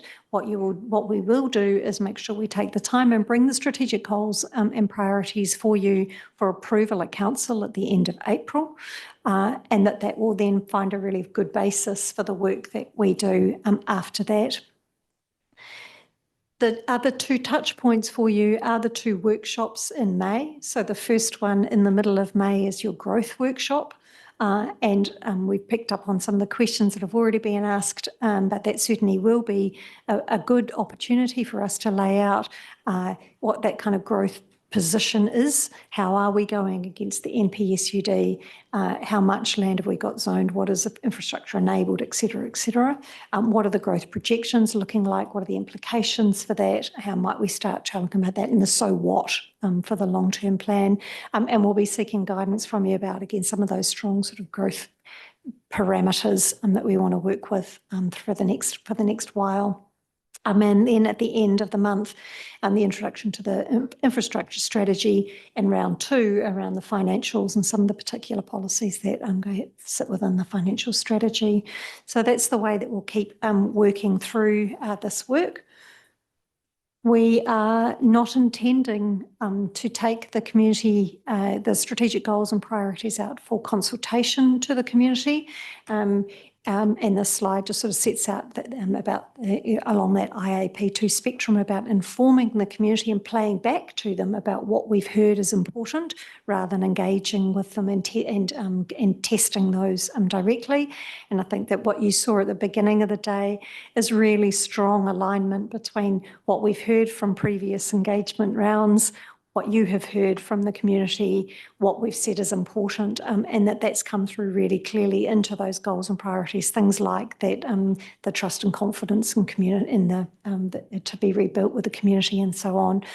So that's the way that we will work with our community, make sure we play it back to them, and make sure that those are clearly communicated to staff. So as we go through the subsequent pieces of work for the long-term plan, they're really clear on what your guidance is about that direction that we take. Which hopefully means that we have successfully managed to cover off what we set out to achieve today. It's been, from my point of view and for the staff, I know it's been a really productive and useful time for us. So thank you very much for the really strong involvement from everybody throughout the day. I hope that we have covered off these 5 things. We've got clear direction to take away, but this is really an opportunity. If there are things that you have not had an opportunity to say that you expected that would have come up today, if you've reflected over a cup of tea and gone, oh, I should have, could have said something here. If there's anything like that, that's important to be providing that sort of steer to staff. Now's your opportunity. It's obviously not the only bite of the cherry, but if there are things that are important, then now's your chance. So there's some things that we agreed to or supported in our previous long-term plan that haven't really come out as we wanted. And I'm not saying I expected it to be discussed today, but I don't know if there's any chance of just having a look at those things and whether or not anything might be possible. I mean, honestly, one of the huge things that's come through today is, how challenging it's going to be to keep our operations within the rating limits that we're talking about. But for instance, for me at Pirongia, we agreed to a skate park that's kind of got stuck. There was also in Pirongia, the desire to upgrade the public spaces, whether it was the rationalisation of those public halls or the sports centre. I was wondering about what was happening with the housing proposal we had in Kihikihi. There's just a few loose ends that I'm not saying that I want to have a discussion about funding them, but if we understood where some of those ones that might not have got completed, is there something we could do about it? Or that's all. I think that'd be quite helpful, preparing to go back out to the community, because we're probably going to be asked about them. I've talked about things that I'm aware of, but there may well be stuff over in Cambridge and Leamington that also need to be talked about. Yeah, thanks. We'll build that into the program, absolutely. I'm very conscious that, your particularly the financial presentation showed a lot hinges on the 3.6% growth. Yes. A lot. I'm just wanting to make sure that we have enough time and enough information from which we can make a realistic judgment as to whether or not those growth numbers are actually viable. And I just a request to make sure that we get as much information as we possibly can to test those growth assumptions, because if we agree that those are the growth assumptions, we must have a realization that that growth is achievable. And I can add to that I've been hammering the same theme in the Risk and Assurance Committee, because not only do we have to satisfy ourselves that they're reasonable, but the auditors have to believe they're reasonable too.